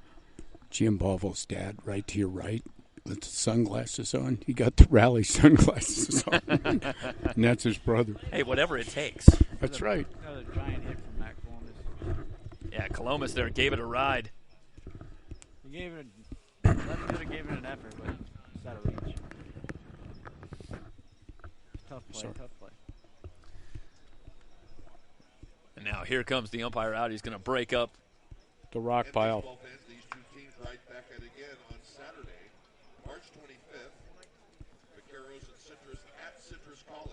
First pitch scheduled for 1 o'clock. I might have to go on the team bus Saturday.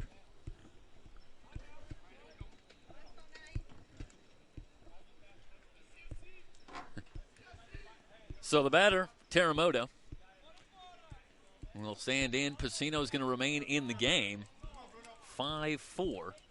The Owls with the one-run lead, but for how long? Right in that 5-6 hole, Bruno. Only the corner's in right here. Different strategy than I thought that I would have had. They'll Well, play back up the middle. Big swing and a miss from Teramoto. Pacino took a little something off, and Teramoto was out in front. it was a ball. No balls and a strike. Seemed to be mixed up right there from the pitcher and catcher with their signs. Could be tough with the night setting in, lights, everything. Teramoto came in batting .379 in the opener. He was 0 for 3. So it's been a bit of a struggle today, but a big opportunity here to make it all right for Glendale if he can come up with a base hit. A little bit inside. Ball and a strike, now the count.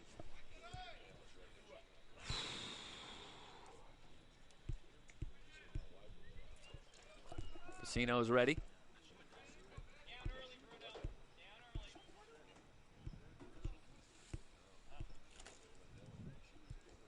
Kicks and delivers. Fastball paints the inside corner. A ball and 2 strikes now on Teramoto.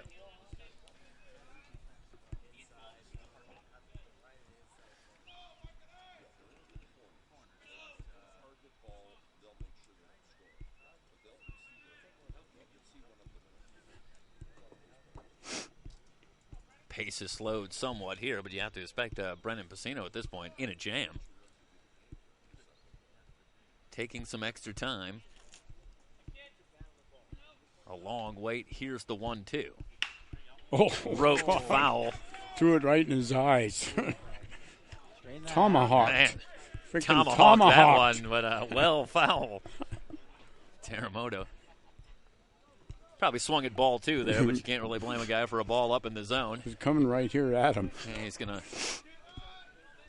his eyes are gonna get a little bigger on that one, and he had a hack. Count remains 1-2. Third-year senior right here, or third-year sophomore, I should say. Sorry. Mm-hmm. Well, that is a senior, I guess. Here, right? Then the community here. college would, yeah. Yeah. So he shouldn't be feeling the pressure at all, really. Maybe if he hits it down in the right field corner, he'll get a triple and we'll score 2 runs. Yeah, I think anything to the outfield might do it. Columbus at second. He's got good speed, too. Rodriguez at third. O'Shea is going to come out now. He'll head back behind the plate. All 150 pounds of him. Pacino has started 3 games on the season. This is 9th appearance, but you can expect that he can go several innings if need be. High pop on the right side. Aguilera. He lost it. He drifting lost over. He lost it. it. He'll drop in. 1 run will score. Oh, go, Columbus go, go, go. rounding third. They're going to send him home. He'll score standing up. Throw back to second. That gets away. The ball's being thrown everywhere. Meanwhile, Teramoto ends up all the way at third base, and Glendale has the lead. He went to throw the ball, the right fielder, and the ball went behind him. All right, guys, how do you score that one?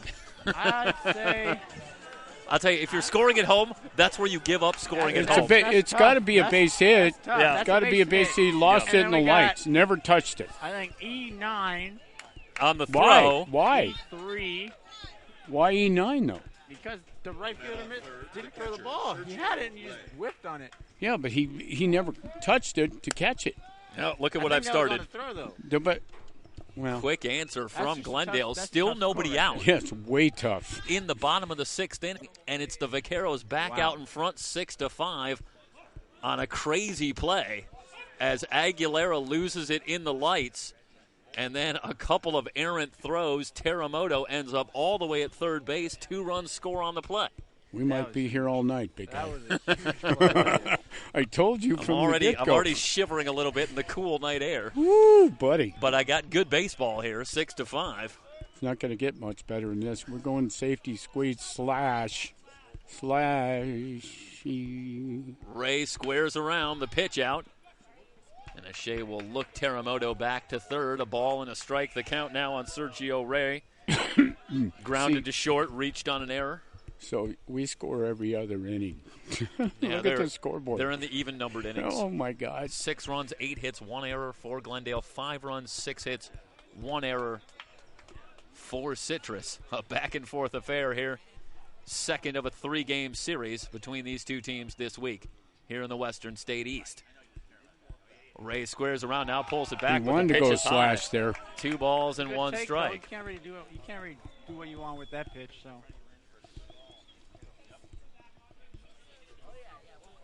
I tell you,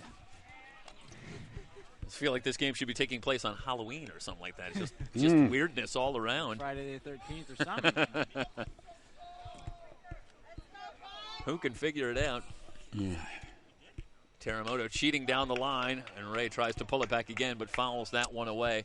Count now 2 balls, 2 strikes on Sergio Ray.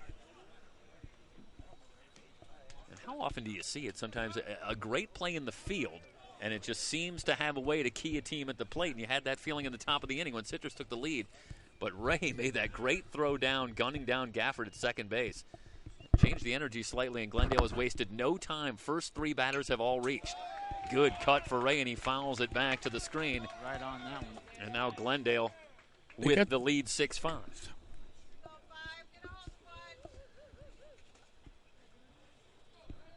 Somebody warming up. Can't quite see the bullpen down the line to see if somebody's working for Citrus.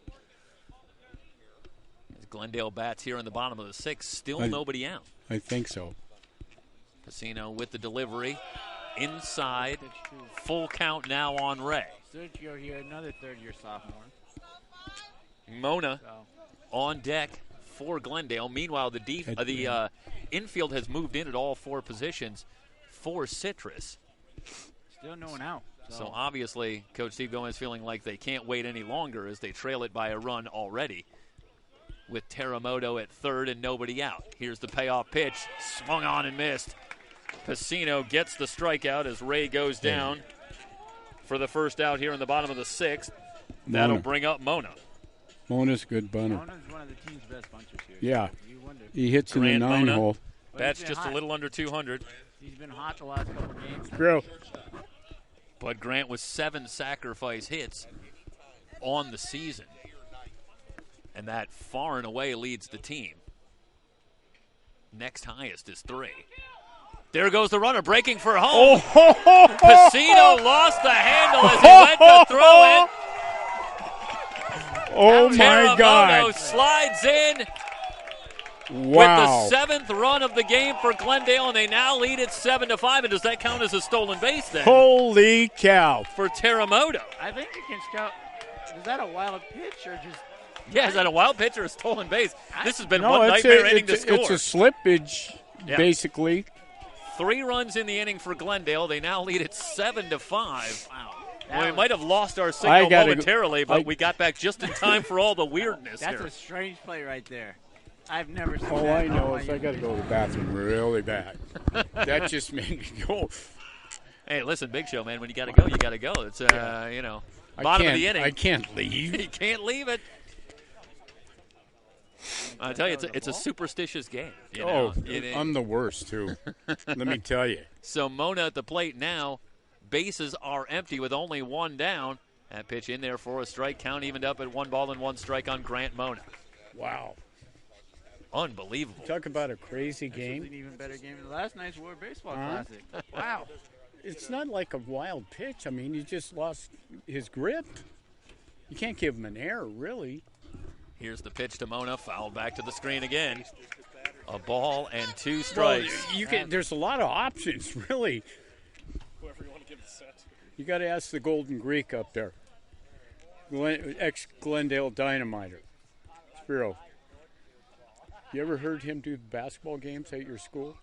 Oh, buddy, he's unbelievable. Casino. And he pays $50 out of his pocket, for somebody Into to the make wine. the The half-court 1-2 shot. pitch. Oh, yeah, I've seen that. Cold That's strike out of 3. his Mona down on pocket. strikes. So 2 down. And Wilson will be the batter. That's all right, Grant. You got to play defense, man. So Wilson due up. Grounded out and struck out. Mona's got to get an RBI and a K, right? Well, you can't really blame him there. The Yeah. bases were empty. Yeah, exactly. Not exactly your quintessential RBI situation. No for Grant kidding. Mona, I And he guess. went to a concert, our boss, after all that. Here's the pitch to Wilson. First pitch swinging, and he fouls it back. Yeah, he's about due, too. Bad, yeah. He did have a big hit in game number 1 earlier today, bringing the momentum back. A 2-out, 2-run single came in the Glendale 7th inning. En route to the 16-8 victory for the Vaqueros. Is this the first time ever that with nature calling you feel as though you have to actually root for an out for Glendale? Yeah. I know they put you in an awkward spot here, Big Show. Ooh. Fastball Ooh. inside, Wow. 1 ball and 1 strike. Deep breath. And I'm going this way and that way. So Pacino has to be somewhat bewildered out there on the mound. It's been a strange inning. Some of it his own doing and some of it a little bad luck behind him. But either way, Glendale has answered back, and they have the lead 7-5. Time called, and Thad Wilson will get time. Came into action today, batting up over 320 at 321.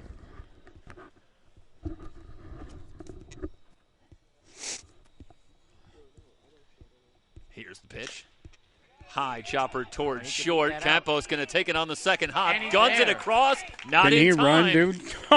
Wilson Whoa. keeps the inning alive. That's why they got him in the 1 hole. Going to call that a base hit for Wilson. He is a threat to go. He's got 8 stolen bases in 10 attempts. And here comes Frank Garriola, who's been hitting the ball on the screws all day long. Your phone was on the bleachers. Oh, you know what, Jake?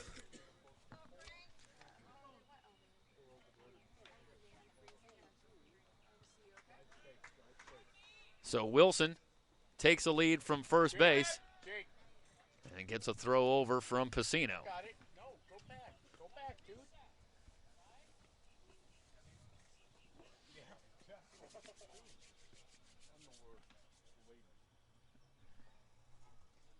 Ball on the gap right here. That could score a run. If he goes right Yeah, center. you got to believe with 2 outs. If he goes right Tyler, center, I don't know. if he hits one in the gap, got to believe that Thad Spencer can get around. Bouncing can ball work on the too. route side, nobody there. That's that shift right there. Wilson that's a shift gonna right get there. all the way to third base. Garriola, well, we've been talking about how hard he's been hitting the ball all day. That might have been the softest ball he's hit all year. Sometimes But it it's works. good enough for a base hit as nobody's home with the shift, taking it all the way over to the left side. All 3 infielders over on the left side. Nobody home on the right side, and Garriola's got himself a base hit. That's the risk you get when you go into a shift on the left side with 3 guys. So. Yep, the inning continues. 5 hits in the inning for Glendale. God. They have runners at the corners, 2 down, and Malott will be the batter. A chance to add some insurance here in the bottom of the 6th with the Vaqueros already leading by 2. Watch the old rundown play here, guys. 2 outs, corners. Try to steal a run here. With good speed on both the bases. So. Yeah, and Coco can put it on. Malott with a single. He's also flied to right here in game 2. Get a lead, Frankie. Got no lead. Wilson starting to bluff toward home. Here's the pitch. Bouncing ball on the right side. Curiel has it. He'll go to first to retire the side. But a big inning for the Vaqueros. 3 runs on 5 hits, no errors. 2 men left on base. We're through 6 complete. Glendale on top of Citrus, 7-5 on SoCalCollegeSports.com.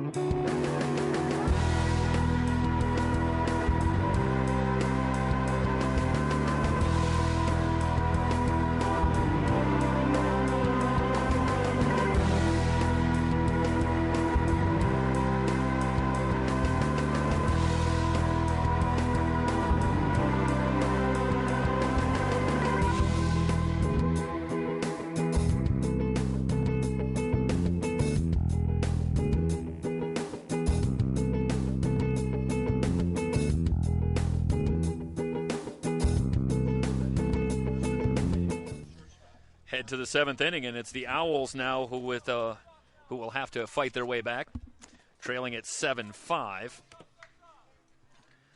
After a 3-run outburst for the Vaqueros in the bottom of the 6th, Giambalvo continues to work for the Vaqueros. First pitch in there for a strike.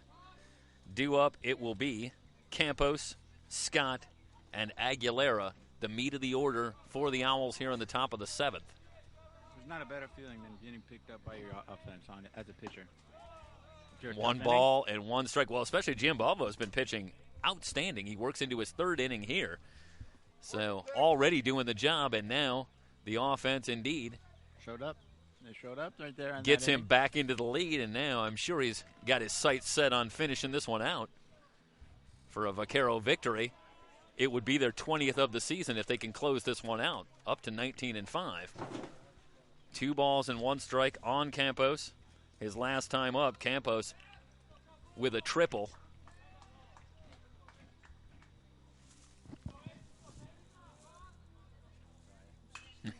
That one fouled back to the screen. 2 balls, 2 strikes to count on Campos. It's been a back-and-forth affair here.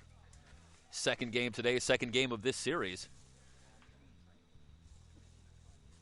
And the Vaqueros trying to sweep the first 2 here in the 3-game set as the teams will go back to Citrus Saturday.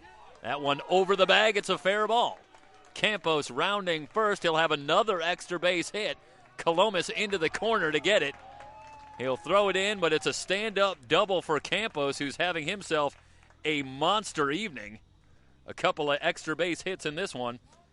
And here come the Owls. And, Tyler, I don't know why I would even be the beginning of surprised. Of course the Owls are going to put a couple of runs on the board here. We're, as Big Show said, we're going down to the final at bat here. It has been decreed. I can see it. We've done it once this year already that I've been here. So. Yep.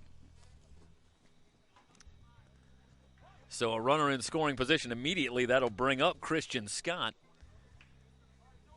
Struck out his last time up. He does have a double in the game tonight.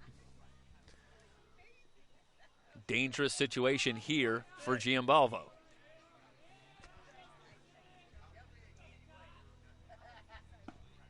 Fastball a little low. It's a good spot, but just a little too low. Well, the danger of this situation, Scott's very dangerous at the plate, but you got Aguilera on deck. could potentially represent the go-ahead run, and he's got 6 home runs on the season. The leader from either team here tonight. A little bit off speed, and Scott out in front. That's a great job by Giambalvo. I think that's a particularly effective pitch for Giambalvo because he's got that slightly whippy motion, and when he can take something off with the arm speed that he seems to generate, it's a very difficult pitch to pick up, and you see that Scott, I think, was badly out in front. He was probably expecting fastball there. Yeah. Yeah, I think that makes that change that much more effective. That time back to the fastball. And Scott swings through it. A ball and 2 strikes now.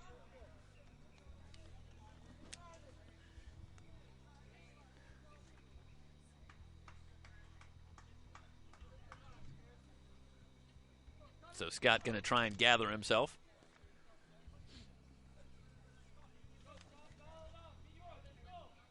Campos with a lead away from second.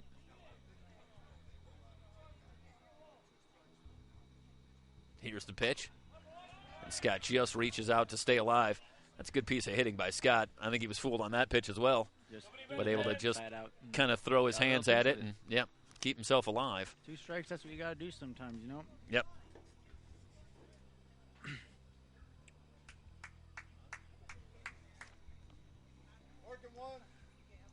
I've been asked to ask a trivia question off the cuff. I will wait for Big Show to return. I'll give him a nice old school trivia question, and we'll see how he does. Got a feeling he's going to crush it. Scott reaches out, pokes that one toward right field, but Montez playable for Montez. Hangs in the air just long enough if you're a Glendale supporter. So 1 down. Campos remains at second, and that'll bring up Aguilera. Well, I'll ask for a little bit of insight into the team here. Giambalvo, he's come in, he's working into his 3rd inning here.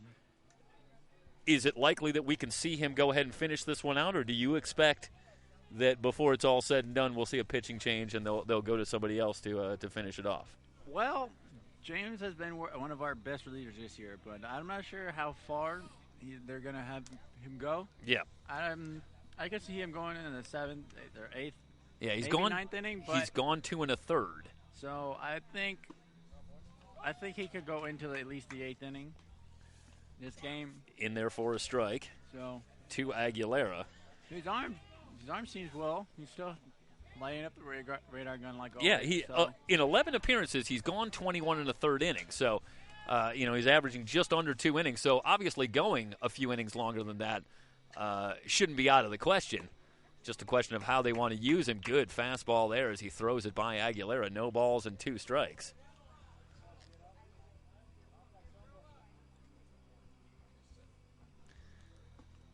Again, want to apologize very quickly for some minor technical difficulties in the last inning. We do have a wireless internet set up out here, and that sometimes will lead to occasional hardware and software issues that hopefully, after years of experience, we've gotten a little better at troubleshooting, at least at the time. So, able to get things back up and running, and we certainly hope that you've stuck with us this long and going to stay through to the end here. We've got a very tight ball game, 7-5, as the Owls bat here in the 7th, and getting our first work here with Glendale College, but we certainly look forward to hopefully doing some more work covering Vaquero baseball this season right on through the 3C2A Baseball Championships, which will be right here on SoCalCollegeSports.com. And we certainly hope you will join us in late May in Fresno.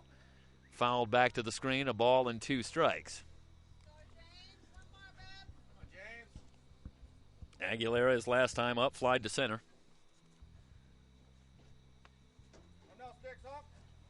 So Campos with a lead away from second. You got to think how the cold air is going to affect the ball and the pitcher at this point of the game. Another fastball, that one just high. 2 balls and 2 strikes on Aguilera. Well, they've been working Aguilera on the inside portion almost exclusively here today, and to good effect so far, as Aguilera is right on top of the plate, but the Vaquero pitchers have not been afraid to go inside. Try and jam him. When they have standers out in the bullpen, they make sure that they get on the plate. So if they hit him, it's not in a game situation. And that was swung on and missed. Aguilera down on strikes. The breaking ball low and away gets Aguilera. And after the leadoff double, Giambalvo has set down 2 in a row, and Campos continues to wait at second base. The batter will be Andre Flores. That was a good sequence right there, going in, and then away with the Yeah, slider. exactly. Boy, you can't do it a whole lot better. And in the end, Aguilera just waved and missed at the breaking ball and down on strikes. Great piece of pitching from Giambalvo. Here's Flores trying to pick up Campos. Swings at the first pitch, ground ball to short. Mona's got it. There. Over to first, good stretch from Rodriguez, and that will retire the side. Giambalvo works out of the jam. 7th inning stretch here from Glendale College, and it's Glendale on top of Citrus 7-5 here on SoCalCollegeSports.com.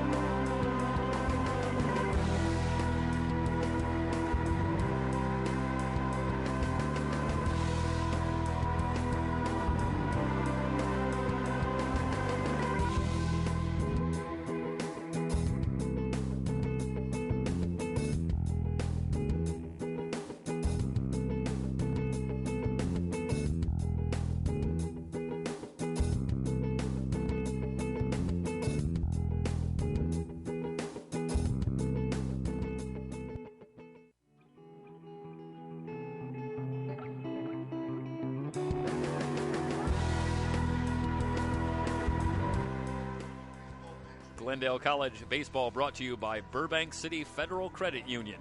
No better banking.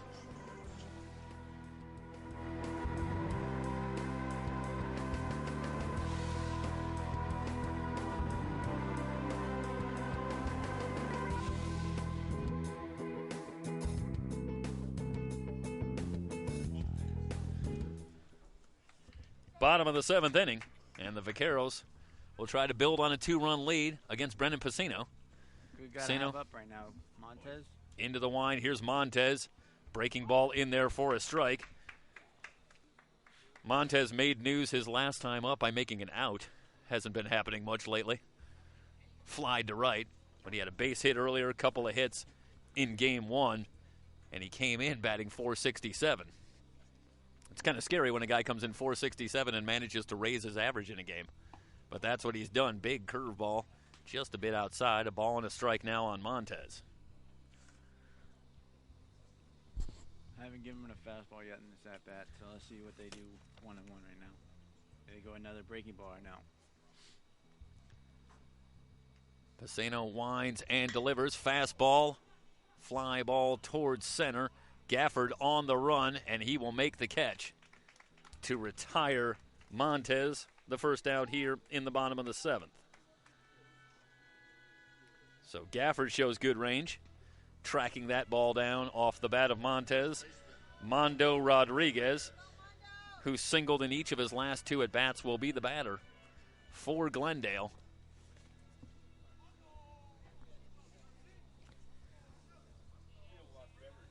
All right, here comes Big Show back to join us here in the bottom of the 7th. 1 down. First pitch to Rodriguez on the inside corner, called strike 1. I'm familiar with that story. It's my first day.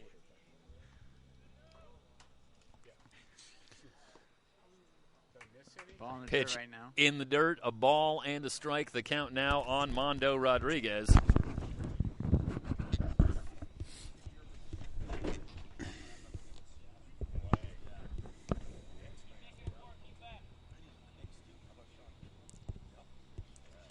Pacino working at a more deliberate pace. Here's the wind. 2 balls and a strike, and we've seen that over and over today, and you wonder how much of that could be somewhat by design, where you're trying maybe to freeze the batter in the box with a long look, particularly from the Citrus pitchers. We've seen an awful lot of that, very long look, and we've You got to mix their timing up sometimes because that's what hitting's all about: timing, getting on rhythm. Fastball just outside, 3 balls and a strike.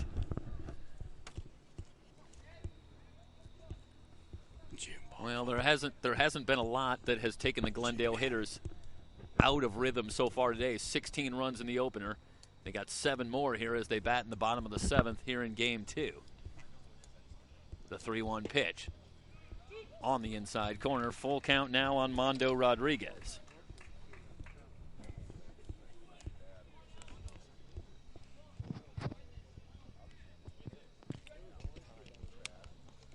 I just talked to Coach Segudo's dad, John. He said he told Colt to go out and pull Chris away. You see, Chris was shaking. He was going off. Yeah, just talking a little bit before about the play earlier. And the overturned call, and Chris Segudo. Needed, at least. I think maybe wanted to get a few more words in there, Big Show, before it was all said and done. But Coach Kokel, I think discretion the better part of valor. Yes, Sky sir. high pop up on the right side. And it's Curiel who will put it away for the second out here in the bottom of the 7th.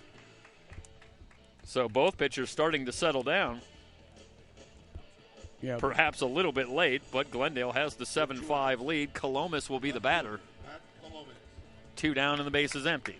but this is not our inning to score anyway, guys. If you look at the scoreboard, It's an odd inning. that's the odd inning, man. Next inning, we'll score a couple of insurance runs. Well, if it's anything like the pattern of this game, it'll be right after Citrus scores a couple to tie it up. Then Glendale will answer once again. Pacino's pitch fouled straight back this way. No balls and 1 strike. Wow, I had to go to the bathroom so bad. Oh.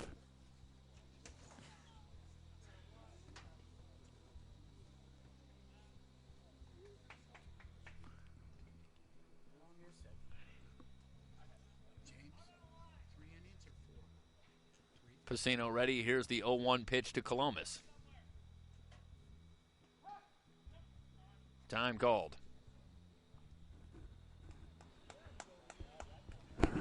Going on 3 hours right now. Well, it's been somewhat of a slow-paced game. I didn't think I was imagining it. I mean, it's a combination of somewhat a slow pace of play and a lot of offense. I mean, there's been a lot of base runners and some runs on the board, a ball and a strike. This is We keep it like this, post-game show.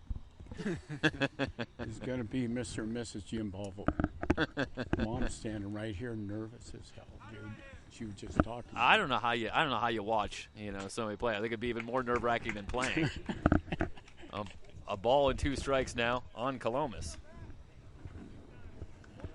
And you notice Mr. and Mrs. Vergara back here, and the girlfriend, John's girlfriend, are still here sitting here. They're big fans. Yeah, well, Vergara got the start today and ended up being pulled in the 4th inning, but left still in a tight ball game. And since then, the Glendale bullpen has really picked it up, led by Giambalvo. Has really done the job. That might have Nasty been breaking ball. Colomas down on strikes. 3 up, 3 down in the bottom of the 7th. We head to the 8th. Glendale trying to close it out and sweep the doubleheader here today, leading at 7-5 here on SoCalCollegeSports.com.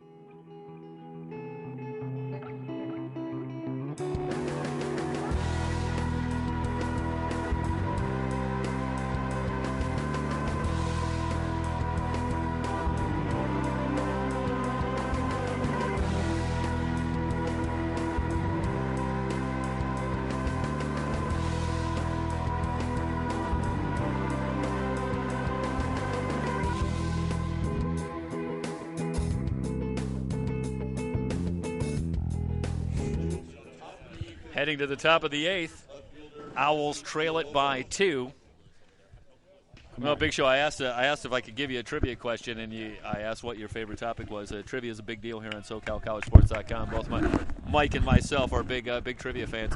But your stated favorite topic of UCLA baseball was beyond my means. I could not come up with a good trivia question. I rely on you to ask the trivia questions there on UCLA baseball. Not that I have a hope in you-know-what of answering it, but Villalobos will lead things off for the Owls. Yeah, you got to stick with the major leagues, preferably in the 70s or 80s, for me to be able to come up with a question for you. What's that last pitch? 80? That's it? Wow, So Giambalvo. 84. He's been averaging 84? 80, he was 85. He's Yeah. 84 right now, that last pitch. All right, well, we wondered about that because he's working into his 4th inning. Fairly long stint. Villalobos has a pretty good cut, but fouls it away. He's in a hole now, no balls and 2 strikes. 86. It'll be Villalobos, followed by Ushimaru, and then Jordan O'Shea. Last pitch was 86. 86. All right. Going strong, so. Just a 2-run game, and so you have to imagine that they'd like to keep Giambalvo out there if they can. That shows the condition Don't think- of Glendale pitchers right there. Then, you know he sees me sitting back here, too. Here's the 0-2, just high. A ball and 2 strikes. Jake.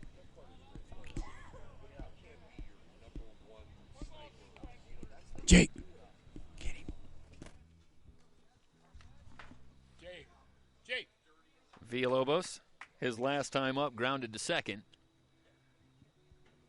Singled earlier in the game. Here's the pitch from Giambalvo. Inside out. Lifted to left field. And he's still Late able to break, play but it. Colomas has the catch. Kinda Lost his footing momentarily, a little bit. but able to right himself and make the catch. So a nice job by Colomas out in left field.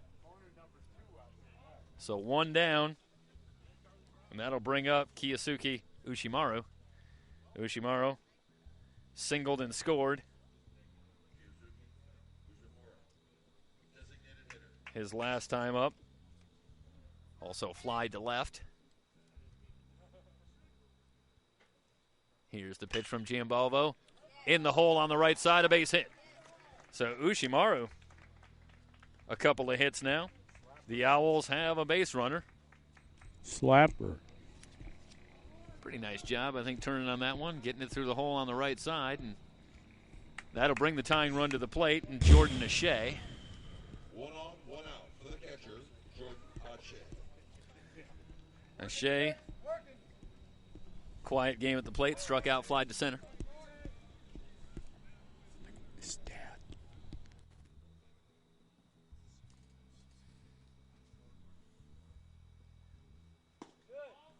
That ball low and outside, a ball and no strikes on O'Shea.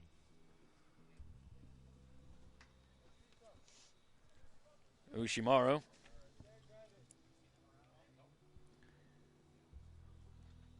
Back on at first base. 4 steals and 8 attempts on the season. O'Shea ready. Ushimaru not going anywhere, and the ball outside again. Now 2 balls and no strikes on O'Shea. And again, guys, it's a little bit surprising. It's a situation here where you would expect Giambalvo in a tight game to go right after O'Shea. Make him prove something with the bat. But instead, he's working very carefully, and now he's down 2 balls and no strikes.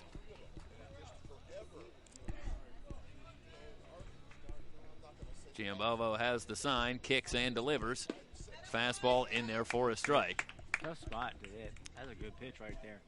I suppose you can afford to nibble a little bit when you can reliably throw a strike when you need to. And I think that's Giambalvo's in a pretty good rhythm, and he goes to the fastball. How many pitches? Right at the knees. 2 balls and 49. a strike. So 49 pitches is the word we're getting on Giambalvo. In a little over 3 innings, 3 plus. That's reasonably economical. Again, he'll send Ushimaru back to the bag.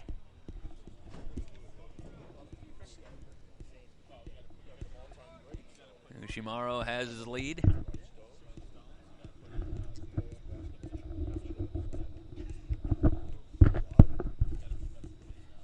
Here's the pitch. Breaking ball of beauty. evens up the count at 2 balls and 2 strikes on Jordan O'Shea.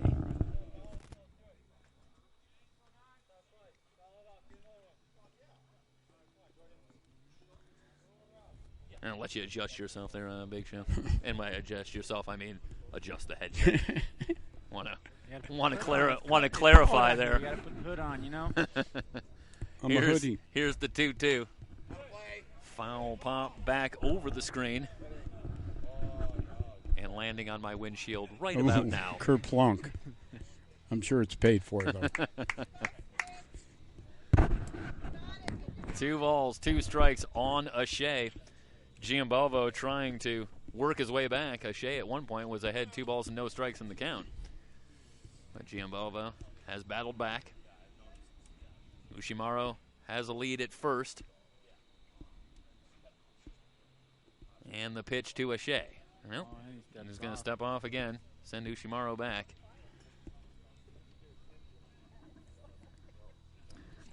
Mona's cheated well over towards second base. A big hole on the left side. And expect that O'Shea's going to have a little bit of trouble getting around on the pitch from Giambalvo. There's a throw over to first. And Ushimaro just back. I'm really paying attention to him over there. But with raised arm, that's going to be a good test. The outfield playing O'Shea the other way. Runner. Malott has moved over toward right center. The 2-2 pitch, breaking ball just outside. Good job by O'Shea laying off. And the count goes full. A lot of discipline on both sides of the plate, I think, from both teams. Quite a few full counts and guys working the count on both sides. It's been a long day for the pitchers. Owls batting here in the top of the 8th.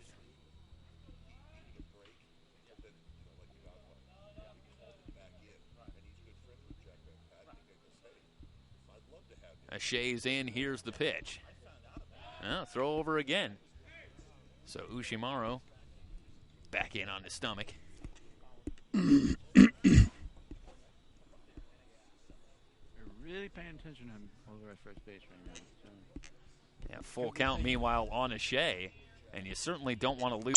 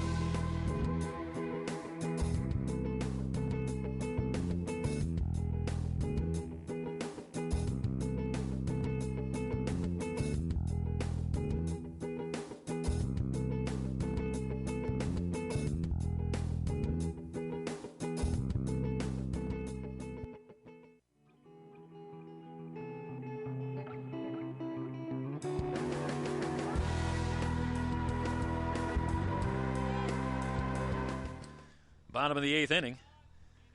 7-5. Glendale on top of Citrus. Pacino into the wind. The pitch in there for a strike. No balls and 1 strike the count. Teramoto will be the batter, followed by Ray, and then Grant Mona, the bottom of the order due up for the Vaqueros here in the bottom of the 8th. Pacino trying to hold Glendale right here and give the Owl Bats one more chance in the 9th inning. Looking ahead to the top of the 9th, it will be the top of the order for Citrus. Curiel Campos and Christian Scott. And if anybody reaches, Benjamin Aguilera. And will it be Giambalvo, Tyler, who's gone 4 innings, completely stifling Citrus and allowing the Vaqueros to step out to the 7-5 lead. Foul back to the screen. No balls and 2 strikes the count on Teramoto. A big single his last time up. Both these relievers have been tough to hit. Yeah, it was Teramoto who probably had perhaps the most significant play of the game on the fly ball to right that Aguilera lost in the lights that ended up scoring 2 runs and sending Teramoto all the way to third base. And that hit him. And that caught him on the foot, so Terremoto reaches for the third time tonight. You can't have too much insurance, at least in baseball. One would have to believe. So Terremoto at first. The leadoff man aboard. And that'll bring up Sergio Ray. He's had a quiet day at the plate, but still had the big throw out behind the plate. He's done a solid job in the field, and he's got an opportunity here with Terremoto at first and nobody out. So Pisano, who's battled in and out of jams since coming on. Lifted to right. Aguilera on the run toward the line. It's going to drop in for a base hit. Gets by Aguilera. They're going to wave their runner around. Here comes Terremoto. He'll score standing up. Vaqueros lead at 8-5. It'll go down as a double for Ray. Well, it might be a single and an error. We'll have to see what the call is. Certainly a base hit. And that one just hopped away from Aguilera, who has had a tough night out there in right field. Got to be a double. You know, I have to wonder, not all parks here are equipped with lights. And, the Owls play, and we talked with someone earlier, and they don't have lights. And obviously Aguilera's struggles have been since the sun went down and it went to complete darkness and the lights were turned on. And he's having some trouble picking up the ball out there. And it's obviously not something that you're going to have a lot of experience with if you don't play in a stadium with lights. How good does that make me feel right now and make me look in front of this guy who doesn't know me from Adam? Look at the numbers in each inning. Okay? Really? Sometimes you're just right. And I want to say a big Glendale hello, VAC hello for Alex Leon, the sports information director, who took ill today, went home after the first game, and he's at home listening right now. See, that is the beauty of what we do here. If you're not at the ballpark, you can still be at the ballpark. I'm trying to get that to be like our official slogan here at SoCal and our guy up here, Spiro, just told me that, and he's at home listening because he called him. I know. I think Mike right now is trying to park at the Forum. Good luck with all that, Mike. Yeah. But what do you think about that as our slogan? If you're not at the park, you can still be at the park. Mona gets the bunt down, moves Ray over to third. A successful sacrifice, and it's a runner at third with one down. And Thad Wilson will be the batter. And might this be the end for Pisano? Yeah, this guy, he's done a great job, really. Their guy here, the lefty, Yeah, he's going to take the L, though, if we hold on. Yeah, Giambalvo really has been the story, I think, for Ventura in a back-and-forth game. Oh, boy. Gone 4 innings, allowed just the one run. 56 pitches. And that's been the difference so far. That will do it for Pisano. He'll give way to a new pitcher. We'll come back with the details on the new pitcher here in the bottom of the 8th. Glendale leading 8-5 on SoCalCollegeSports.com.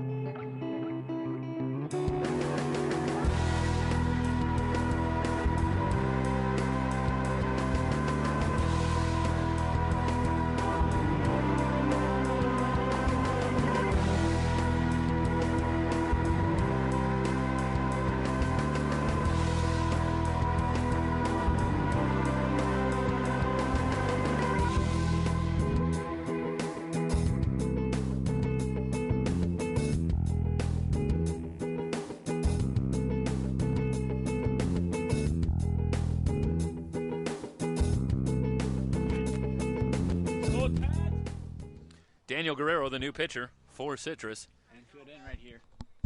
And he comes in with 2 down. Check that, 1 down in the bottom of the 8th. And a runner at third in Sergio Ray. Infield in here for the Owls right now. Thad Wilson at the plate.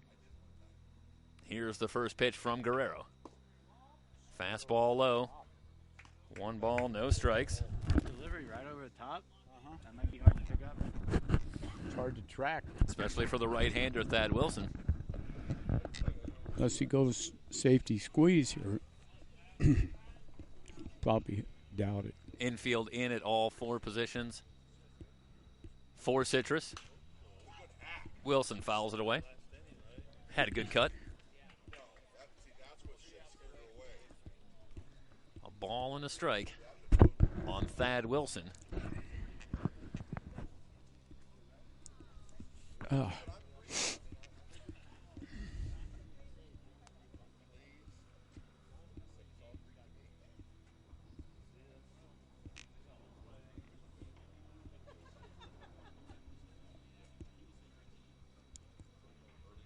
Guerrero with a long look. Here's the pitch. Curveball in there for a strike. Freaking over his head. A ball and 2 strikes now on Wilson. Jeez. That was a loopy curveball right there. And yeah, I got to tell you right now, the Owls, the way Giambalvo's pitching, it's hard to imagine they're going to be able to come up with 3 runs. But not going to happen. This could be a very important insurance run as well, making it 4 if they can get this one home. Here's the 1-2. Wilson stays alive. Oh. Whoa. Come on, 3-7, let's go.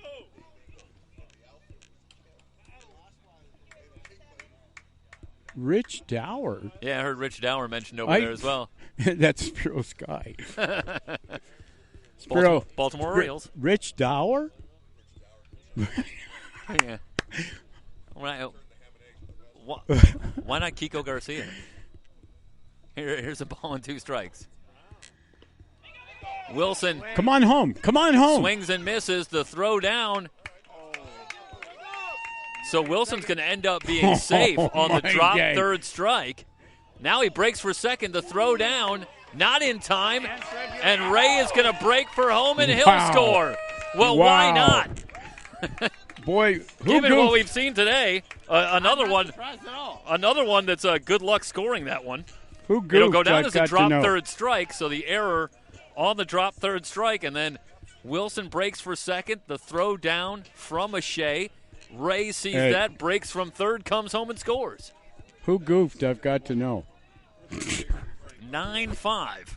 Who's overdue more than anybody on our team right here? Garriola. Look out. First pitch, 5-6 hole. He singled and walked. And after the single his last time up, now Curiel is not all the way on the shortstop side of second base. Now he's just behind the bag, so he's starting to cheat back, I think, as Garriola showed that he has some ability to go the opposite way. Breaking ball a little bit low. Straight shooter. Outfield shifted, center field shifted way to the left. What strange goings on here in this one. Another strange play bringing home a run after Guerrero had gotten the strikeout. But the drop third strike ends up squirting away from Shea, and then all kinds of hijinks on the base paths, and Ray ends up scoring. You know, this is the kind of game that I think they would have been really proud of in like 1895. You know, it's like it feels like that's the this is how it was played, 19th century. A ball and a strike. Breaking ball, chop foul. A ball and 2 strikes now on Garriola. Frank's dad standing up in the top with his hands in his pocket. He's a big-time sheriff. No, it's a good turnout here. I'd say, it's for a lot of Whew. Already been introduced to quite a few of the parents, and it's good to see that they make the trip out. Oh yeah. Of course, as we're here more often, if it ends up happening, I hope it does. They might fall in love with watching on the phone. Hopefully, they do both. No, he didn't. So Garriola, meanwhile, called out on strikes, couldn't hold up. So that's out number 2. That'll bring up Malott. Wilson at second with 2 down. So John Malott's pretty due for a line drive right here. had a base hit back in the 3-run 4th for Glendale. Our AD, Chris Sacuto's dad's. Throw back to second, not in time. He's standing right over on the other side of Spiro there. He's the guy that I told him, I said, you got to have these guys out here all the time. I went over there after the bathroom deal, especially because you would get me, too, to do the color. Now you've really arrived at the selling point. Yeah, it's like there you held go. out a little bit on that one. And Exactly. Then you got to hit him with the clincher there at the end. There, what's really going to make the deal happen? I put the chokehold on him. Snap throw down to second. Boy, they want to pick him off, don't they? And that one gets by. So Wilson will end up taking third. Another error that'll go on to Shea. And the Owls had actually, ironically enough, played a pretty clean game in the field before this inning where they've had a couple of errors. One on a drop third strike, and then an errant throw there sends Wilson to third. 1 ball and no strikes on Malott. Tell you one thing, James Giampaolo will be hanging tomorrow morning. Oh, yeah. 46 right now. Well, it's been a long bottom of the 8th, and you wonder if that will factor into whether or not he comes back out for the 9th inning. I don't think anybody was throwing either. Glendale with a 4-run lead and an opportunity to add to it with a runner at third. Good fastball in there for a strike for Guerrero. Well, it's been a strange inning for Guerrero. He's come on. He's struck out 2 guys that he's faced, but one a drop third strike that allowed everybody to be safe, and another one accompanied by a throwing error that sent Wilson to third. It's just been a strange game. It really has. Here's the 1-1 pitch. Slow curve in there for a strike. A ball and 2 strikes on John Malott. The Blues in a hurry now because he's punching everything a strike. Almost 8:20. So Christmas. It is a late evening here at Stengel Field. 1-2 the count. Here's the pitch. Fastball called, strike 3. Malott down on strikes. We'll head to the 9th. And the Vaqueros trying to finish it out. They lead at 9-5. You are watching Glendale College Vaquero Baseball on SoCalCollegeSports.com. Look at James. Look at James.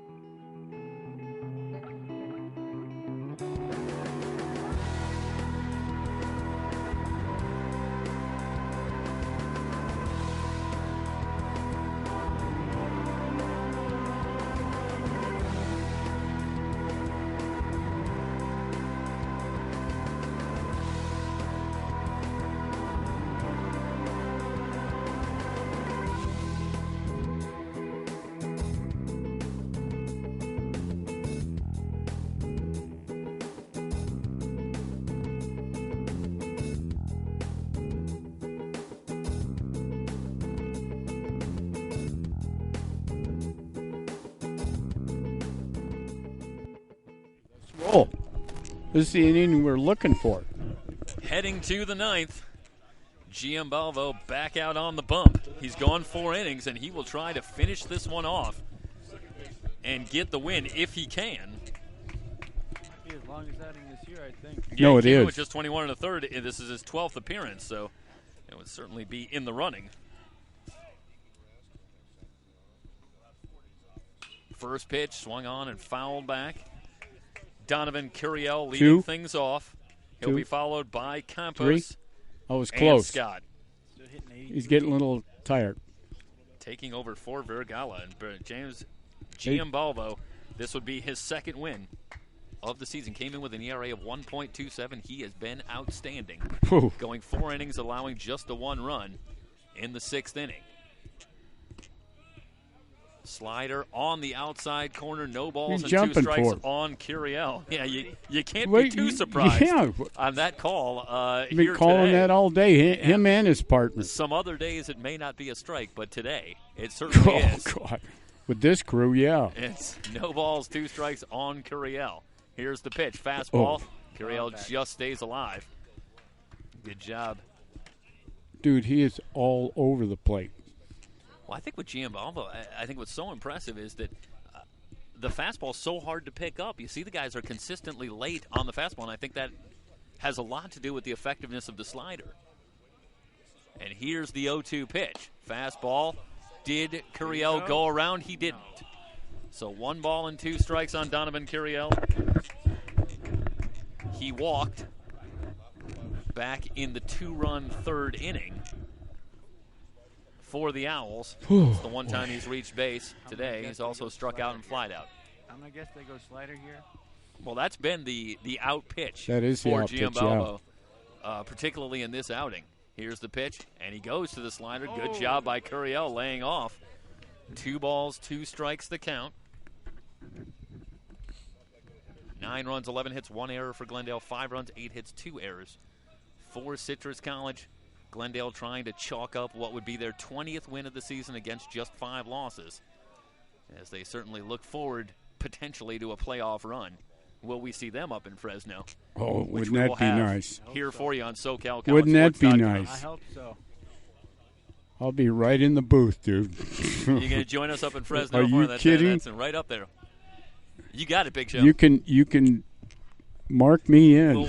We'll bring in the Glendale broadcast crew. That's you, Tyler, and you, Big Show. You guys are There you are go. on there. T Green and Big Show. Count goes full as Giambalvo goes a little Rick Ankiel on that last Yeah, pitch, he I sure think, Yes, sir. full count now and carry on. And what are you thinking if you're Curiel in this situation? You just had a pitch. Yeah, watch go, your lips. Go on the other side of your head. Now you got to stand back in there with a full count. Or watch your lips. Oh, yeah, don't get the broom out there, Blue. Well, there's it's an interesting, because that's a particularly dangerous pitch when you think about that Giambalvo's effective pitch has been the slider to the right-hander. And how do you like digging in on that one when you just saw a pitch go behind your head? Watch him freeze him here. So here's the payoff pitch. And Curiel again with a good cut, He's but right fouls it on. away. Now Curiel is a tough hitter. Had 3 hits in Game 1 earlier today. They've done a pretty good job against him here in Game number 2. Back on March 9th. First out's always the toughest in the 9th inning. In a game between these two teams, Look at where the left. Curiel had 3 hits. Did he go around? And he did. Curiel down on strikes. Look What a where- job by Giambalvo. Well, the left fielder, he just took like 3 steps. That's where he was playing. The big pitch right there. So now Giambalvo 2 outs away. That'll bring up Campos. Oh, He's had a man. huge day at the plate, a Oh, triple and a man. double. Look, he's up there looking for foul balls in the weeds up there. In the bushes. That's the only bad thing about coming to Glendale. What do you think, Tyler? You prefer this job to that Yeah. one here Yeah. today as technical direction and Yeah, the heads- announcing, as opposed to fishing out foul balls from the I've from personally the gone forest? Up there. It's tough. It is tough up there, especially with Yeah, the it's rain. a tough gig if you can get it. That rain really made it all green up there, so it's even harder to find those baseballs. 1 ball and no strikes, the count on Campos. Fastball outside. Look at how everything's away with him. Look at what the left fielder's still out behind shortstop. 2 balls and no strikes. You got to think they're going to pitch him away here with the outfield in that position.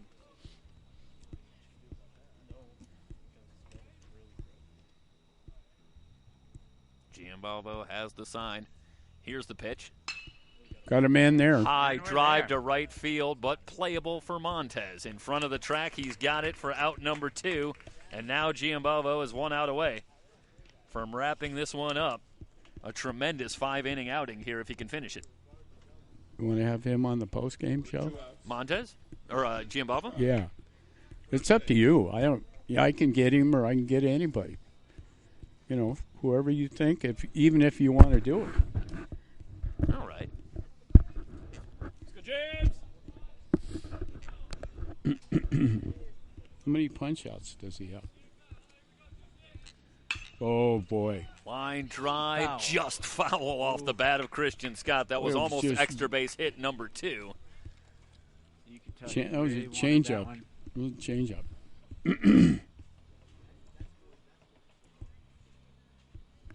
What is that, 60 what? 75? 75 pitches. And these teams are back at it on Saturday, and you do have to wonder about Giambalvo's availability for Saturday after a long outing here, deep into the night in Game 2 of this series. But There's one thing this goes a about long way. I was going to say, Tyler, it's the top 2 teams in the Western State East, so a couple of wins here really That's huge. gives Glendale a big advantage on their way to that conference championship. That's a ball game. Sky high Get on away, the James. infield. Giambalvo, what could be fitting, can't come down with it. So everybody's safe. It's not quite over yet. Scott will end up at first That's base. why you never have a pitcher catch a pop-up. Yeah. Well, I imagine it's not the easiest play That is coming the biggest rule in baseball right coming there. off the mound trying to make that play. So Scott ends up at first base after Giambalvo can't finish it off. It would have been He's freaking banging the strike zone. no balls, 1 strike the count on Flores. Giambalvo working quickly, looking in for the sign. Shifting outfielders.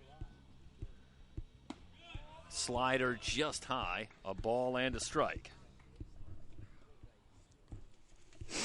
Oh, man. Is that what you're telling me? Okay, cool. Well, we got it going now.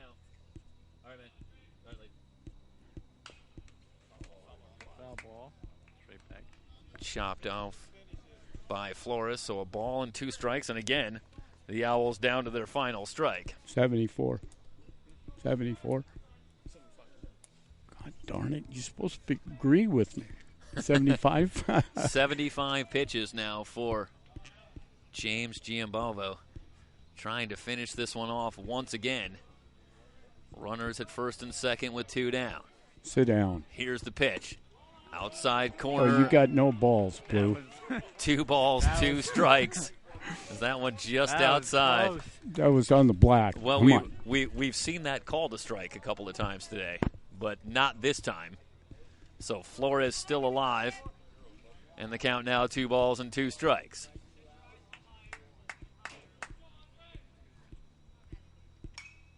Foul back. Good high fastball from Giambalvo. Flores able to fight it off, and he's working his way through the toughest part of this Owl lineup. 77. I'm going dead fish here, Spiro. Giambalvo with a long look. Flores ready. Has the sign. Here's the pitch. Slider lifted to center. Malott moving in. And Calls everybody off, and he's got it. The Vaqueros finally close it out 9-5. The victory moving them to 20-5 on the season. We'll come back and wrap things up here from Glendale College on SoCalCollegeSports.com.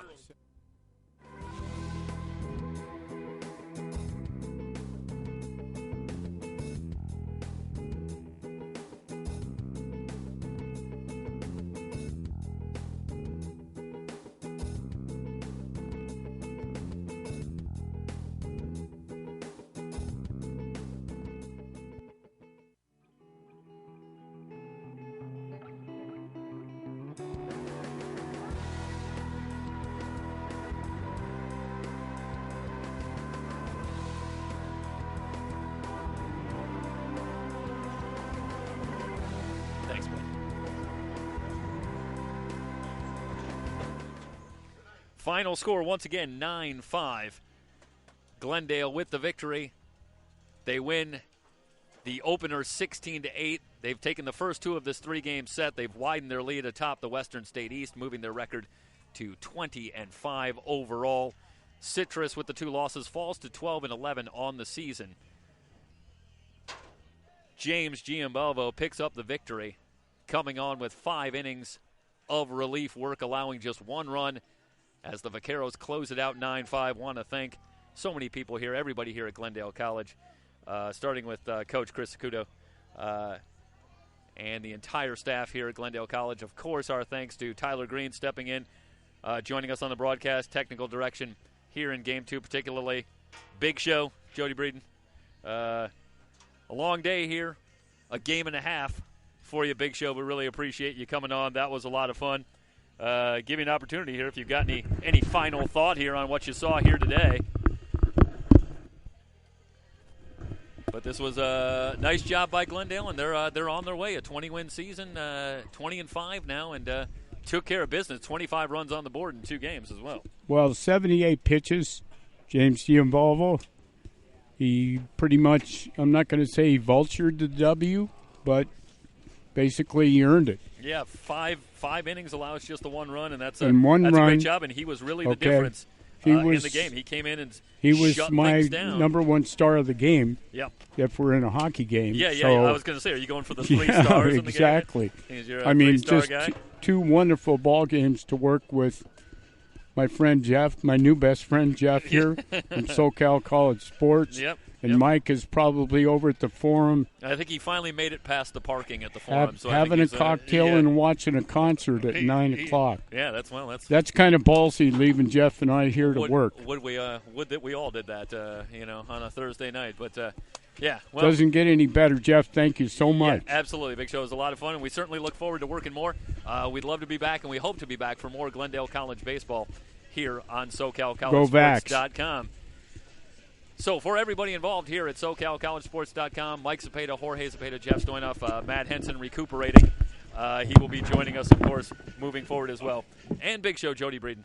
9-5 the final score. Glendale College completes the 2-game sweep here today. For everybody at SoCalCollegeSports.com, thanks for watching, everybody. So long.